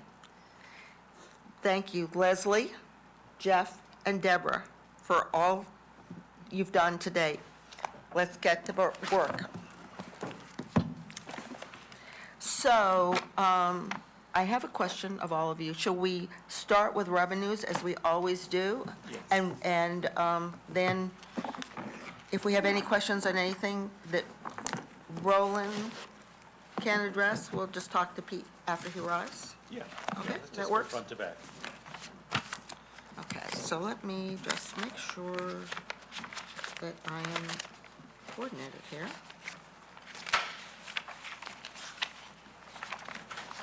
Of course, I lost my sheet of paper, which I just had. Is revenues on? Your revenues,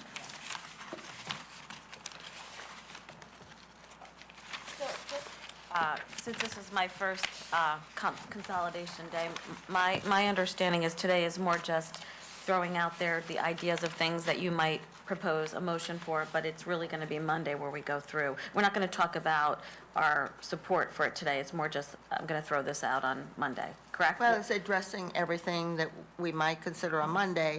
On a Monday, we'll be making motions, perhaps we'll have further additional detail.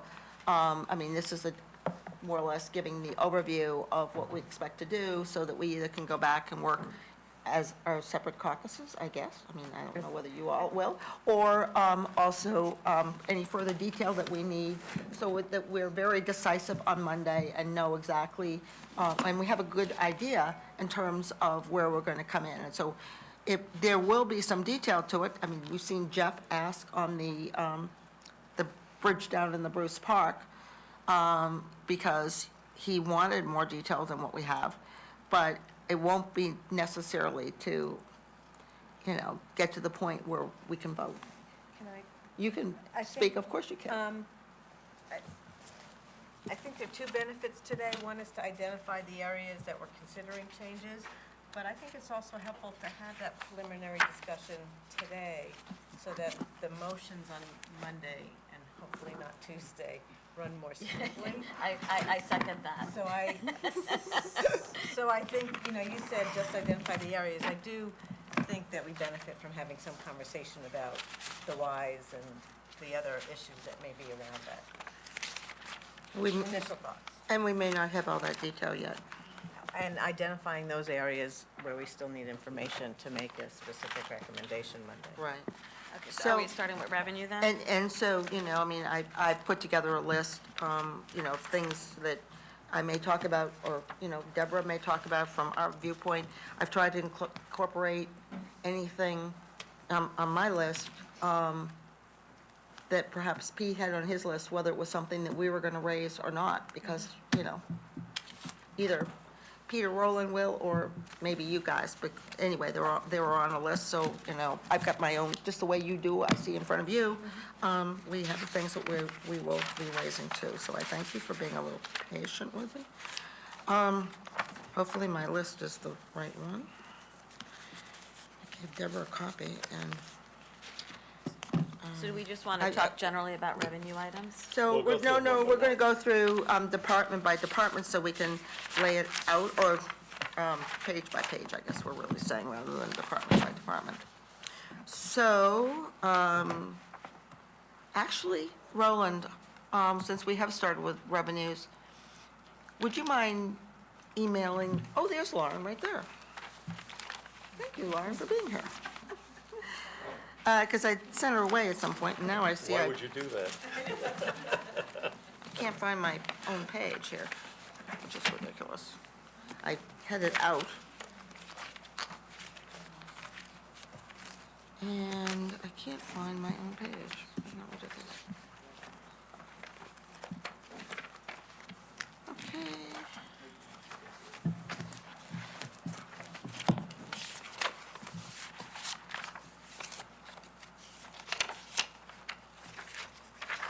Leslie, are you ready?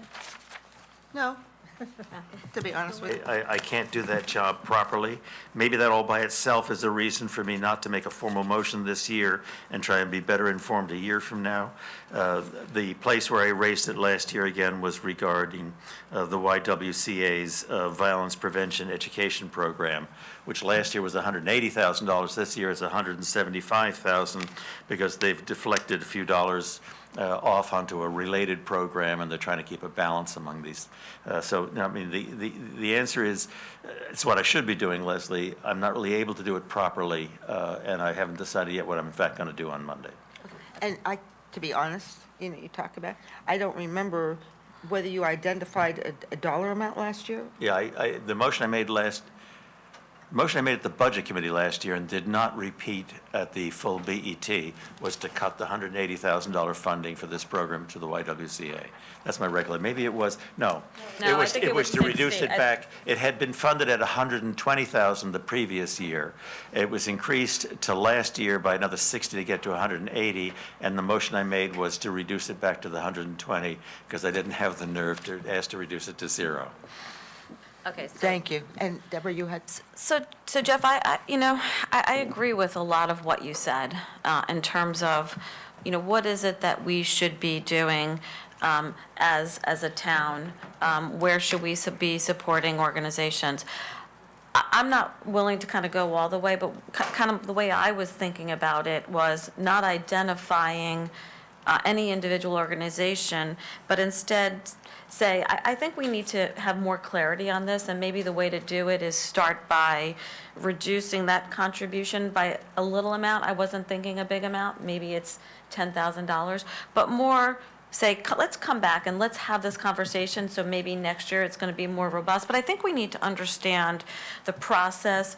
Who are we giving and why? There just should be more transparency around the process. So I was thinking maybe a way is more to ease into it this year with a small dollar amount, not identifying anybody, but just doing that. And then also on the line 55010, temporary financial assistance, that's up 35%, maybe bringing that more in line with budget guidelines. We're not talking a big dollar amount, maybe $12,000, $13,000, just to bring it in line with guidelines. So that's how I was thinking about this. So try this out, see how you think about this. When we did this 10 years ago, we did something I think the BET shouldn't always be doing, and that is to set policy. As a matter of policy, dear Department of Social Services, it was called at that time, we want you to change gears and do it differently, and going forward, we want you to do what I described a little while ago. Our very terrific Alan Berry is unfortunately retiring. We're going to have a new person or people, whatever it is, coming in for next year. Maybe here's a good opportunity for us to not disturb what he's done for the upcoming year, but to give this all a big think. And then to sit down with the Department of Social Services' new senior management, whatever that may be, to discuss the general philosophy of where you draw the line between obligatory municipal funding as distinct from being a United Way. And maybe this is a good conversation for a year from now with a new director at the Department of Human Services.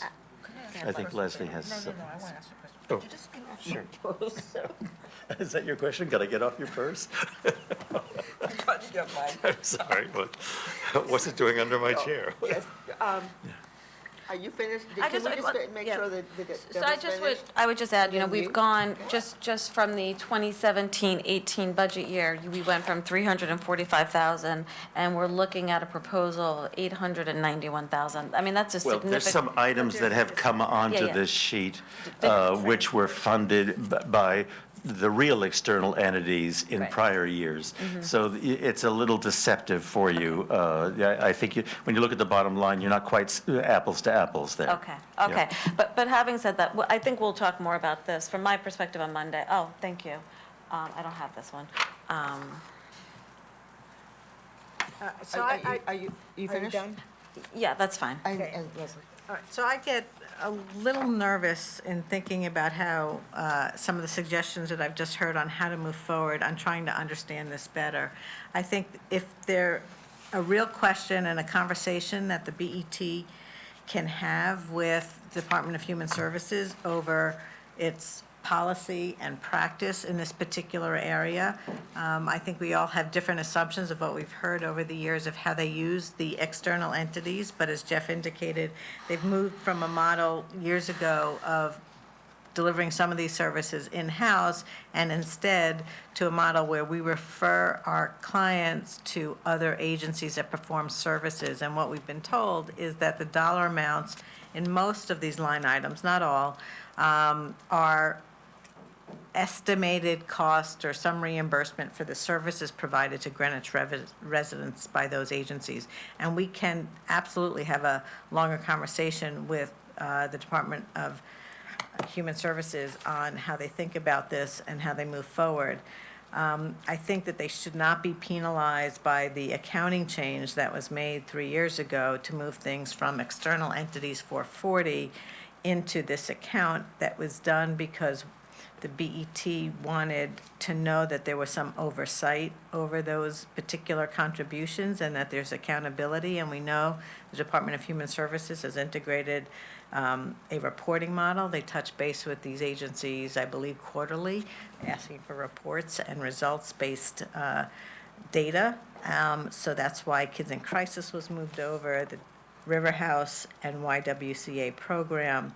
But the dollar amounts do reflect what had existed in the external entities area.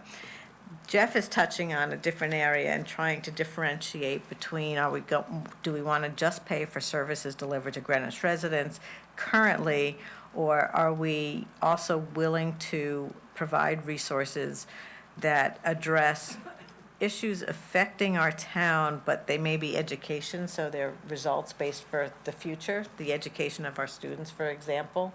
It's the largest criminal activity in town, I believe, is domestic violence. So do we just deal with the problem when it occurs, or do we help try to mitigate situations so it doesn't occur and create healthier adults in the process? So it's a bigger conversation. I don't agree with trying to send a message by cutting $5,000, $10,000 or whatever else. I think if we want a conversation about it, we should give the organization the time to come to us. We should set up a time to discuss it, but now is not the time we got the answer. We did during our conversations. Regarding the emergency aid program, that's increased over, and the temporary financial assistance program over our 2% guidelines. We asked that question when Dr. Barry was with us. He said there is an increase in the Alice population and they have greater needs.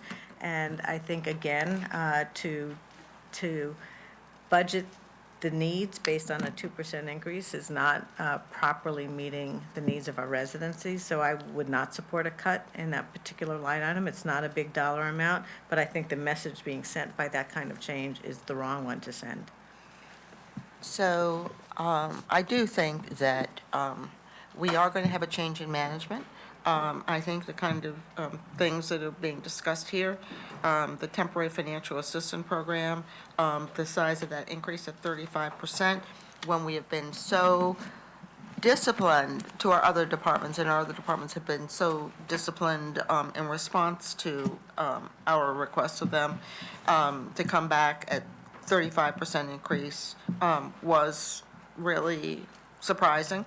And also, in terms of contributions to external entities, I agree with you, Leslie, that they shouldn't be penalized for the increases that were put into their department 3 years ago, whenever it was, that were elsewhere, that had ballooned elsewhere without their management.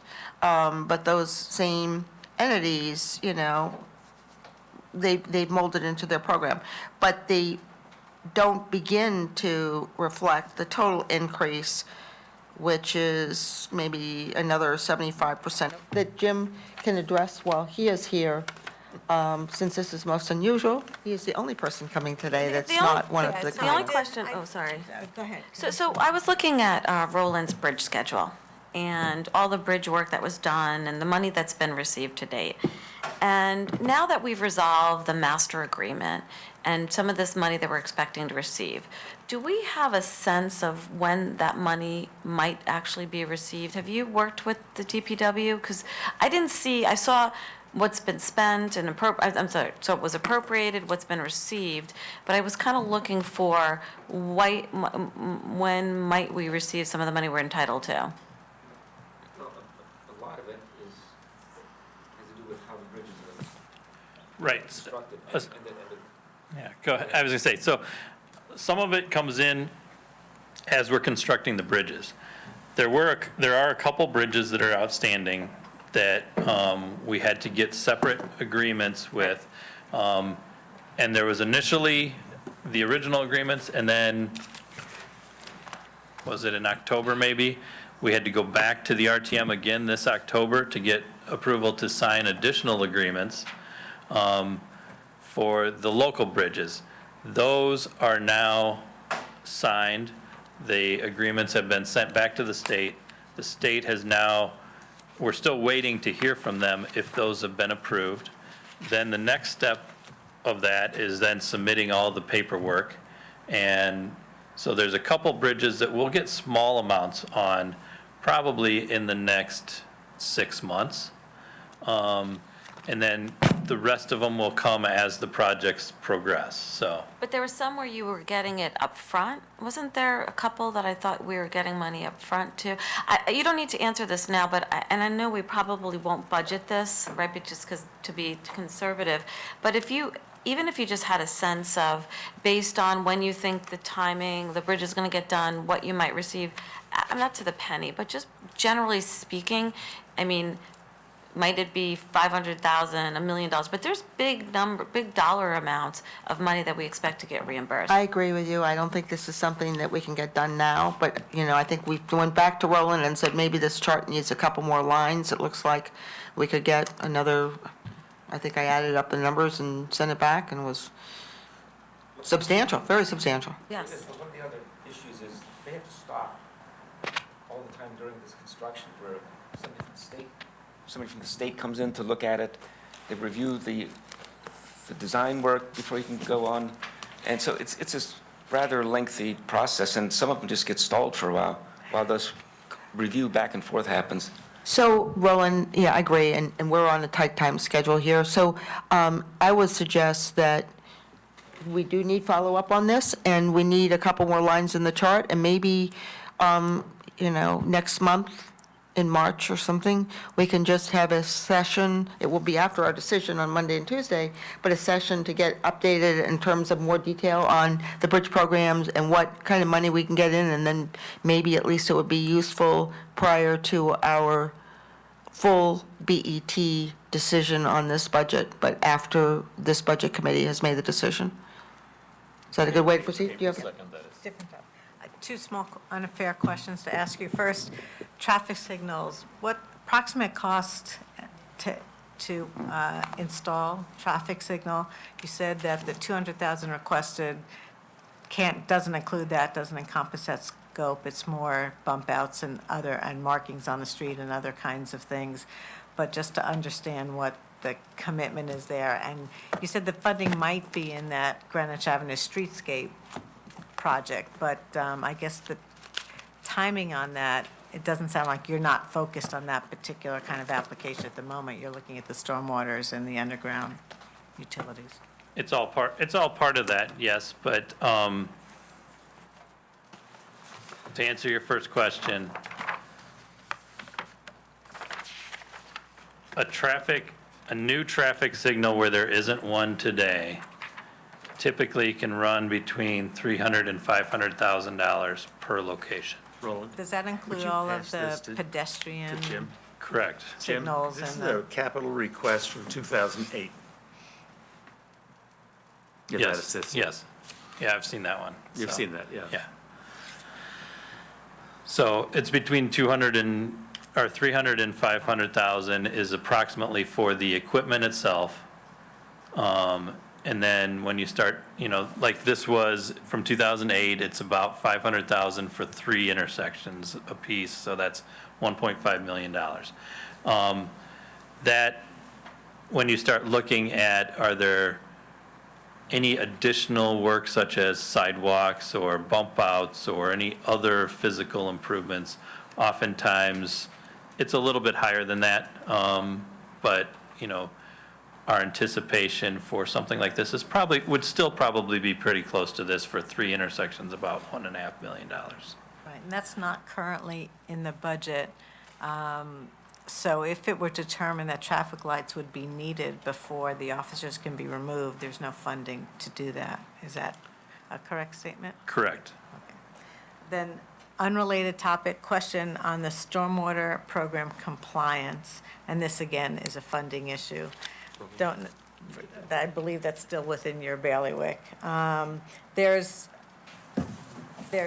about 600,000 unencumbered in that thing. Most of the unencumbered money is fiscal 20 money, and then you have 280 of encumbered funds.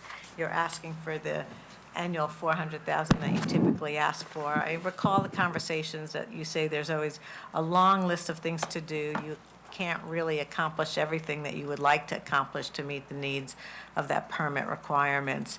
But if you can't, the question is, does your plans really allow you to spend the entire 400 annually, or is it always going to be in excess of what you can accomplish? Since we were down here before, we kind of have picked away a little bit trying to dig into that.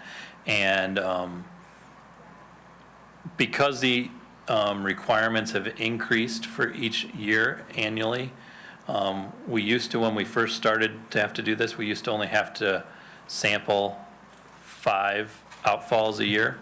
Now we're at 130 outfalls a year that we have to sample, and that started up this past year. So it's a significantly more work that we're doing, and that's why we've increased it some. We feel that the 400 is still probably a reasonably accurate what we can spend in a year.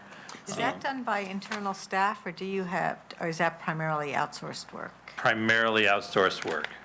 So I actually had the numbers that were available a little differently. From the 2017 fiscal year, you had money which is stormwater planning, which might be different, and you had 179,000 unspent there. In the 2019 budget, you had 183 unspent. And in last year's budget, 2020 budget, you've got 400. So it totals, if I'm allowed to include the planning money in that, you've got 760. I can't include that planning Can't include the planning money. So even money. without the planning money, I've got $583,000 without any further appropriation. You don't think that covers it? Again, it's 183 from the fiscal year 19 compliance budget, not planning, and then Right. 400,000 Yeah, I from know. the current Yeah. year's budget, yeah. Yeah.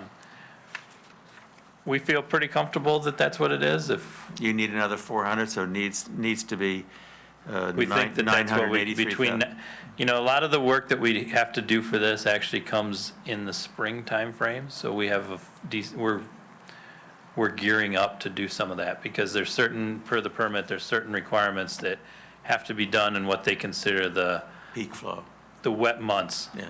So it's like April through June. And so they have us do a lot of that testing during that time frame.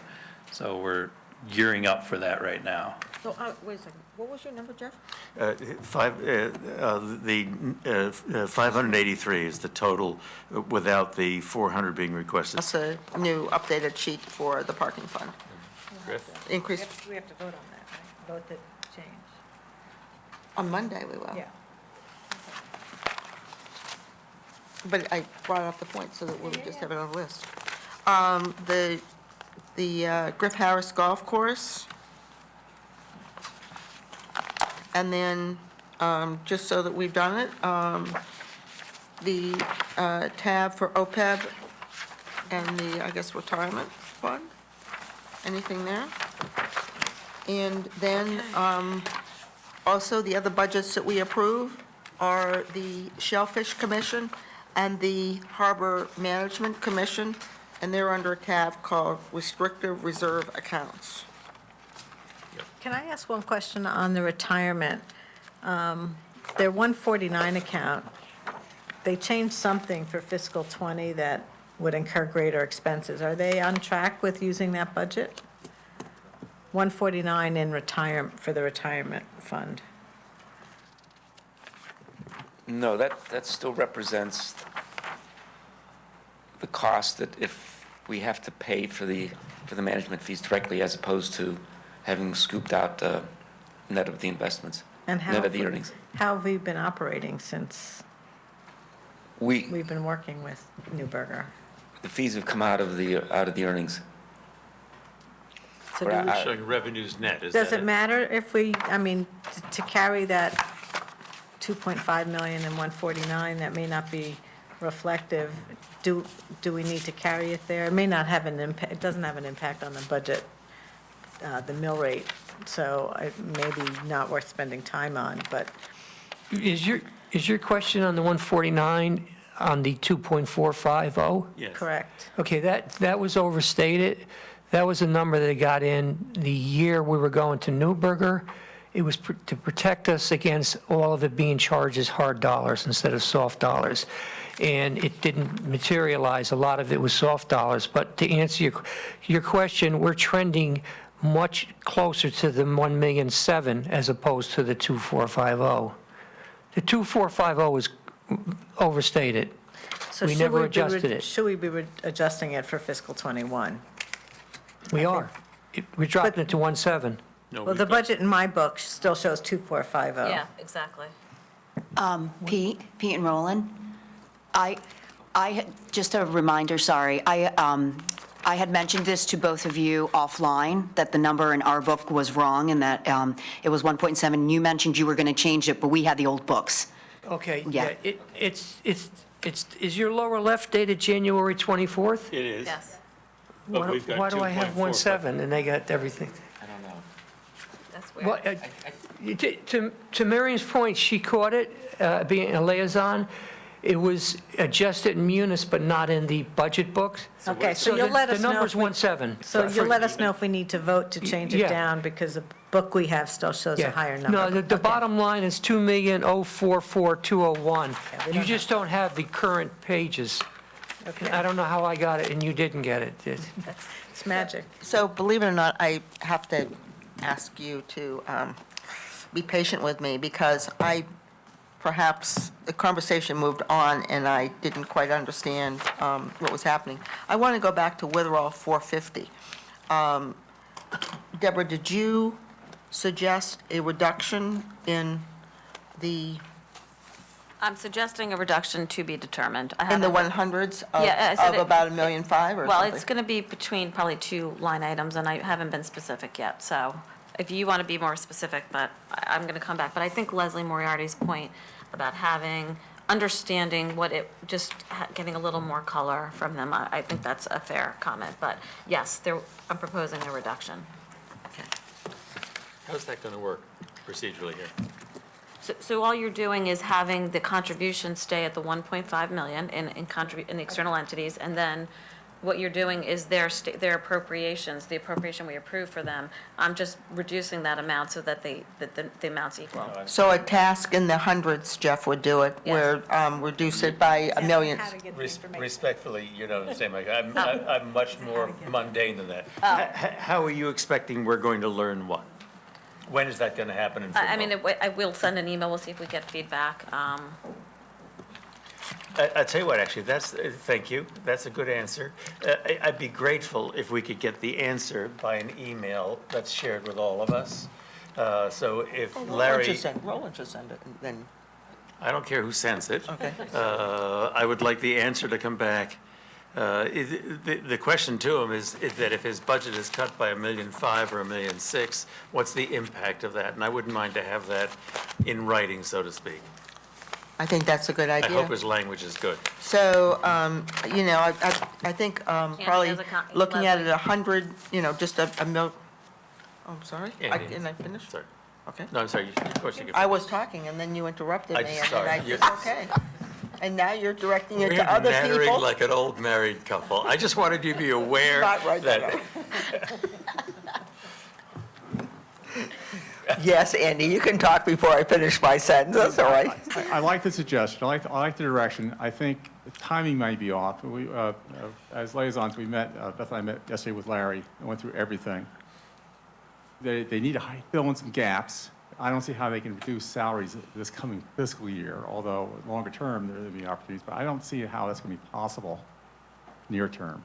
But Let's just say in the private sector, we saw Greenwich Woods dropping one unit by 40 beds, and then, you know, whenever, you know, you're told in your meeting, whether it was September or something, or August, September, and then another 40-bed unit in November, December, and was told to the special strategic committee. So when you operate units of 7 or 8 beds, or 21 beds, you can look at what you should be operating and will it cut the bleeding. Beth? I'd just like to point out that they're up at 90% occupancy, And to sit there and say, well, let's just take out some beds, I don't think you realize that the difference is people weren't going to Greenwich Woods. Their star level was lower, that the reputation in the community is not as strong. It's not as strong among the doctors who refer their patients there, and certainly from the two hospitals, Greenwich and Stanford, which both are referring a lot of patients there. So I'd be very careful at thinking that that's the way we can resolve this. I do feel, based on our discussions with Larry Simon as chairman, who is trying very hard to put a new executive director in there, which will have an impact on all the different pieces of this picture, that he is still trying very hard, and with the help of the consultant from HDG, Joanne, who actually understands nursing staffing and the issues and how to reduce overtime and how to change up the model for staffing, that we need to give them time to do that, which he's perfectly willing to do. I just think it's a little premature to step back. I mean, it may just be a part of the timing of this. But to send the message that, no, we're just going to pull 1.5 out because the first selectman and his kitchen cabinet decided that was the amount, I would be very careful that we look at what's actually happening, because there are almost 200 patients that are being cared for just today. But if we look at all the patients that get cared for in a year, let's be very careful. The message got sent. I don't think anyone would disagree with that. I'd be very careful as to how you proceed. So I just make one comment to this. It's true. They give amazing care at Witherall. It's an amazing facility. But anyone can take their occupancy rate and divide it into how much money we're spending using the total appropriations and find out how much per bed. Recall based on, we had, for example, in the past, we used HTG for 95,000 PKF. We used Bloom Shapiro to piggyback the Board of Ed. I don't know what's out there. If you've got any special projects in the area of Nathaniel Witherall, I don't know. It's actually your call as far as anything that you see on the horizon. An example might be a study in the area of tipping fees, supporting an independent study of Nathaniel Witherall. Whatever is out there, I'm not aware of right now. We've traditionally not earmarked the monies, with the exception of last year when we earmarked 350 out of the 500. So my comment is just to tell you that even though you're asking for 175, you're going to have carryover. So you're up to about 375. Yeah, that's my The question rules on, on carryover is unless we have specific projects that encumber, that we only have till September or so Yeah. to utilize that funds, right? Otherwise, then it reverts, it goes away.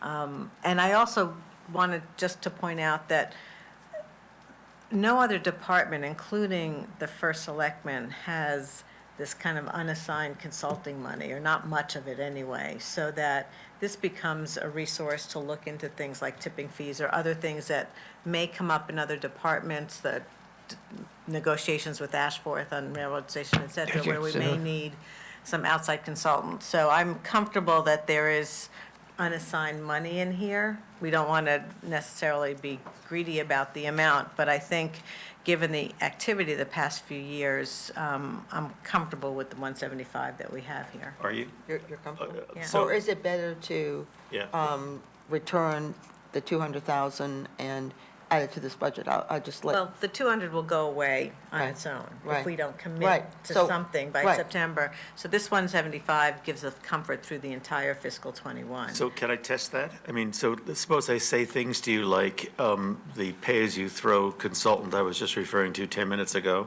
cyber, schools, audit at Nathaniel Witherall, Ashforth that you rightly raised and I didn't think of. If I say things like that to you, don't you begin to wonder whether or not 250 might be better than 175, just to be sure that we have funds that we're not inhibited from doing work that we should be doing? If we look back, who knows what the real number Well, I know should you- be, yeah, yeah. but when we look backwards, and maybe past experience on the BET is not reflective, but the past 2 years have been unusual. This number used to be 75, and we didn't spend it all. So in the past 2 years, we've had a lot of Nathaniel Witherell projects, and then we've had a few things come up this year. We intend on cyber to have a separate capital project for all of those expenses. So, you know, there's a yeah. conversation. So we added 350 last year, we're taking out 325, so in essence, we're kind of net up, kind of 25,000 on a recurring basis. But I believe that there are a number of items that we've been talking about that could potentially be used, so I would be inclined for right now to leave it as is, and I agree with Leslie, cyber, while we put some money in this past year, I think on a go-forward basis, we're going to talk about that later, would be covered through the capital.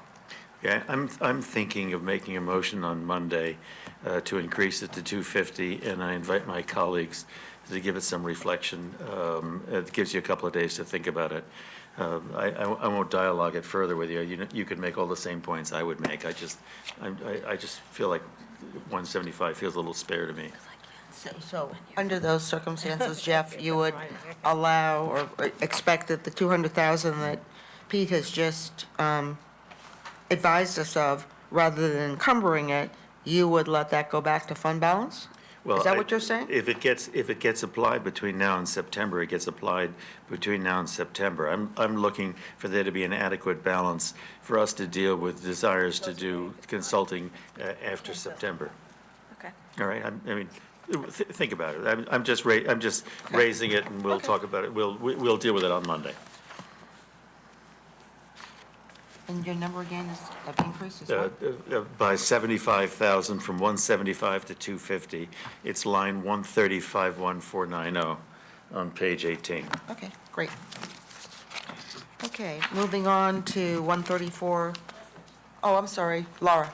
From the audit perspective, we had talked about reclassifying the internal audit function, which may or may not come with a salary adjustment.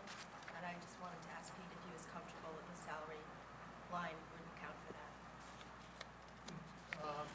I'll give that to Pete since. Yeah, that might need an adjustment. We have to relook at all of the budgeted salaries. And there's actually one position that's been unfilled for a while that might cover it in the temporary salaries. We're okay right now, I believe. We're not going to fill the person that left, right? We have a surplus in a part-time position that we don't intend to fill, so we'll be able to cover that. If you want us to realign it so that we reflect the internal audit position accurately, it would be a slight increase of about 20,000 in the salary line and a reciprocating $20,000 decrease in the part-time. And then our head count would go down a fraction. What was it, I forgot, 25 or? Would that, I mean, I know it's going to be tiny, but would there be a corresponding reduction in fixed charges then for benefits if it's, no? No. The part-timer is a non, the only benefits they get is they accrue a small amount of vacation sick, but none of the fringe benefits. So what do we do as a general matter of policy, Pete, just so I can understand? I just want to stay consistent.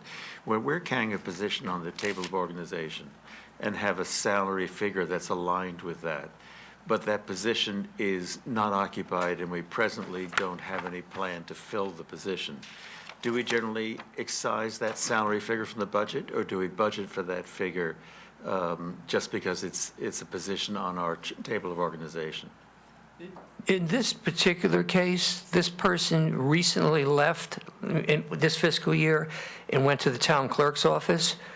One of the things is we were looking at savings at a future date because of the TCM, the Tyler Content Management. This would be a savings area. We were in between as far as filling it or not filling it. It's an accounts payable position. That's not quite my question. I mean, I greatly applaud your effort at economy.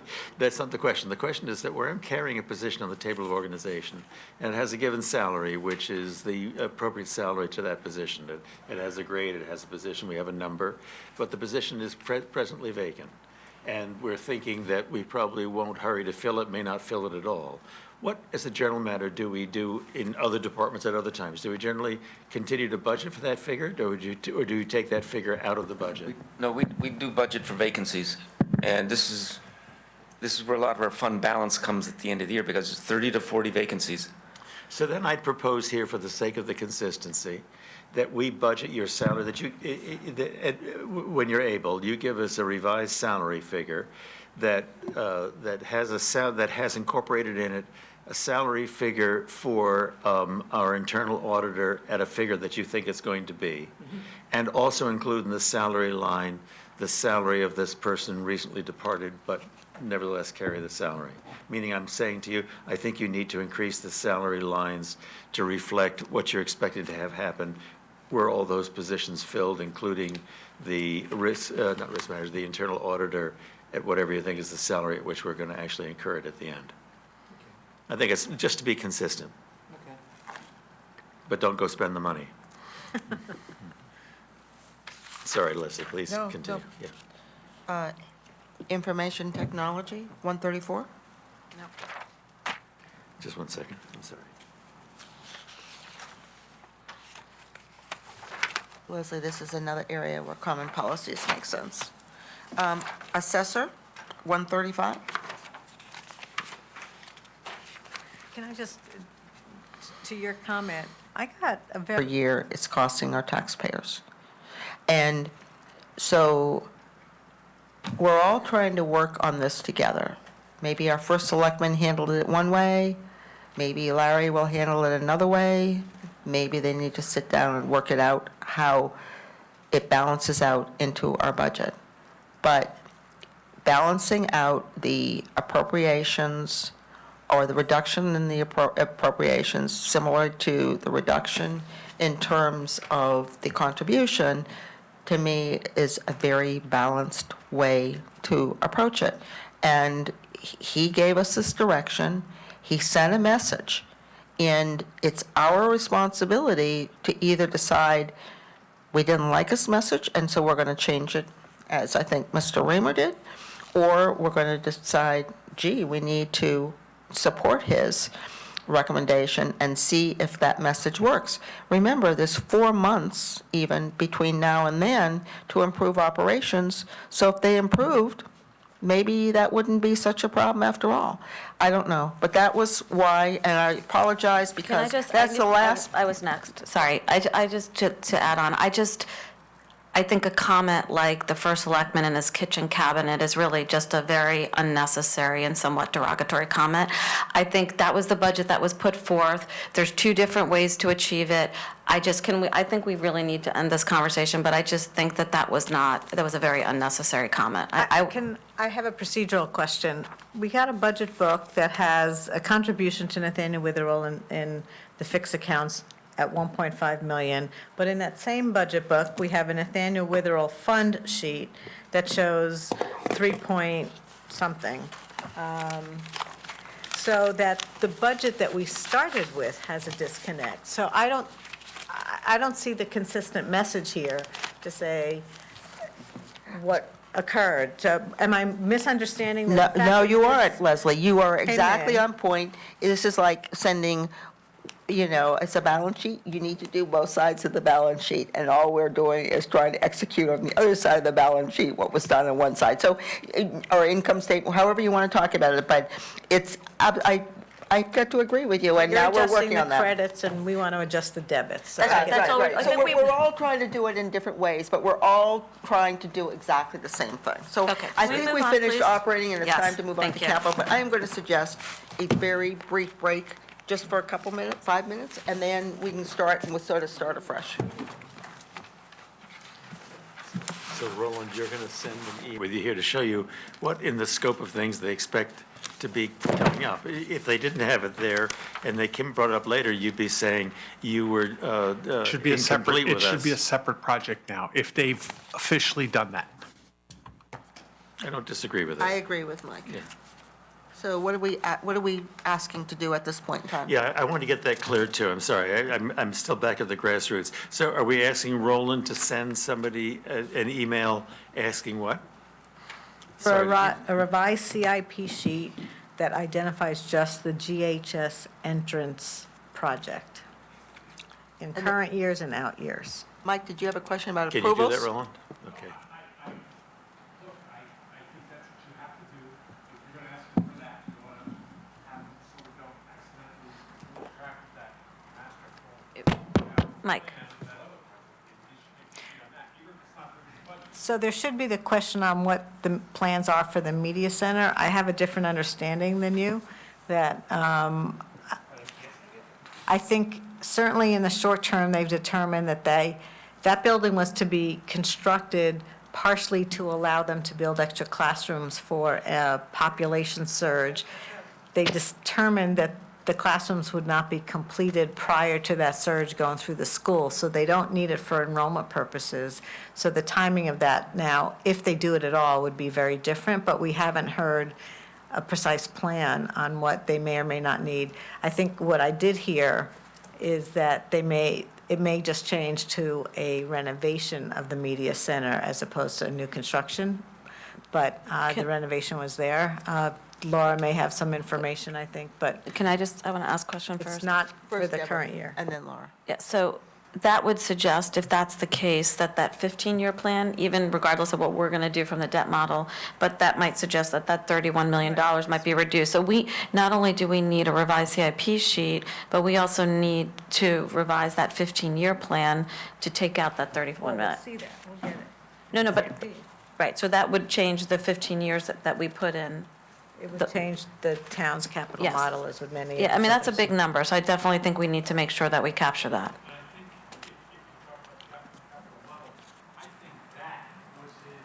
It is, it's in 23, 24, 23, 24. So, yeah, so, and that'll impact that. It's $31 million, it's a big number. Okay. Laura? It's good. A revised sheet, because this refers to EdSpec, which I think really referred to the media center. I don't believe that the project work at the entrance itself Doesn't need requires an EdSpec. It's more of a scope of work, because I believe an EdSpec requires a building committee, and I don't think you need that. So I think you should clean this up. Yeah. Well, It requires a feasibility committee. The words EdSpec doesn't require the building committee. Feasibility committee It's if it's usually. going to be reimbursed by the state, then it requires a building committee. So EdSpec versus scope of work, to me, they're not that different for the particular, the result of the EdSpec will be basically a scope of work on that entrance. Have Ed any closer to, are they? The architect's been hired. There's a meeting next Wednesday that Mike and I, as the liaisons, have been invited to. They're moving that forward to get the scope of work, or what's anticipated to be addressed by that project. Exterior? So- Exterior So I want to just say a I'm sorry. general comment. Is on the on entrance? GHS? No, on the exterior, when you start, yeah, just in Okay, general. so exterior, other painting, paving, and lighting. Yes, I'm going to make a general comment, which is, I just was taking a look at the open capital, especially on the maintenance side, versus kind of what's open versus what's being asked for.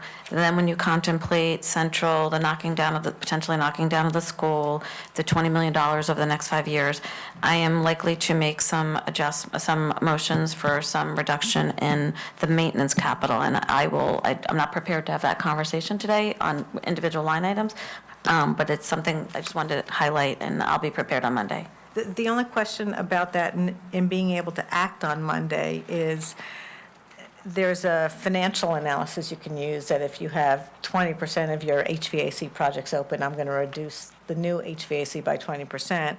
But I think from a facilities perspective, you really want to know what goes into those numbers and which areas can or should be reduced based on priorities. And you can't make that judgment without the Board of Ed. So I'm wondering if you can identify your specific areas of question so the Board of Ed can address priorities for them, saying if you're going to cut out $10 million as a request or $5 million as a request or whatever number you're trying to match to, ask them for the input of what 5 million they would cut out. Now, I won't necessarily agree with you, but I think we need to base it So on real input. I do plan on having a conversation with Peter Bernstein on some of the matters that have come up and some of the proposed. But we all- I'll ask him that. No, but But we all need to have access directly to No, the no, information no, I understand, too. but I want him, what I don't want to do is make these proposals on Monday and have him not know about my potential suggestions. So I'm going to just communicate what I'm thinking. Any feedback I get, I will make sure comes through. We'll get it in writing.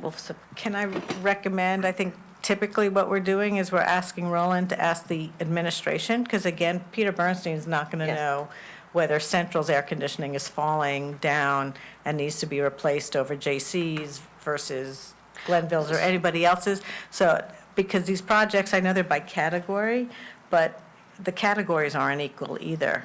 So I Okay, so the think question the I real will- okay. information is coming from the facilities department. So my question I would ask is, I went through the open capital and I broke it up into school projects, fields, repairs, like the J.C. roof, technology, and maintenance. And I looked at what was open and then what's being proposed. So I have roughly, and this is a few days old, so I don't know if they've closed out anything since I looked at this. I'm looking at roughly $11 million of maintenance that's open from prior years. And that's about, it's just based on my schedule, it's like $1 million in 18, $4 million in 19, 5.7 million in 20, so a total of 11 million with another 11. So I might ask the Board of Ed, if you were to cut, let's say $3 to $5 million in maintenance capital of these line items, where might you do it? Can I just, the Budget Committee, the BET has been working, I just want to stick with this project. I have nothing against painting and paving. That's not what this conversation is about. This BET, most of this BET, went through a heck of a hard time with capital project management, to the fact that we brought in a consultant, we have liaisons to it. So here's the question I still have that has not been answered yet. So let's take this little project here. If you go to page 107, and it's $297,000. It's not this project I'm talking about. I know, but- I'm not talking about this project either. So it says we're going to do some work at Riverside, Eastern, and Coscob. These are estimates. They're done 8 months before the fiscal year begins, right? Because that's when we get the sheets. We still, as a town, do not have a system in place. If they get bids that come back for these jobs at not 297, but for 327, what is the priority? How do we know what project's going to get postponed? Are they going to come back for an interim? How are we going to know that we only did 2 of these projects this year and we need to do the next one the following year? Capital asset management. We still, I just don't believe we have the system in place. And when you talk about open capital, $11 million, that's an issue to me. What's even more of an issue is, out of that, are we going to accomplish everything in that remaining $11 million we thought we were going to accomplish? This is town-wide, by the way. This is not just schools. We haven't come to a resolution on that. That's where the concern comes from. That's where, when we talk about the 1A project that Leslie was just talking about, that's one simple project. We know what that's about. It's either going to get done or it's not, or they're going to need more money or not. But we start looking at all these maintenance. If you look at, and this is important because we have to come up with the answer for this. We can debate about what the Board of Ed submitted this book. You know what the Board of Ed says they can get done? This book. Okay, let's be honest. Let's be honest.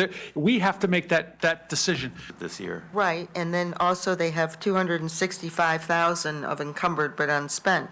So there's 800, and this is, dated February 26, 848,000, which is really like 2 years before you even get to the department gets to the additional 400,000. I think it would be helpful if you went back and looked at that, because, this was just printed up on Wednesday. Okay. And take a look the at number that. I have is 848, because I took encumbered unspent, as well as the number you took. Okay, that was just, We should move on. What? We should move on. Okay. We have one hopefully quick question. I thought it was a quick We question. were going to move on. Yeah. While we have Jim here, real quick question. To go back to the Bruce Park Bridge, I see it's closed now 3 months of the year. If we close it permanently, do you see any issues associated with that? Yes, I mean, Parks and Rec is very adamant about having that open. It serves as parking for the softball fields and the other facilities in that area. So, You can still have parking and not have the bridge be open. It strikes me, it's a shame to spend $2 million for something that should be deemed a town road, but if we can't get deemed a town road for a bridge where really you don't need to have access for it, particularly since it's closed already for 3 months of the year. I mean, the use of the park is pretty heavy over there. It does lead, it's a one-way loop from the softball field around to past the bathroom facility down towards, by the lawn bowling. So that's already created that's a one-way traffic loop.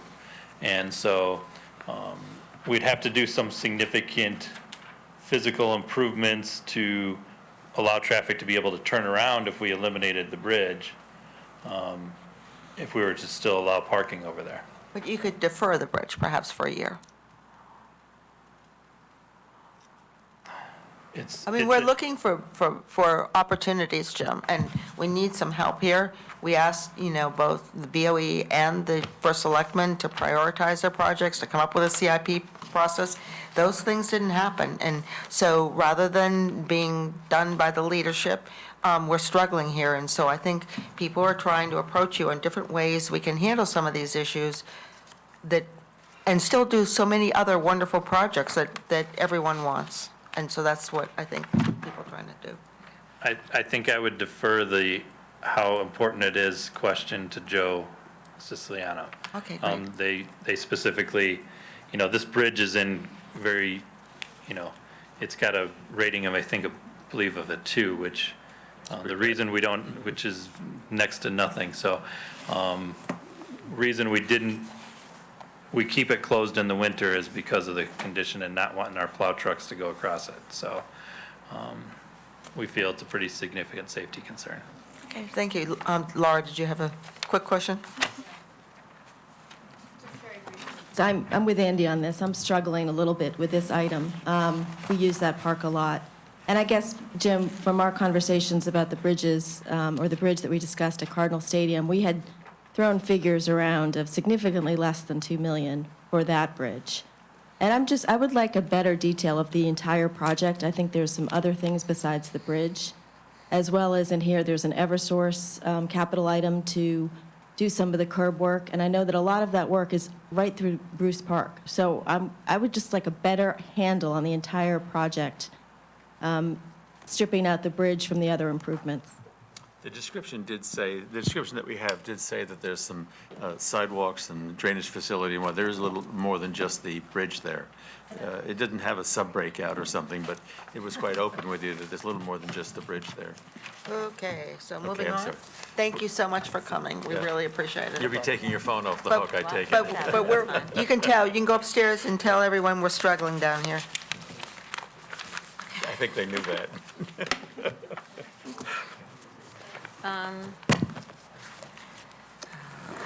Schools, right? We finished human services and we're now back to schools. Is that correct, guys? So I don't know what, Oh, is everyone is hungry? Everyone wants to eat? Is that the message I'm getting I now? mean, could we do like just a 15-minute lunch and then come back? We can do a 15-minute, is that, you want to break now, 15 minutes lunch, and then, everyone is excited, because they saw donuts today, they want to know, what are we going to have for lunch? Maybe something new and different. Yeah, I think that's. Okay, lunch break, 15 minutes. Okay, good. The addition of handicap parking next to the stadium and that access road, walkway into the stadium from the handicap parking. And then, I'll have to back up for a second, and then creating a road from Putnam Avenue into the west parking lot at the high school. That's the whole project.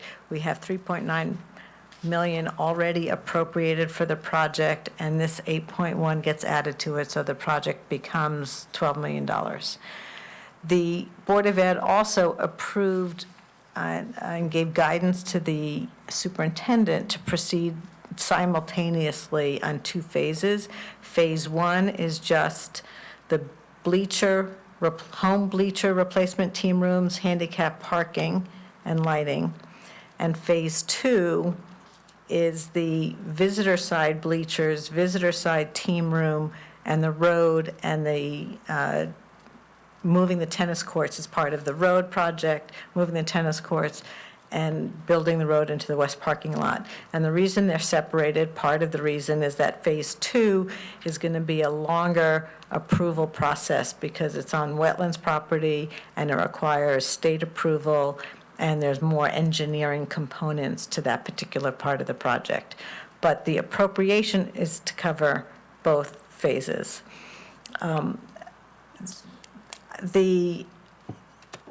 Where I am right now on this project, and it may not be in the majority view, is I would like the Board of Ed to be able to focus on the Phase 1 aspects of the project.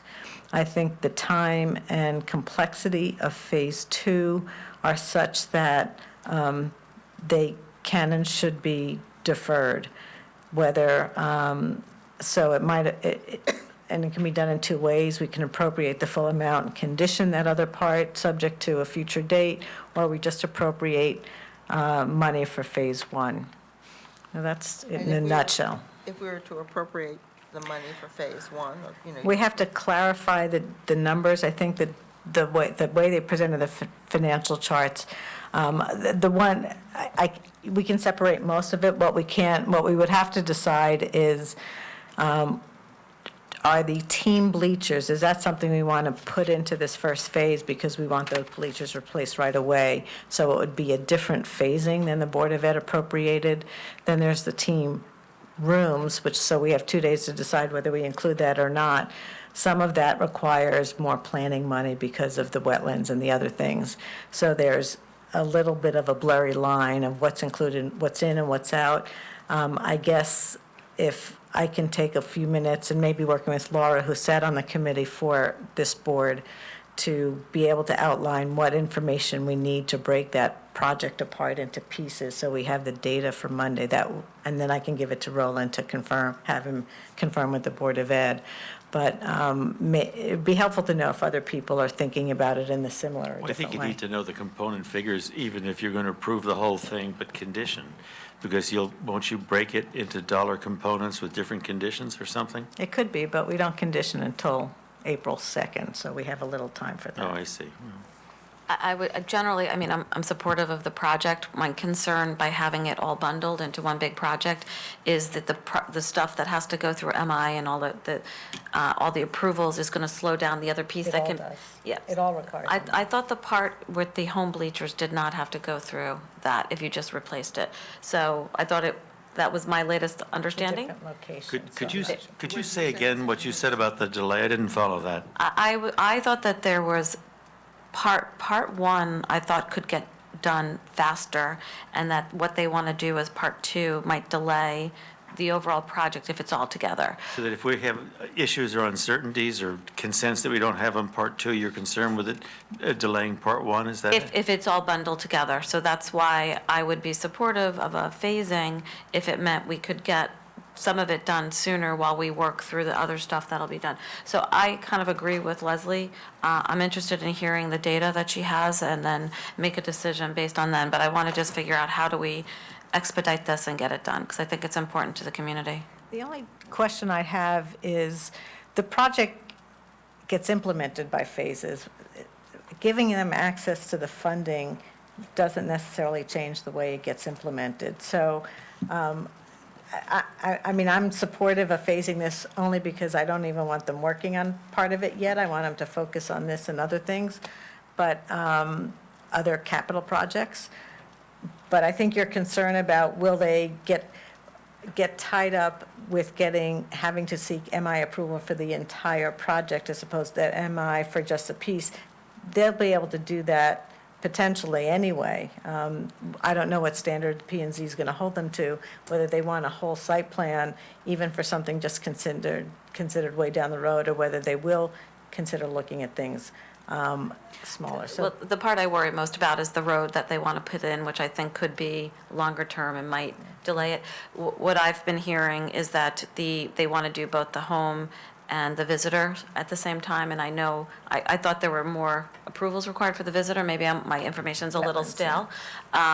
So that's why I do think it needs to be sort of the home, the visitor, and then maybe it's like one, like you said, one, and then two, right? So anyway, but I would be curious of getting the data, and I'm interested in hearing what you have to say, Leslie. Mike is like looking, like he wants to say something. I think we need the help, and I want to thank Leslie so far. Back in the audit committee in 2015, we had broken bolts and brackets on the table. We had unsafe bleachers. Board of Ed did a temporary repair, got them going, and then we didn't seem to hear anything. The project got revived, I think, with the Greenwich Athletic Foundation being interested in donating.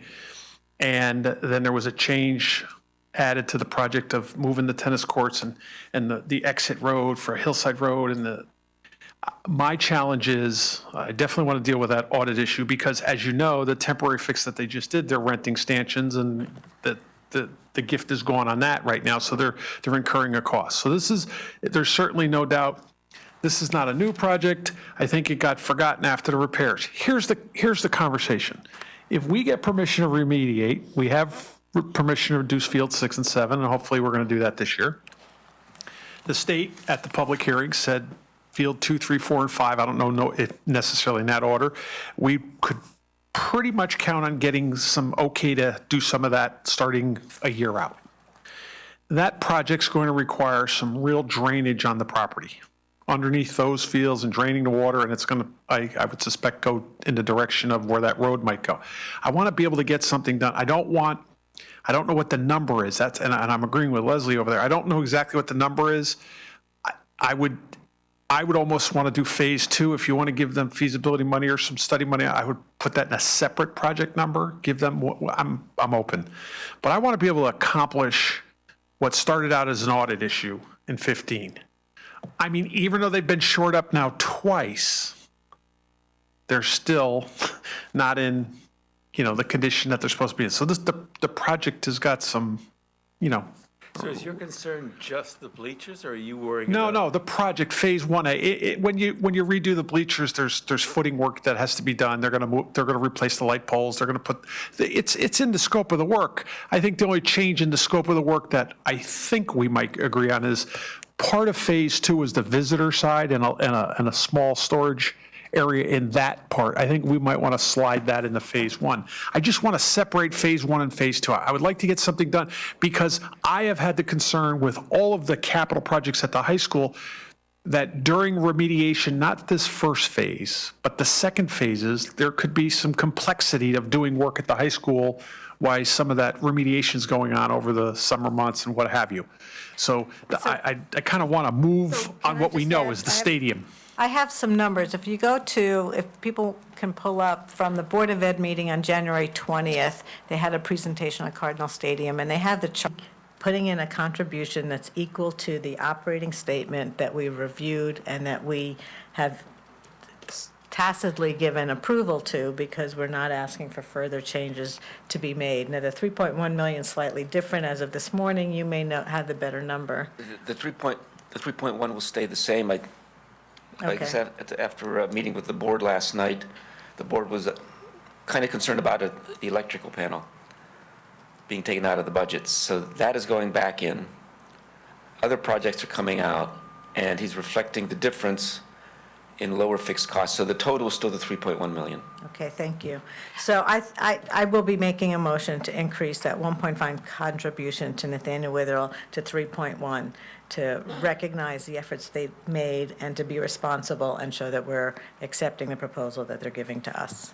So I would say I agree with your statement that the, what we're contributing should equal the operating statement, so I think that's right.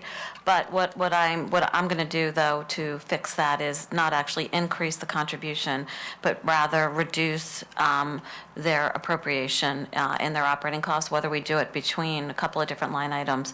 But I'm just going to, I think, get to the same answer, but just handle it differently. I feel strongly that the first selectman, I agree with Deborah, strongly that the first selectman was sending a message and that we need to execute on that message. So there's a second piece to this.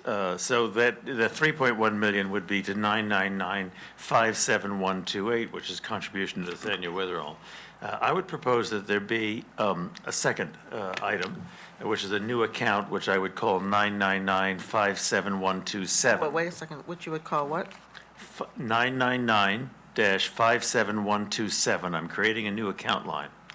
And that's something to be characterized as contribution to negative fund balance of Nathaniel Witherall. Pardon? Previous. Okay, previous year. I'm not stuck with any wording. Previous year suits me just fine. To which I would make a $4.1 million contribution in payment of the accumulated negative fund balance from prior years. I'll mention in passing that Larry had indicated when he was here that there'll be a further negative fund balance for the year that we're in right now. I believe I have it correctly when I say he expected to be somewhere between 2.3 and 2.8. He was using a figure of 2.5. I'm not proposing to offer payment of that in this budget. So there would be a negative fund balance after the end of this fiscal year still, but in that lesser amount.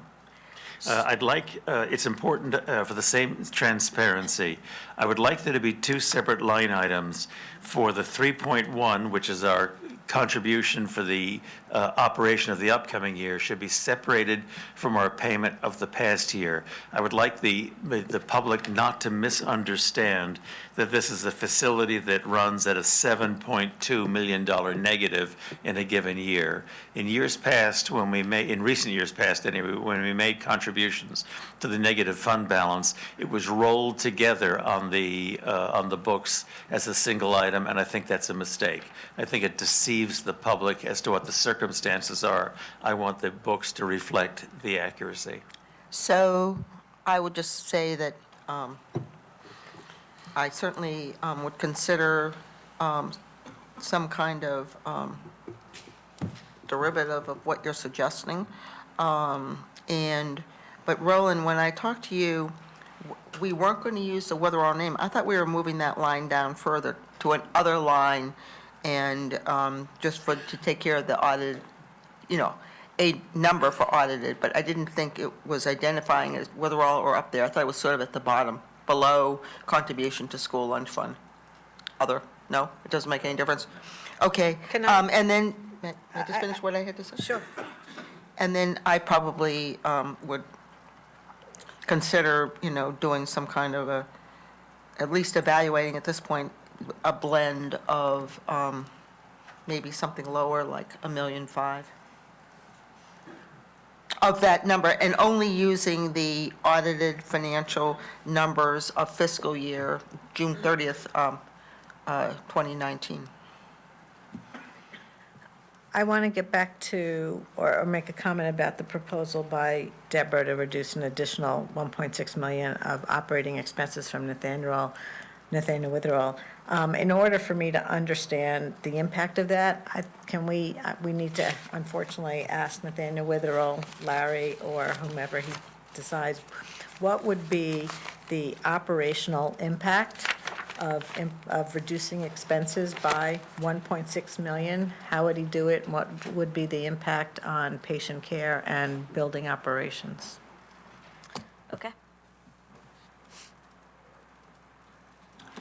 So Are we done with another operating? way, okay, we can talk about that number and how it should be done. The prior balance? No, Can I just ask a clarification? When you said 1.5, you're saying not to, not 4.1. not the 4.1, but to use a lesser number like 1.5? Okay. Right. Okay, so I guess, have we finished Operating. at least discussing? Well, No, we haven't if- finished if operating. part- We finished, Yeah. we finished the fixed charges, and shall we just go quickly through the operating part? Does anyone have anything for the sewer fund operating? So my only question on the sewer is, there will be some cyber costs related to Grass Island. And I'm just contemplating whether or not that belongs in the general fund or whether or not we should think about putting it in the maintenance fund. No, definitely not the maintenance fund. Grass Island is sewer improvement fund. I meant the improve, I apologize, thank you, that's what I meant, thank you. Grass Island is all maintenance. That's the day-to-day operations of the sewer plant. I'm of the sorry, sewer system. not the sewer maintenance fund, but the sewer improvement fund.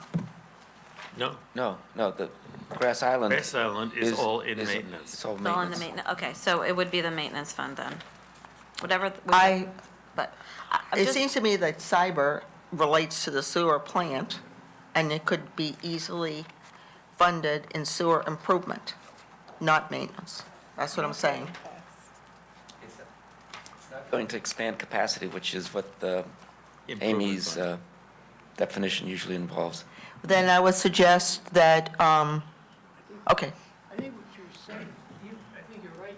That's where the risk is that's where inside the risk plant. is in the sewer It's, plant. it's not the maintenance of No, it isn't. the surrounding area, it's the equipment inside the plant that's where the cyber risk is. Yes. So it would, I would have put it in the capital projects where I thought we were taking the Board of Ed, the risk manager, the IT, in the library, no, the library's got it outside, and rolling it into that capital project that's 550 now and increasing it. Well, so the thought was that we might put it in the individual entity if it's appropriate. So for the library, for instance, we're putting it there, the Board of Ed, it'll have its own separate sheet. So the question is, should we be putting the Grass Island piece on a separate sheet? So we'll have that flushed out by Monday. So again, I think today's idea is more a potential motion that will come. Flushed out. You I said flushed out. Thanks, I Jeff. just want to be sure I had that right, okay? Right. It'll be flushed out. Okay, right. Further, flushed out. So, anyway, so now we've done the sewer fund, so thank you for bringing that point up, because it was not something that I remembered, so that's good. School lunch fund is next. Parking fund thereafter. I don't have anything else. I think, Roland, can I just stop here on parking fund? Parking fund revenues, did you tell me that you had updated their revenues and there was a new sheet? Because I think I have an old sheet in my book. Okay, great, so they've been updated. Again, parking fees went up, this is the other half of that conversation we had earlier, and Roland will be giving One us. is the electrical panel, $500,000, and the other one is their general capital number of $85,000. Everything else is being deferred.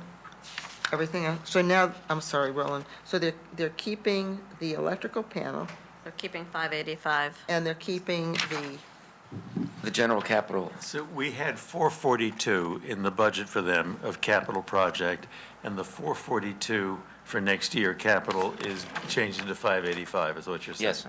And he's saying that he thinks he can accommodate the other $140-some-odd thousand dollars, he can absorb it within his budget elsewhere? or- he's deferring it. He's Deferring. deferring those No, items. no, I'm sorry. There's an arithmetic difference between 442 and 585. Yes, the difference, that $153,000. Yes. He's reducing his healthcare budget. Okay. Who are we not insuring? Well, the town's healthcare budget's being reduced, remember? Okay, He's all getting right. the benefit of that. Okay, all right, I'm sorry. So in sewer maintenance, I just have the question only because it affects the taxpayers for 1 year on the sewer maintenance. Well, I have an item before that. Okay. I'm sorry. I'm sorry. I've already articulated. On page 10 in Nathaniel Witherell, we have the pavilion. Well, he's No, pulling that. pulling He's it. pulling it, He's pulled it. The pavilion? yes. He pulled it. That's what we're He's told, only we only gonna- have 2 projects. He's only doing 2 things, Jeff, Okay. the electrical panel Okay. and general capital. Gotcha, thank you. So now on sewer funds, the Old Greenwich Common Force Main improvements, that's 7 million. I believe the 7 million be spent, it's very important to spend, but they said they're gonna do it in at least over 2 years, if not longer. So my question is, it impacts, we collect the taxes on that over a 5-year period, starting in year 1. if they don't need to sign a contract for $7 million, if the contracts are in smaller pieces, should that $7 million be split over the 2 years? So it's a question. How does that work? Can they, do we want to be taxing for the project sooner rather than later? Or maybe we don't? And can we tax if we haven't signed contracts? Can we tax if we haven't approved the appropriation? You can tax without an appropriation. Wow, okay. That allows smaller communities to tax for project and then spend it after they've raised the money, unlike what we Going back to do. pay-as-you-go, is that it? This We is do- pay-as-you-go. we do the reverse. This is pay-as-you-go, traditional pay-as-you-go. And that's been one of our problems. I have a problem, I'm back on page 1, E1, pump panel upgrade, what we heard in the previous meeting is that we've got this, I guess it's $3,520,000 of whatever, generators or whatever they are on page 1. And it's my understanding from that by settlement, the town is going to pay for it. So I am wondering, rather than having all of the participants in the sewer maintenance fund pick up a legal settlement, on a pay-as-you-go plan, whether, since this is a legal settlement that the town decided, not that improves, this area, if that should be funded by the risk fund, because you're addressing a risk fund issue rather than a sewer improvement fund issue. You're addressing the settlement, the costs of a legal settlement, Jeff. What's settled here is the cost of the improvement. This isn't a question of our paying a damage to an injured party, and we've settled it. That's the risk fund. What we're paying for here is the improvements and development of the sewer system, which you pass along to the benefited owners. Well, in this case, the benefited owners paid the original costs, and the town has agreed to pay these follow-on costs as a part of a legal settlement. Maybe this is something that Beth, our law committee, should look at, is whether, when there has been a legal settlement like this, whether this isn't something that should, I think this creates a bad precedent for those people who don't get the advantage of this. Well, for somebody who doesn't get any advantage from sewer, I'm not on the sewer system. Right. You're switching the expense to me, and I'm not sure. To me, this is a cost to maintain the sewer system. It should remain in the sewer fund. Well, this is going onto someone's individual property, it involves insurance and indemnifications of those people. I don't think you're going to get any support for this. Yeah, Really? I don't.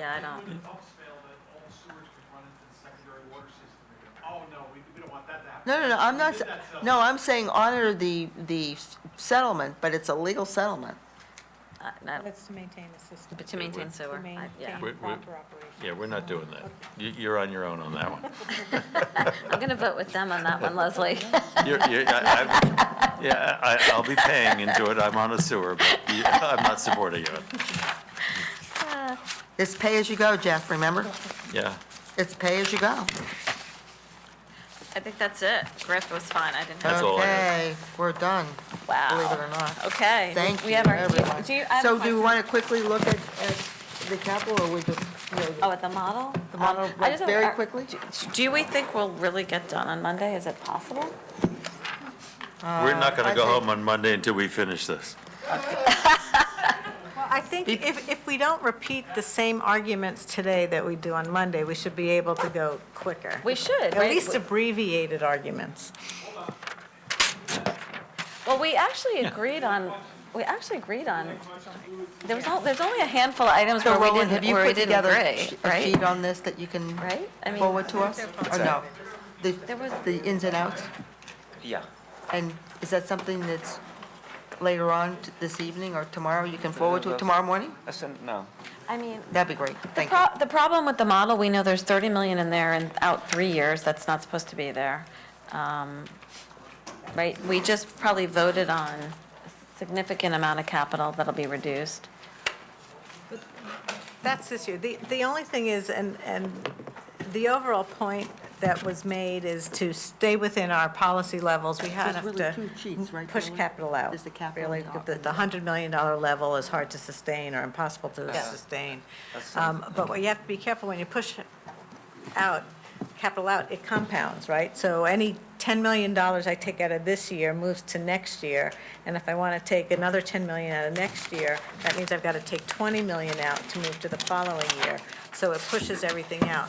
One point Roland made when I did talk to him, and I think when Leslie talked to him as well, is if the number is like 10 million, potentially just delayed, the model builds in a 2-year completion of projects. We've had slightly longer durations than that. So that time lag, the 10 million may be able to be absorbed by the time lag, but when you get up to 15 and 20 million, you have to be impacting projects that go out. So it's just, it's a policy decision we just need to be aware of. And what about the increasing the capital tax levy by 2 million?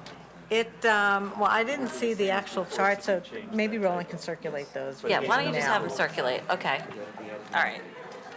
Process, with the subs and things in the facility, do it now. Bruce Museum lighting upgrade. Same comment and same comment on the next one, too. But- That's fine. You're fine with that? Yeah, again, it's,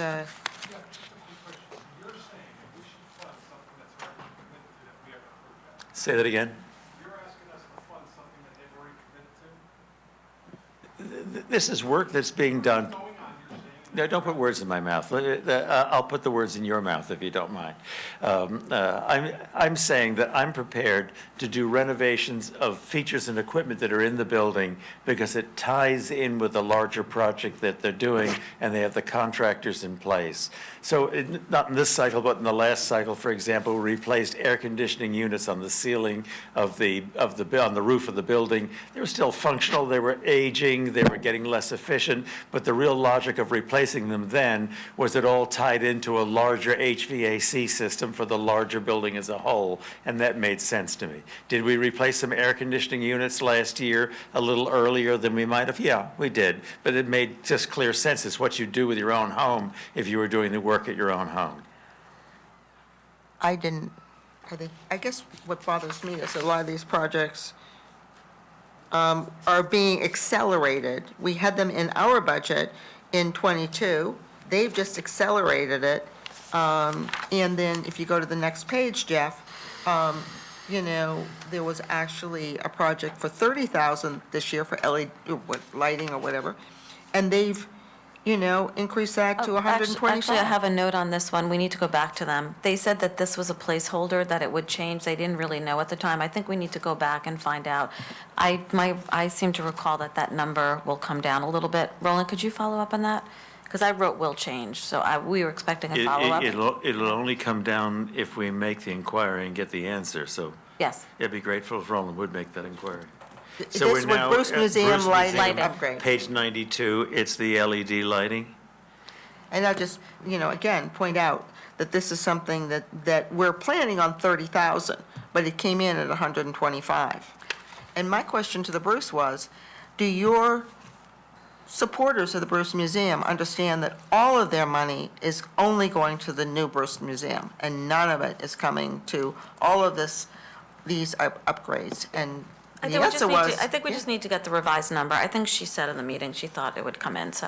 That's I also great. just want to address a point. I believe by asking for, the projects they're asking for are consistent with the agreement we have with them. So Well, they're being accelerated, whatever, or else 4 times. I mean, we all have to work together as a team. We're asking the departments to work as a team, and our partnerships should also be working as a team. Bruce Museum security upgrade. Absolutely, move on. GEM Station 4. Okay, now here I have a problem. I may be alone in this, and I'm respectful of the majority. I'll defer to the majority. So when we quizzed Al Manelli he confessed, that's my word, not his, that he was okay and participated in this memorandum, joint memorandum with them that called for them to supervise the project because frankly, he's flat out of time on the upcoming year and can't undertake this project as well. To my mind, I have two problems here. One, there's a small chance, I admit it's small, that as a result of the matrix study on fire response, we come to a conclusion that we want to develop either the Round Hill Fire Department to be a town-owned facility, or that we want to do something other than just the existing property at 1327 King Street, or something that we want to develop a property, maybe, I don't know, the Boy Scout property, who knows what. I feel like I would like to wait until the matrix study is done before I commit to something, just so that I don't commit the stupidity of, oh my God, why did we do it? Why didn't I just wait to get the answers from matrix?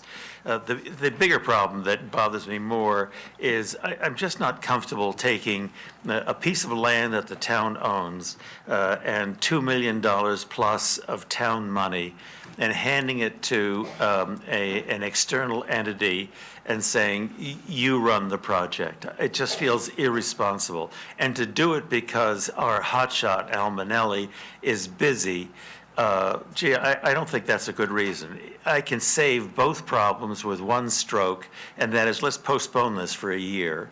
And in the intervening year, maybe Al Manelli will get unbusy, and he can do the thing that he's supposed to do, and that is supervise the town project.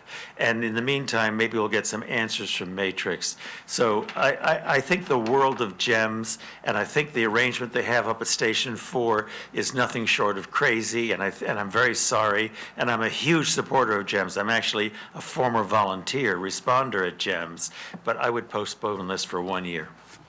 Okay. I would not postpone it. I actually think it's really important, and maybe we just have them do, the A&E or the permits, but I would also say that there's other areas in town where the work is being delegated. When you look at Greenwich Point, some work is being done. So we could talk more about this on Monday, but I am a supporter, but I do think this is critically important for our town. You have any comments, Elizabeth? So I can see both sides of the argument. I think at the end of the day, if I had to guess, GEMS 4 is still going to be at King Street, and we're going to want that building. I think there probably is a small question mark. If the town were to do something in the Northwest, would we find a site that you would prefer to have these operations co-located? And so then the question in my mind is, if there's any question of that potentially being an outcome, do you delay this? I think it's necessary. I think these ambulances should be undercover. I think it's long overdue. But, so I'm kind of, may take the weekend to think about which way I vote on this, but I can see both sides to it. I know Jeff stuck his tongue out at me. Okay, I did. Okay. Did you get that, Ken? Where's the Greenwich Times? Where's the Greenwich Times photographer when you need him? Or her? I thought I had to say it for levity. There you go. Okay. Okay, so we have just finished this is good. external This is entities, where and we'll we're be a moving lot of on to time. schools. Is everyone set? Schools? Yeah. Network infrastructure. So before you say that, Oh, I'm sorry. I'll just say in a single sentence that were we to do the Raymer plan of putting the SPED consulting money in a capital thing, I would be raising it at this moment. But you've heard everything I have to say about it. So go ahead and move on with the next item. Okay, network infrastructure. This is fine. Digital learning environment. That's fine. I just would note on the second page, I don't know that it matters for this year, but they did say on the lease payments, it's the 70,000 that goes away after this year. So when you're looking at future years, I crossed it out. I don't know if we want to update that. Right, because that will, it's not that big a number. It's going to go into devices, so it'll just be moved. Well, he just said to reduce it, actually, but, He said to reduce that He did. in the current year? I wasn't sure. no, not the No. current year, the out years. So that it was- they really need to do that. oh, yeah, we should know it. Roland, we should get a corrected sheet. Page 100. Foods, I'm sorry, yes, corrected sheet or new page 100. Yeah, but on these, it's always good to have both sides. Hopefully we'll do that, I'm sure. So the A next one. food services equipment upgrade. So I'm going to propose a condition on this item, being willing to release 25,000, but imposing a condition on the remaining 235,000. The condition would read as follows. Release is conditioned upon the BET review and acceptance of a final plan adopted by the Board of Education, confirming the feasibility of installation, the operating plan, the cost of acquisition. Avenue, I do personally think also structurally, perhaps we should think about the police department. And one other thing is, we never, way back more than a decade ago, the dispatch was changed to be civilian dispatch, and 17 people were added to the police department at that point in time, understanding that they would never be at full force for the various and sundry reasons that everyone knows, and we don't need to talk about any longer. Well, no, I just want to follow up on that. You're making the statement that you think the police department is potentially overstaffed, so are you proposing that there might be a study of the police department deployment and staffing? No, I wasn't talking about that. But anyway, Then I guess I don't understand I the mean, context of your comments. Well, no, just in terms of, I said that it was changed to, and 17 people were added to the police department. You made a comment before that saying that there's always the question about the staffing level at the police department before you even got into the other things. So I just wanted to understand the points that you were trying to make and then what your expected action would be on those positions. Thank you. 211, police administration. 212, police dispatch. 213, police department, general services. 216, police department. Criminal investigation. 217, police department, uniform patrol. Can I ask one question? I will ask one question. So, Jeff, you had commented on that. Do you plan to budget that at the level of the police patrol? Or perhaps in administration with a task, the chief, the 2 people be added? Or 3 people, or whatever it happens to be? No, I mean, again, I was chastened by Roland, but the addition, I believe, is entirely within uniform patrol. It's just that it touches 5 line items, apparently, in uniform control, not just salaries, where I had presumptuously put it. And Roland, by Monday, will tell me exactly the lines, but I believe all of them are in uniform patrol. But you could also, I'm sorry? Okay. Okay, thank you. So. Thank you. We'll finish with, please go on to DPW. So we have 301, DPW administration. 302, DPW engineering division. 312.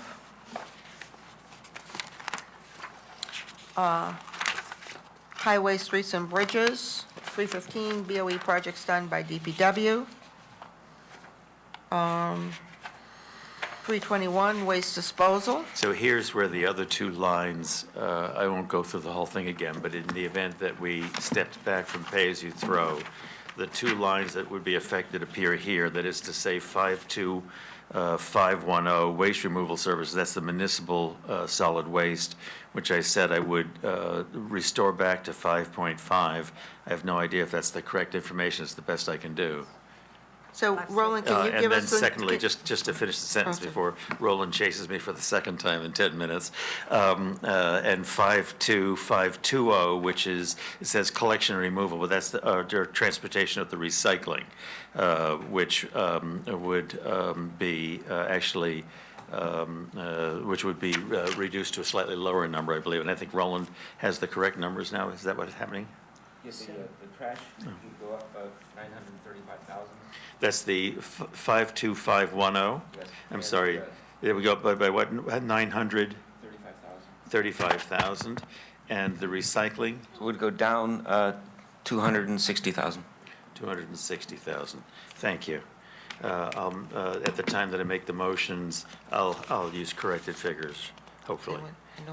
I just want to make the comment that I think we need to consider that, one, we won't know by the March BET vote on the budget what the final resolution is of pay-as-you-throw. The RTM will not have voted on an ordinance at that point, whether they support it or don't support it. And I think the BET needs to be concerned that we have a balanced budget. So there is revenue, which is an item that we can consider, but if we don't have, and that's not voted on by the RTM, we can adjust at the mill rate date if the revenue is not properly budgeted, but our expenses, we can't change. And so whether you support pay-as-you-throw or don't support pay-as-you-throw, I think we need to think carefully about what dollars amounts we need to put on these lines and whether we will have sufficient funds for the fiscal year in covering our cost of trash and recycling costs. So as you think about what the right action is here, the assumptions that the First Selectman has presented to us for both trash removal and recycling increase may or may not be what you individually believe will occur.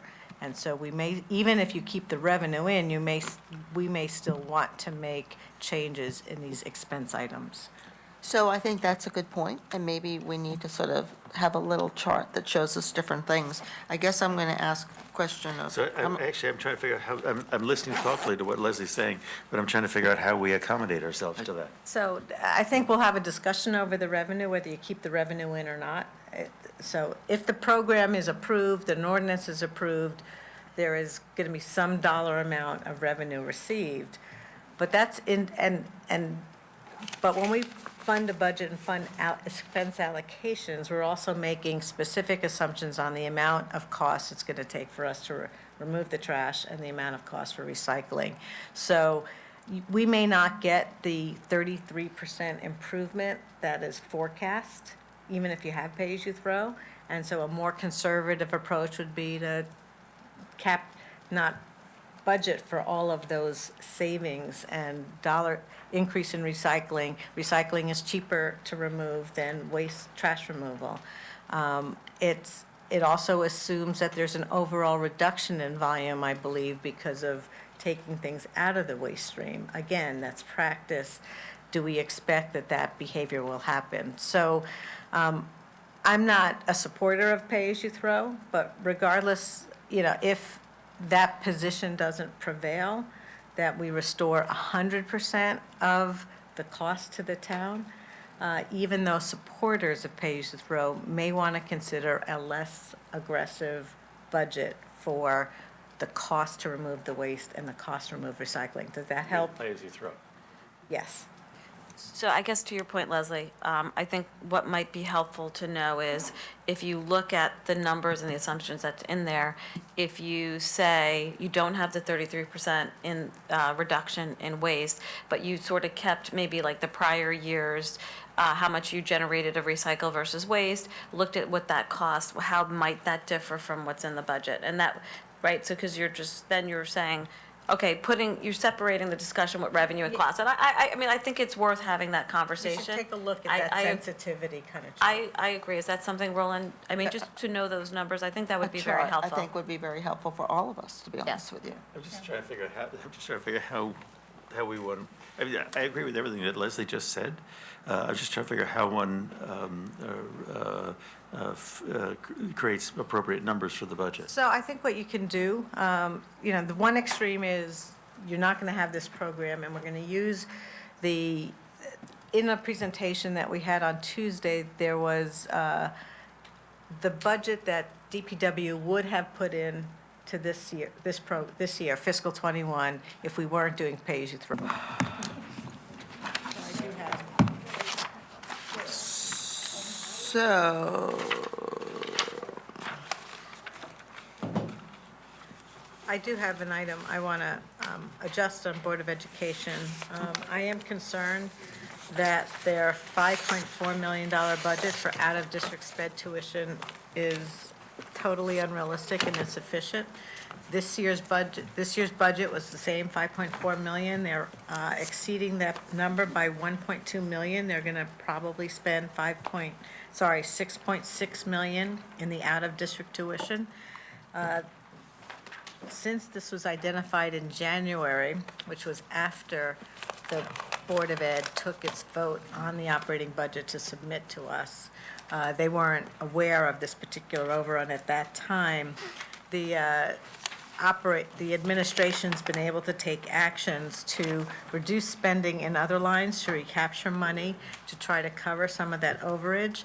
They currently, as of the last board meeting, I believe it's $770,000 that they don't yet have. They haven't yet identified the source of those funds to cover the overage and the out-of-district sped tuition.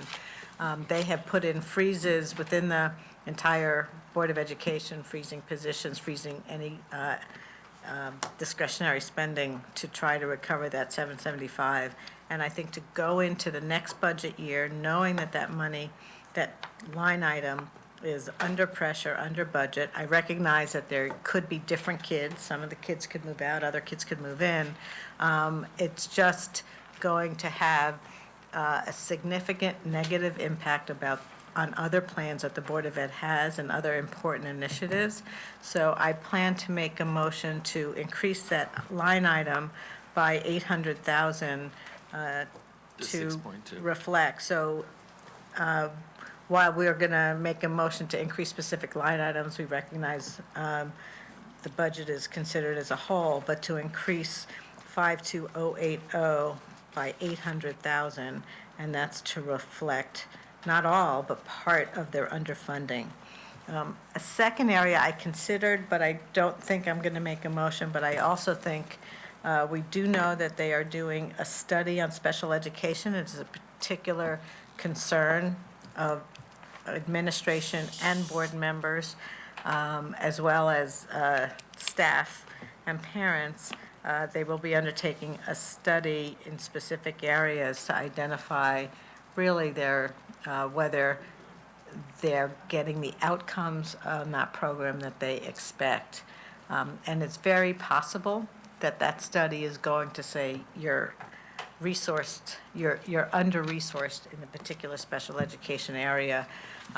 So as I said, I considered asking this board to consider raising budget lines to address what I would think most likely be one of the outcomes of that study.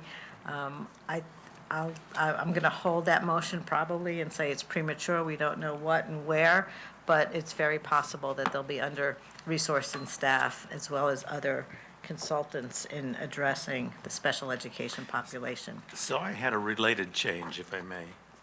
I had exactly the same change that Mrs. Moriarty just spoke about, at 620-52080 from 5.4 to 6.2.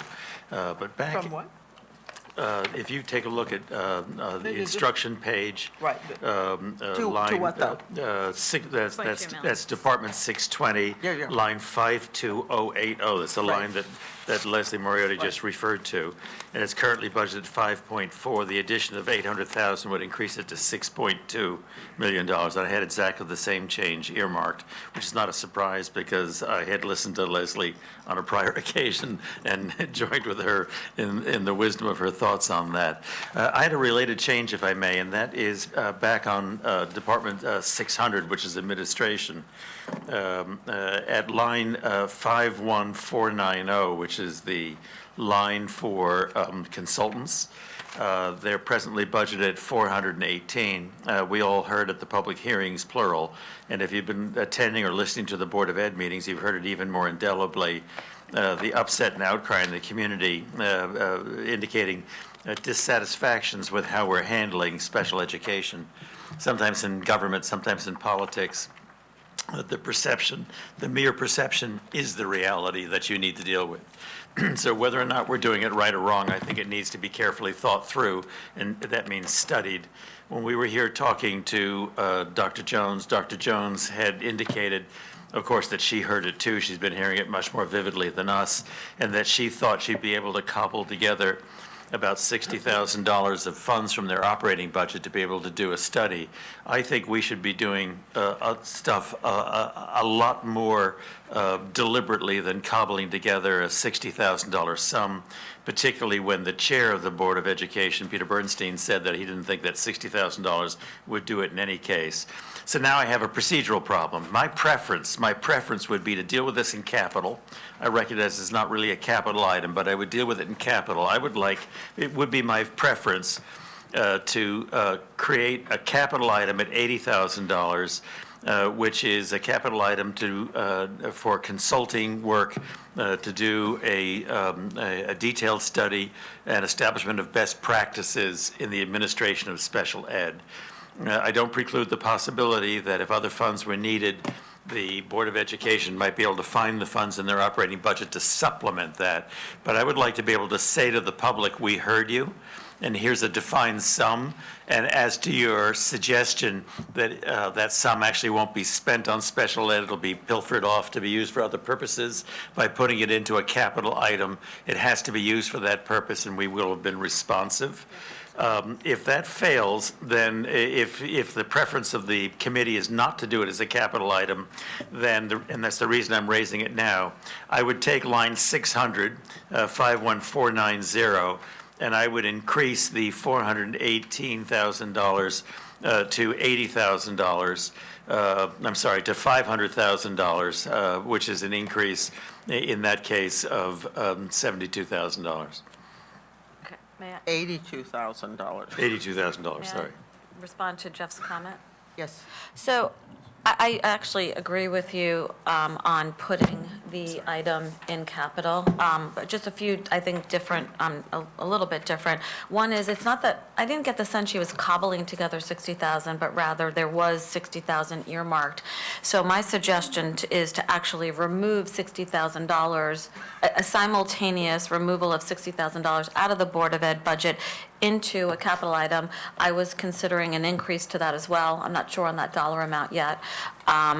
And then I would just want to make sure that the study is, one, independent in nature and is reporting to the super. Two, addresses the kind of the financial, like, I just don't feel like I understand all of the all the money going into the special ed. I can't see what the full picture is, a process and recommendations for how it might be handled going forward, including what we want to deliver in district versus what we think makes it's more cost effective to actually deliver third parties. So a little bit different take on what you've said, but conceptually I think there's some things we're agreeing with. The other thing I'm thinking about, and I don't know what the right way to do this is, maybe adding another couple of line items. A lot of questions on the settlement and what numbers are where.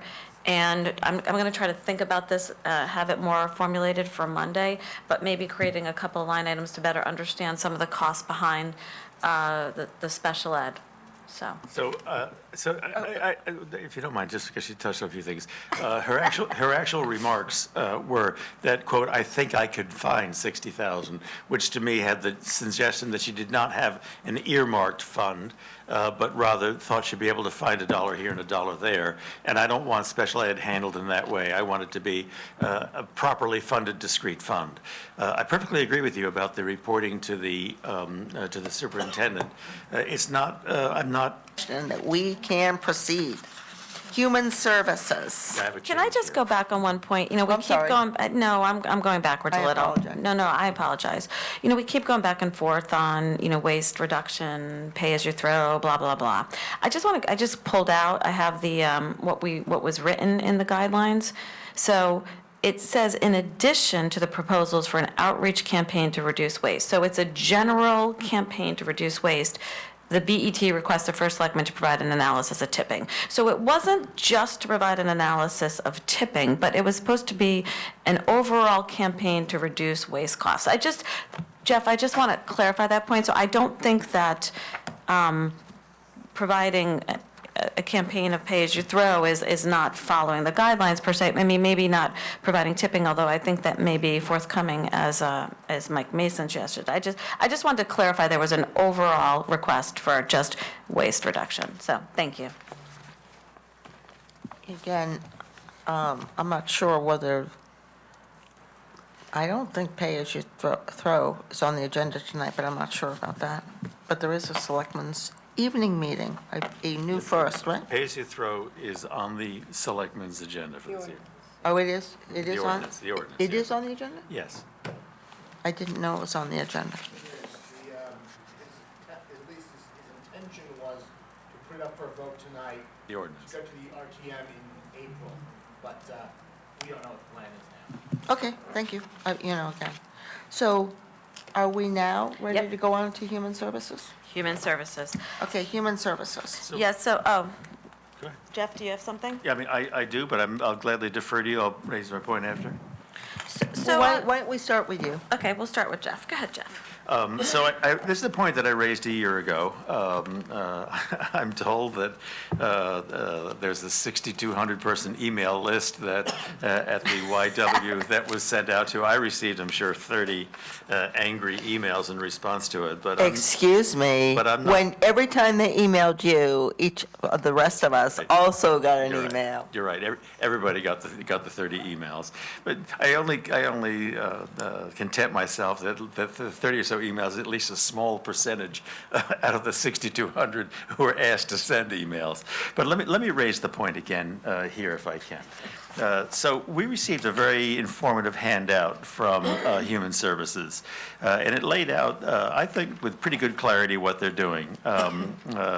So they talked about having their education program at Bank. They talked about a youth conservation program, the Youth Corps, and community gifts. It seems to occupy about 7 2/3 full-time equivalents, a little over $500,000, $570,000. They also do some home health care in the traditional way. They're spending $750,000, not quite, occupying about 11.5 people.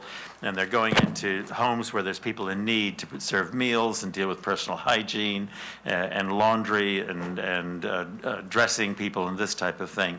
They also run the Juvenile Review Board, a very successful program. It occupies about a half of a full-time equivalent.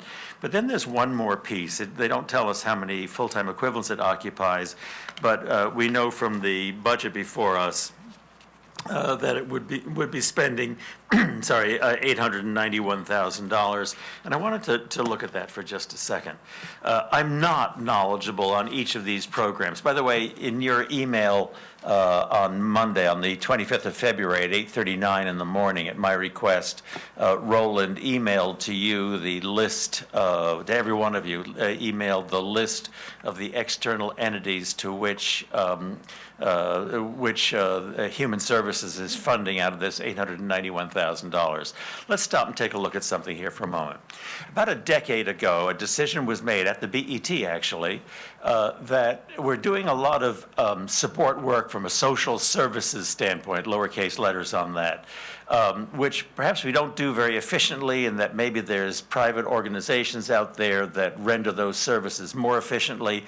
And rather than try and duplicate services and compete with these charitable institutions, why don't we make ourselves knowledgeable about where those services are available to our needy public, have people in our employ who are able to counsel the public who need those services, that you could be getting this here here and that there and that there, and then give some financial support to those agencies that addresses the fact that they're rendering these social services to our population. And for the last decade anyway, maybe a little bit more at this point, we've been doing business in that way. And I support that. I think that was a logical thing to do. I was brand new on the BET when they were talking about it, but I think that was a right-minded, it wasn't my idea, but I think it was a right-minded idea, and I still support it.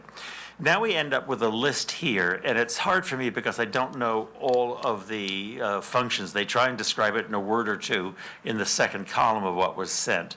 But there's a decision to be made. And I don't mind where the BET wants to make its decision, but there's a decision to be made. That where there's a service that's being rendered, which you could look at it and say to yourself, that's something that the town ought to be rendering to its citizens, and it should be taxing its citizens to render that service, then I support that. I support giving these dollars to that agency to do it.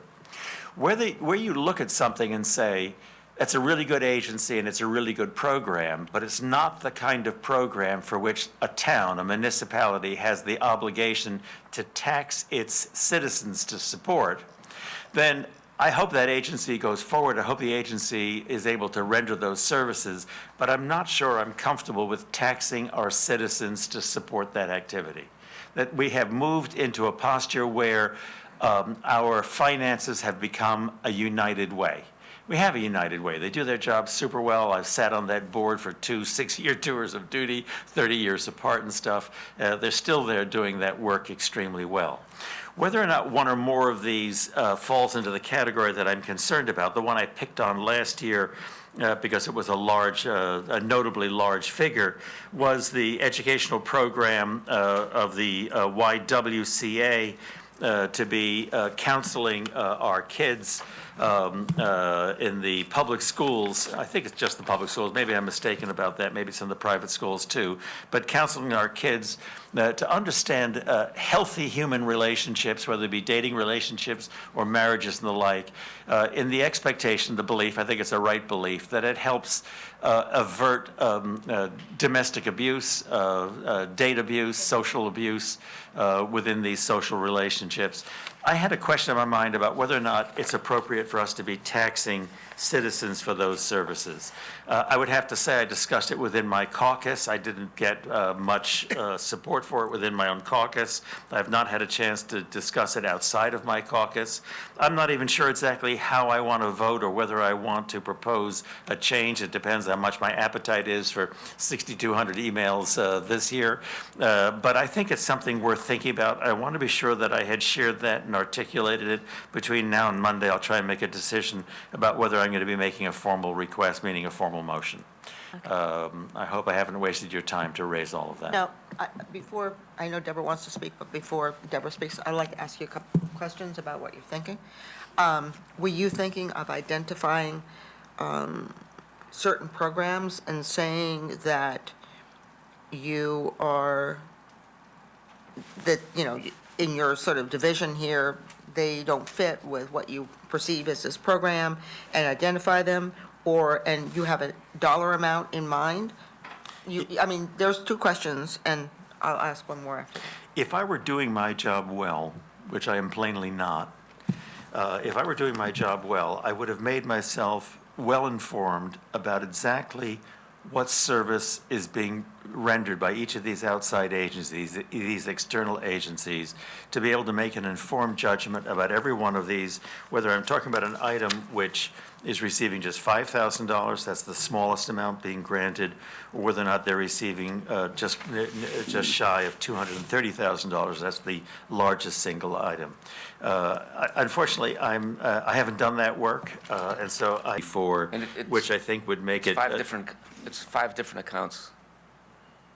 It's salary, uniform, EMT credits, things like that. the total of those 5 accounts. So adds I'll up to tell you what, 265. rather than continue to embarrass myself, maybe between now and Monday, you'd share with me and share with all of my colleagues what the correct figures are to the correct line, so at least I can make a correct motion on Monday, but I would be making the motion there. It also hits the salary lines, back in salary schedules, page 1, way at the back of the book, where they're showing a total force of 179. It happens to be page 1, line 211-217. But they're showing a total force of 179 people. I almost said men, can you imagine? 179 people. It would change to 182 people. Just to articulate that, although I think the points are familiar to you, we've done no study here. I think one would want to have a chance to take a look with some help. I'll allow my reference before to there being some consultant dollars in the finance budget. We've done no study here to try and understand how best to handle traffic on our street, especially if you're not going to have police officers. We've had 3 pedestrian deaths, although none of them were on Greenwich Avenue. We heard a lot of comment from the disabled population in town, an outcry of pain from them. I do place some value on a Greenwich tradition of having police officers. It is a bit of our thing here in town that was of some value to me. When I asked questions of the chief regarding security on Greenwich Avenue and to some extent also traffic calming, his answer to that was that he would be putting 1, possibly 2, but more likely 1 police officer. When I asked if it was foot patrol, he said more likely on bike patrol, but it might be foot patrol. So I haven't allowed in these salary lines that if I'm putting back 1 police officer, probably 2, the deletion of the salary components in all 5 accounts, Roland, for 2 coming back, that wouldn't have been the right numbers. I mentioned in passing that we looked at traffic lights in 2008, and the capital proposal for 2 traffic lights at that time was $1.5 million, 2008 figures. I don't know what it would be today. We're talking about 3 traffic lights, I think, and those are 2008 dollars. It's more than a decade away. I don't know, it might be $2 million, it might be $2.5 million, but there's no allowance for the so-called savings here with that. Notice on our capital book at page 30, we've got a $200,000 item for maintenance of traffic lights. So having traffic lights is not cost-free. At page 41 of our capital book, we've got $200,000 we're expending for intersection changes, which are driven by the removal of the police officers, although the chief was candid enough to say to us, if I were you, I'd do those intersection changes even if you didn't remove the police officers. But I think all of those things are factors to consider. To my mind, I'm not seeing a wisdom in the removal of the police officers. I don't wish to support it, and it's my plan on Monday to make that motion with the assistance of Roland to tell me about all 5 accounts. Leslie? Or Deborah? Well, I might actually put myself, I guess, in the contrarian view here. I'm not, I hear what you're saying, but I think that there was some justification for removing the police officers. So I would say if the budget stays as is with the reduction of the 3 police officers, that there should be a corresponding reduction in the fixed charges, because when we did meet with the chief, he mentioned that it didn't, or I guess you, Roland, hadn't reduced that number. And we never got that amount, but I think it could be, I want to say $200,000 to $400,000 potentially of fixed charges associated with these 3 police officers. That sounds high relative to the benefits that we It's like- track. Roland, is that, Roland, what, do you can know you what give us that a number number? is? I mean, Probably 60% of the $235,000. So, okay. So, but if its budget stays as is, and that motion that you put forth, Mr. Raymer, does not pass, then I suggest that we would have a corresponding reduction in fixed charges for the related benefits. so Deborah, I'd just like to, the chart that Roland prepares and that we publish with Yeah. our budget guidelines has benefits as a percent of budget for the police department as 55%. Okay, so 55% of the I bet Roland can do 265. the exact numbers, but that's why your number seemed high to me. Let me just add one comment on, the concern here, to me, is that we have this proposal effective July 1, with also effective July 1, the other funds to address the changes. There's actually no money in here for traffic and lights. I don't know whether the 200,000 for traffic calming would cover traffic lights or if that's just curb bump outs. We don't have a lot of specificity. There's been no traffic study.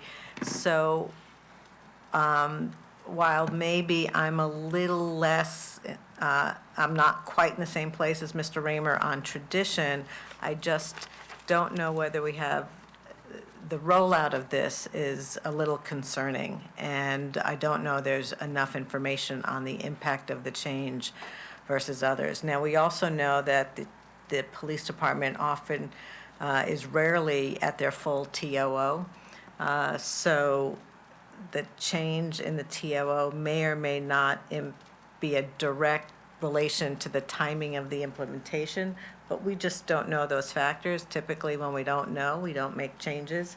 So I just, I have some concerns about a lack of information that we have to know exactly what's expected here. Leslie, Leslie Turkington, may Mike say something? Mike?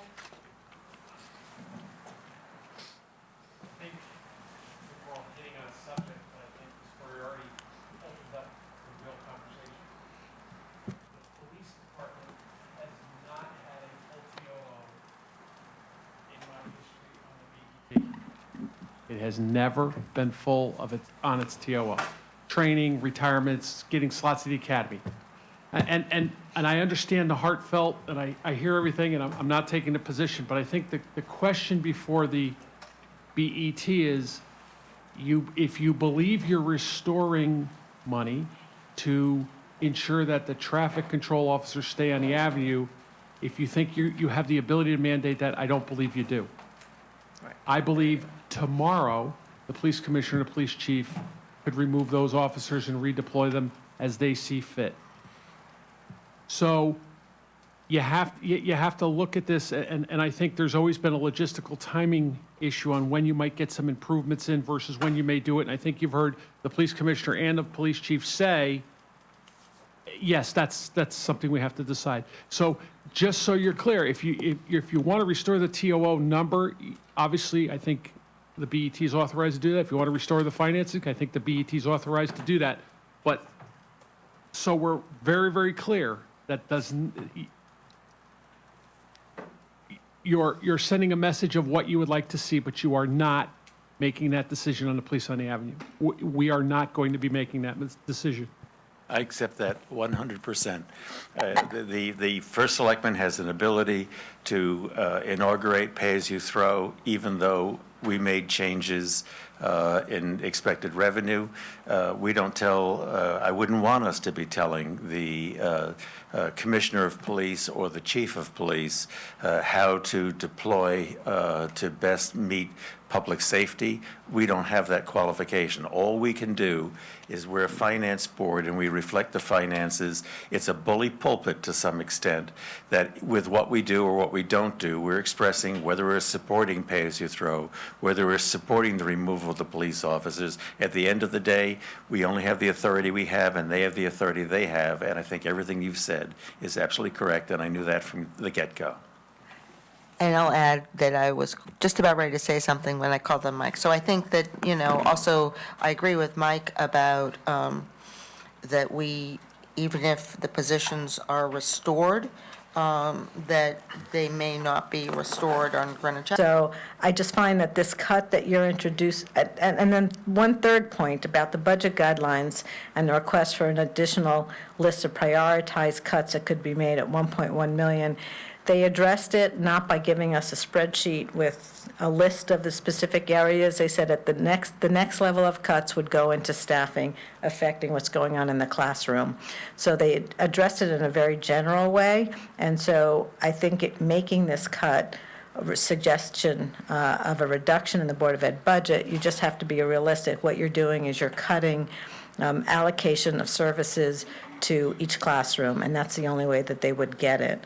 Our budget guidelines also didn't say that we expect them to provide a budget to meet that lower level. It was to provide information that we could use if we needed to.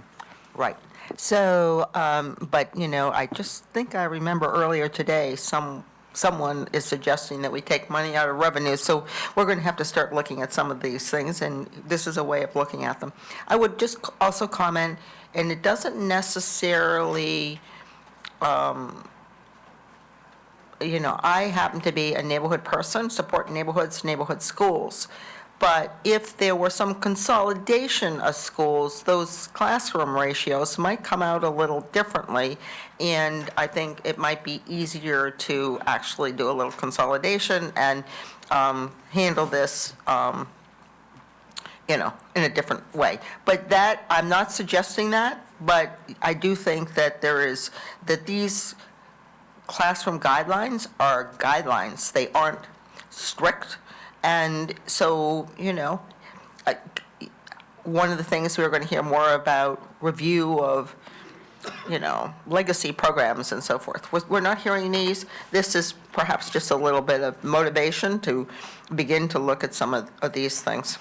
But, you know, We can just move on to the next. well, we can't, because you're throwing out comments that I don't want to be unresponded to. You say consolidate schools, so the only. I did say I was a neighborhood supporter, and that was just, but I also said guidelines are Right. guidelines. And the way to, you know, the only way to save money on your fixed costs is to close a school. I think we also heard information that they cannot accommodate the current enrollment by closing a school.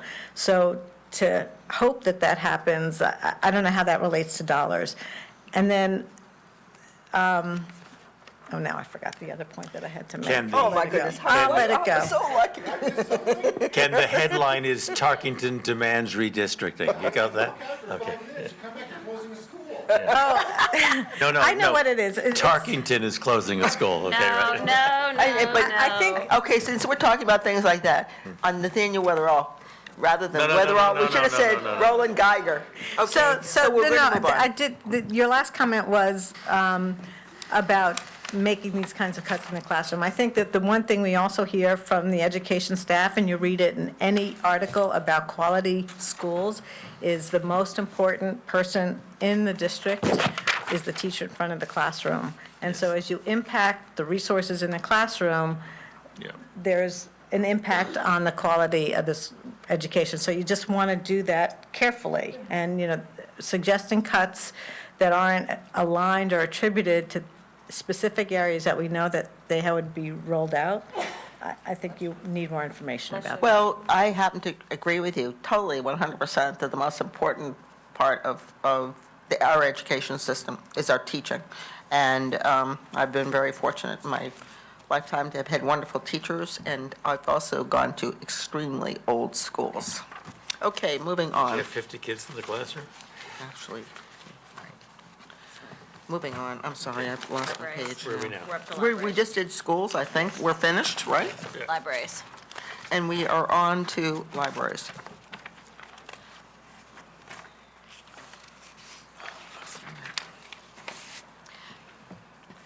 The only point I have on library, and I don't know that it's going to translate into a motion, is that, and it's also related to the Bruce, which is as you expand the infrastructure, the potential increase in operating costs and what that means for the town. I don't really have an answer. I just want to throw that idea out there as these facilities change.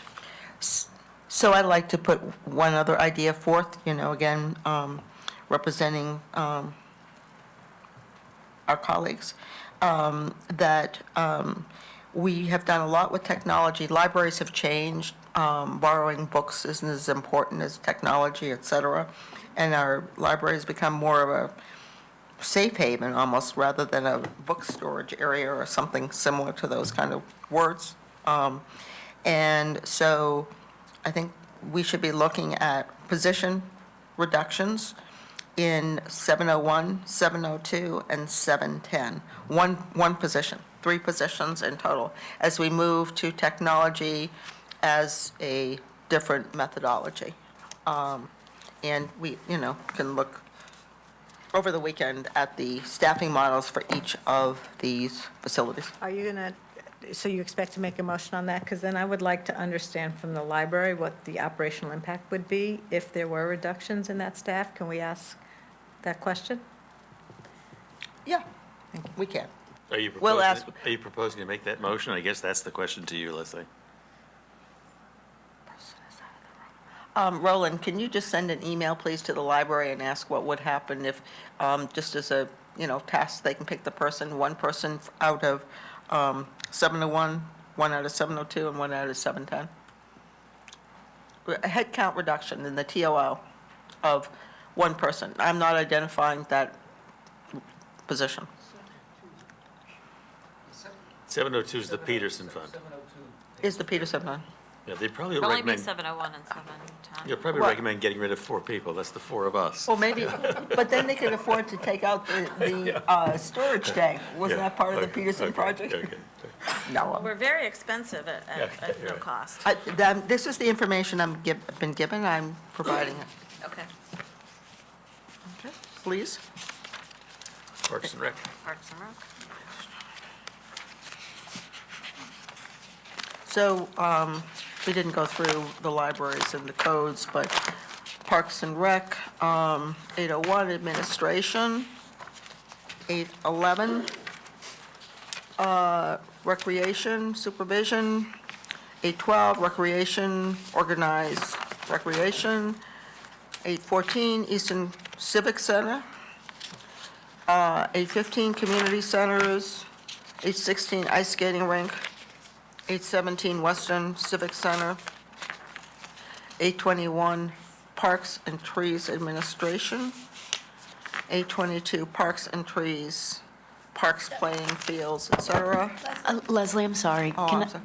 Can I just interrupt just for a second? I just wanted to put a footnote that depending on what we do and the RTM does with Central Middle School fields, that Joe does owe us how that impacts his budget for the following year. So I think when he was here, he sort of said that he didn't think it was going to impact it much because it was likely not to come online. But from the Board of Ed discussion last week, I think the hope was that that was true for the grass field because of seeding, et cetera, but that the hope would be that you'd get the turf component of that going this summer. So again, just a pause that we might need him back for capital, if there are any capital expenditures in his budget and what any operations are going to change on the back of that. So rather than bringing him back, at least, Roland, can you send him an email, see if he can respond? To option 4, which is what's on the... Option 4, I think the question, Roland, just correct me if I What's get the it wrong. operating cost? That if we adopt option 4 in the Central Right. Middle School fields, does that impact the existing requests from Joe for his operating funds for the upcoming year? Is that the question? As Yeah. well as any capital. As well as any other capital items Yeah. besides that? Thank you. Thank you.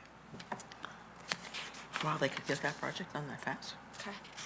So we're at 829 Parks and Trees, 831 Marine Supervision, 832 Marine Maintenance.